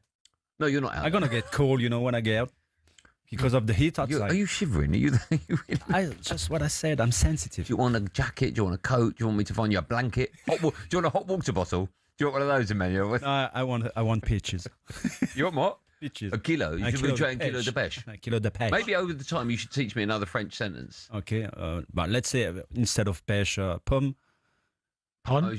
So you just change it one word. You were trying kilo de pomme. Pomme, yeah. And pomme would be apple. Okay, nice. So it's a totally different word to apple, isn't it? Pomme. Or fraise, strawberries. Fraise. Oh, I like that, yeah. Je veux un kilo de fraise. Yes. I like the French sandwich. There's a lot of chicken in it. I like that, isn't it? Fraise. I like some fraise. Why don't you just try to say it in a normal accent, like your normal voice. Yeah, but then it's like Cockney, isn't it? Let's try. Je veux un kilo de fraise. It don't work, does it? That's good. You like that? See? Yeah. Have we got time for one more little... I understand you now. I've got one more translation for you, all right? So I've been working tirelessly on... Are you ready for the last one? Before yeah. Are you good? Okay. Hold on, I haven't found it yet on my phone. No, I found it. Have I found it on my phone? This acting I is found it on my... Shut up. Here we go. Have a listen to this one. Here we go. Saviez-vous que la semaine dernière, Darren Bent n'a pas réussi à atteindre les toilettes à temps et a dû se changer en pleine émission? No, really, no. So, Yeah, honestly, you that's the see, truth. Yeah, yeah. You're going too far now. No. What did he say? Don't tell him. He doesn't need to know. Oh, he's looked you up and down as well. Oh, what's that say? Yeah. What'd you make of that? Well, that's because he's becoming old. He cannot control himself, you know. Do you know what's funny? I'll wet my trousers. Do you know what's really funny? I actually can't remember what I put in the translate there, so I can't remember what I asked you. Shall we move on to what many people are calling the greatest item in radio history? It's time now for a new feature, Grande or Petit. Vieira. Emmanuel Petit. 3. Very good. That's probably the ugliest goal I've ever seen. We have this weird taste, you know, still in our mouths because of the World Cup final, the last one, you know, against Argentina. Even those people who don't like football, don't like footballers, they stop you in the street because they are proud of what you've done for your country. Grande ou petit? Yes, because we have Emmanuel Petit, the legend, with us in the studio. We're going to fire some topics at you. And if it's a big problem, if you've got a problem with it, you say grande. Grande. As in a big problem. Big. Grande. Grande? Grande. What is it? Grande. What is what? Start the forward feature. Grande. Grande. Or if it's a small one, you say petit. Ah, grand. Not grande. Grand. Grand. Yeah, grand. What a feature this is. Wow. Yeah, it's the opposite of small, petit. Yeah, grand. Yeah, grand. Not grande. No, no grande. Over here we say grand. When we get a coffee, we go, can I have it grande? Yeah, it's Spanish. There's no E. Yeah. Grand. Yeah. Grand or petit? Not grand. Grand. Just a quick one. Grand or petit? Grand. Grand or petit? Grand ou petit? Très bien? Yeah, très Okay, bien. oui. Right, Troy Deeney recently said about Jordan Pickford, I can't see us winning the World Cup with him in goal, Pickford. He scares the life out of me. Yeah. So, Emmanuel Petit, Pickford's form in goal, is it or petit for England? I still stick, with what I said, last week. I know that many former players try to put some support, to Pickford, but I'm not really convinced. I thought against Ghana he should have been sent off. I think the way he dealt, the situation was crazy, and I'm still worried about seeing him, taking the ball. He's not that comfortable, and I'm not really convinced, to be honest with you. And the fact that he's the best goalkeeper in England worries me a lot. Wow. Okay, so you're going to say that Pickford's form is grand rather than petit. Well, big problem. I can't remember who said that, but I really agree with that. I think a former player said. Troy Deeney. I don't know. Oh. He said something, a couple of days ago, saying that if he was that good, well, top clubs in England should have taken him, from Everton. Yeah. No one has been there, Okay. I mean, do you agree with that? I think he's the best England goalkeeper ever. Yeah, no, but ever. Yeah. Ever. Yeah. I think he's better than Seaman. I don't remember Banks, but Seaman's top of the list, right? I think he's never let England down ever. And based on what? Based on all his performances for England. Really? Okay. Yeah, he's never had a bad game for England. He's never made that's a not mistake. what I'm saying. I'm saying that if you want to go until the end, we always say that we need a really strong team, a really strong spine of the team, but as well, a really good strikers and a really good goalkeeper. Yeah, I get that. Do you think you get that in England? What with the England team? Yeah. Yeah, I do. Yeah, I think Pickford, Rice. Maybe he's going to prove me wrong, Do you not think Pickford, Rice, Bellingham, Kane is an unbelievable? Yes, I do, but I'm still wondering about the goalkeeper situation. Okay, so you're going to go grande or grand? Big problem. Grande. Yeah. You say you better when you say it. I think yeah. What you think? What say? He should have been in top clubs, since years now. But you got to say grand before you can move on. Grand. Says it so well. Next up, what do you make of this, Emmanuel Petit? Infantino has confirmed that Trump will be on the pitch to present the World Cup trophy after the final. If Trump was with you in 1998, would that be a grand or petit problem? I think Chirac, our president, he gave the trophy, to Didier Deschamps, our captain. So as I said, I don't see anything wrong, president of countries, representing, the competition as well. So I think this is part of their job. So petit.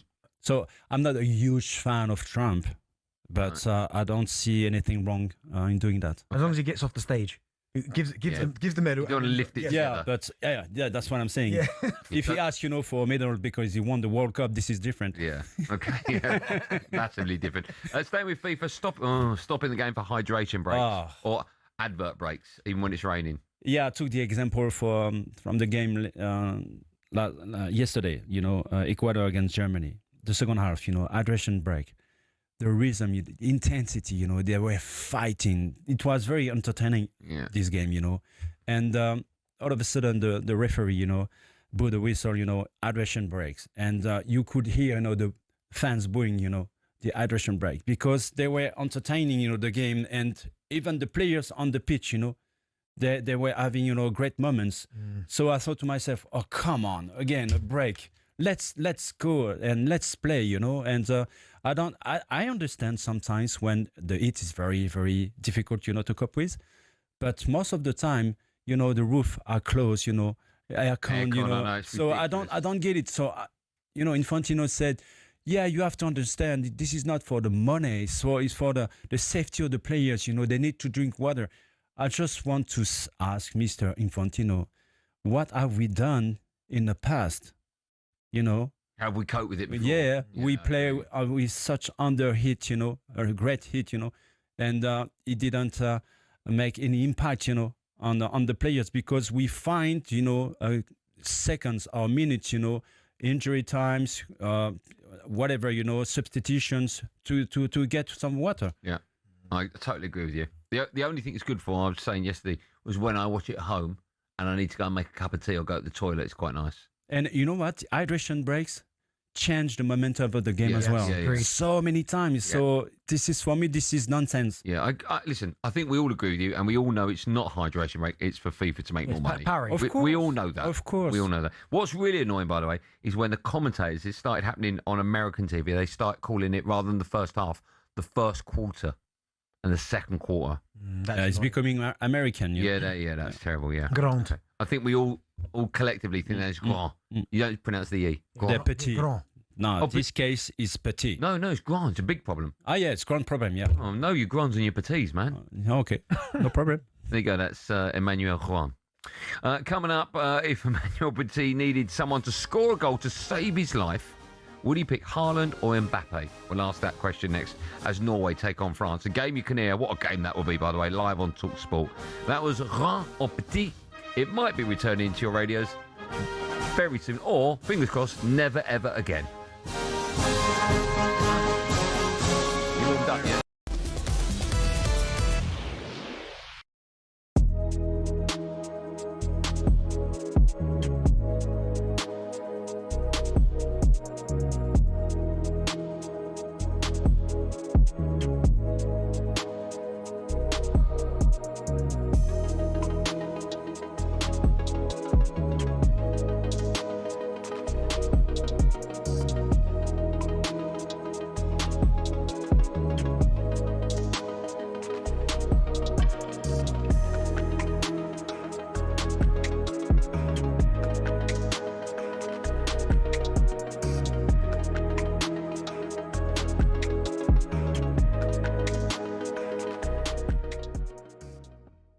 Ronaldo is top, still top. But Haaland, for instance, is a better finisher. Let me ask you this. In world football, I said this, Bentley, on yesterday's show, and I got a little bit of criticism. In his pomp, right? I'll ask you both. I'll start with Bentley. I heard it. I said R9 is a better finisher than Cristiano Ronaldo. No, do you know, he's a better striker, number 9. Do you know what you said, right? And you said he was a better goal scorer. Okay. Right? Now, for me, R9 is a better centre forward. Like, so I don't think it's even close, right? But what people will do is look at the numbers. And this is where sometimes stats-wise, like the new generation will go, if I say R9's better than Ronaldo, Cristiano, they're going to go, are you crazy? He's scored 1,000 goals. But sometimes it's not about just stats. It's about what does your eyes tell you. And anyone who's watched it, you would have watched him. R9 is the best centre forward I've ever seen. R9, for me, that's my hero. You know, he is...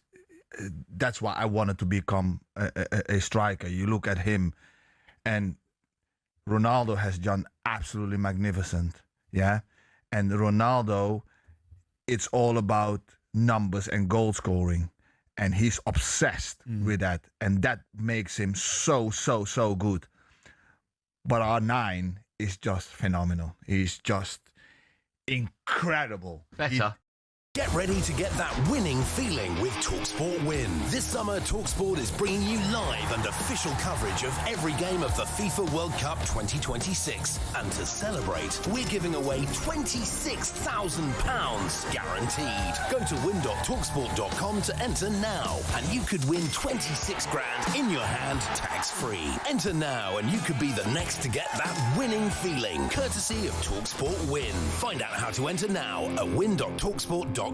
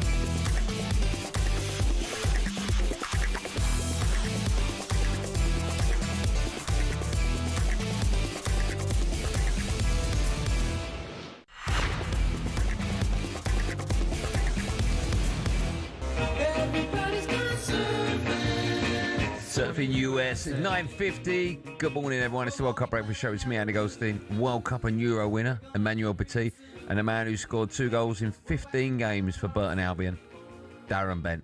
That's what you got for me. That's 1 in 7, by the way. That's what you got for me. That's all I've got here. No, nothing else, no? No Hall of Fame, nothing, none of that? It's not all about you. We've got a World Cup winner next year. Can I get, What's wrong with Burton Albion? Nothing, but can I get a Hall of Fame or something? 100 club member? 2 in 15, that's poor. Hey, 100 club member? 2 in 15. No, the 100. No wonder they let you go. No, the 100 club pot. You right, Manuel? Right. So funny to see you guys. Let's get to the weekend's biggest fixtures with Shaw. High pressure picks on talkSPORT with Shaw. Non-stop protection deodorant that won't ever let you down. I should apologise. That was unfair. Alongside me, Darren Bent, who got 12 goals in 58 for Derby. Happy with that? That's wrong, that. I don't think it's what producer Ollie's just... No, it's wrong. I've got 12. Wikipedia says that. When I first got there, in the first season. It says 12 and 58. That's wrong. For Derby County. Hey, that's wrong. Big clubs you play for. That is. Right. I know. Derby County and Burton Albion's Darren Bent alongside me. All the famous. Breakfast Show, talkSPORT. Good call. Right, huge game tonight. Massive game. No, not me. This is what the World Cup's all about. Haaland v Mbappe as France take on Norway 8 p.m. tonight.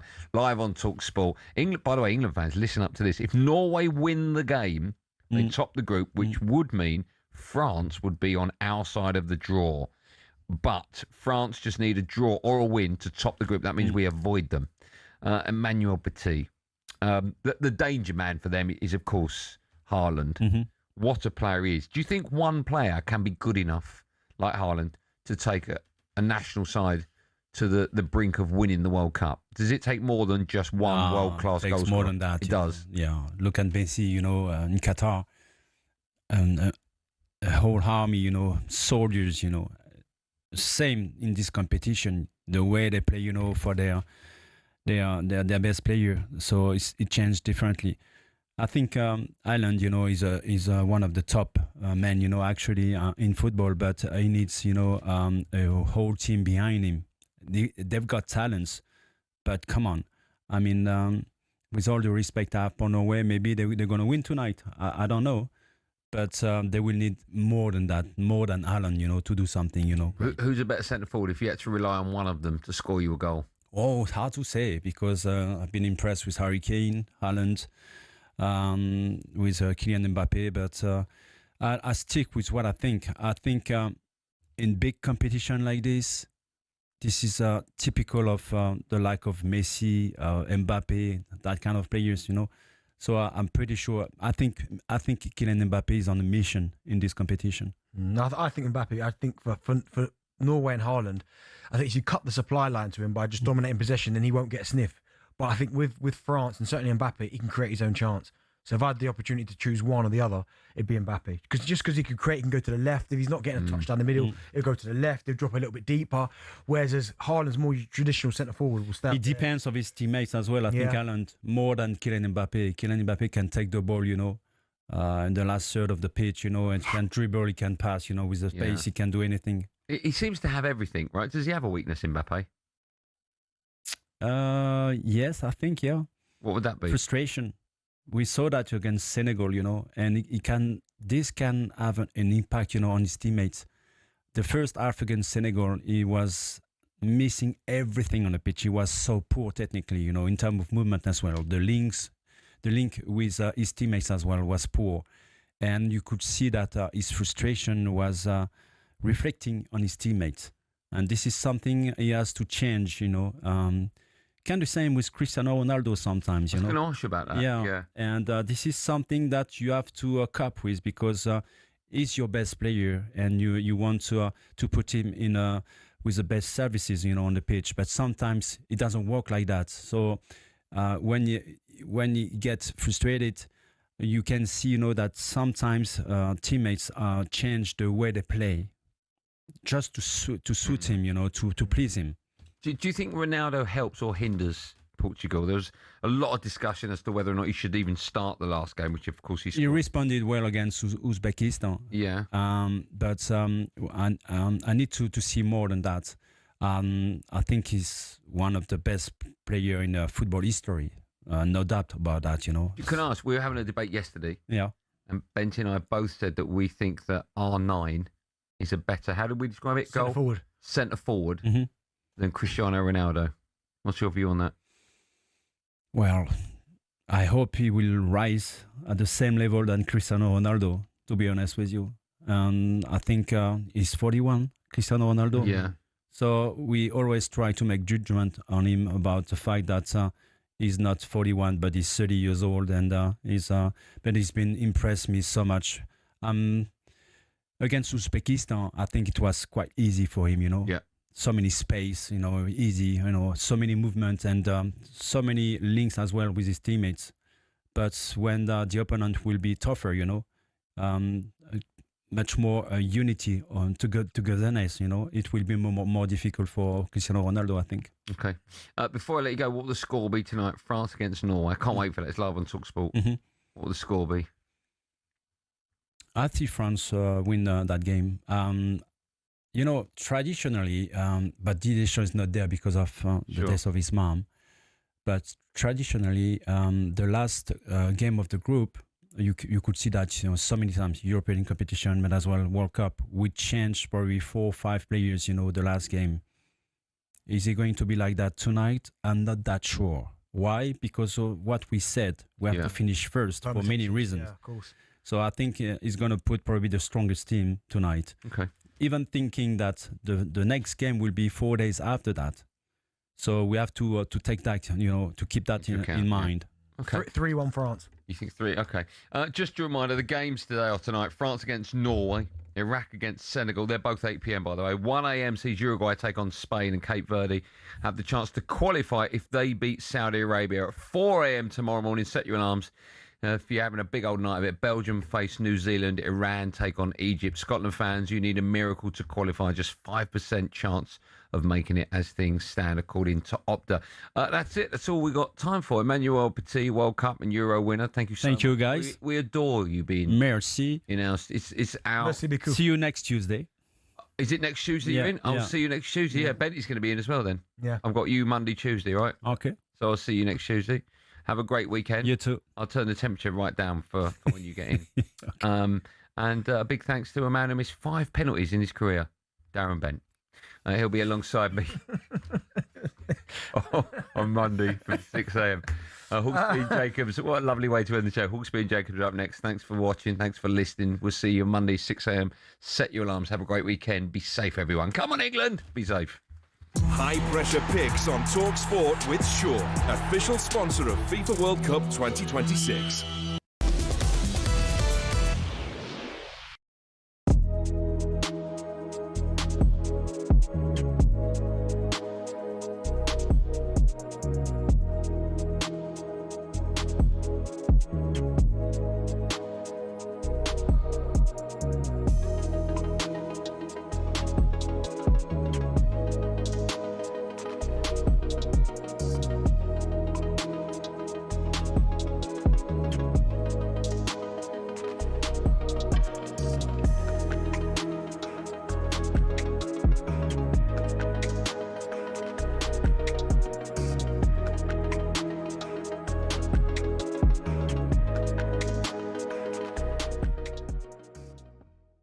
Very, very disappointed.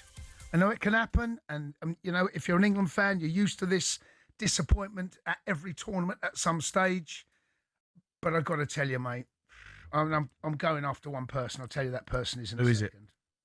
I want to know. Going after Tuchel, mate. Yeah? Yeah. I thought his team selection was wrong. I thought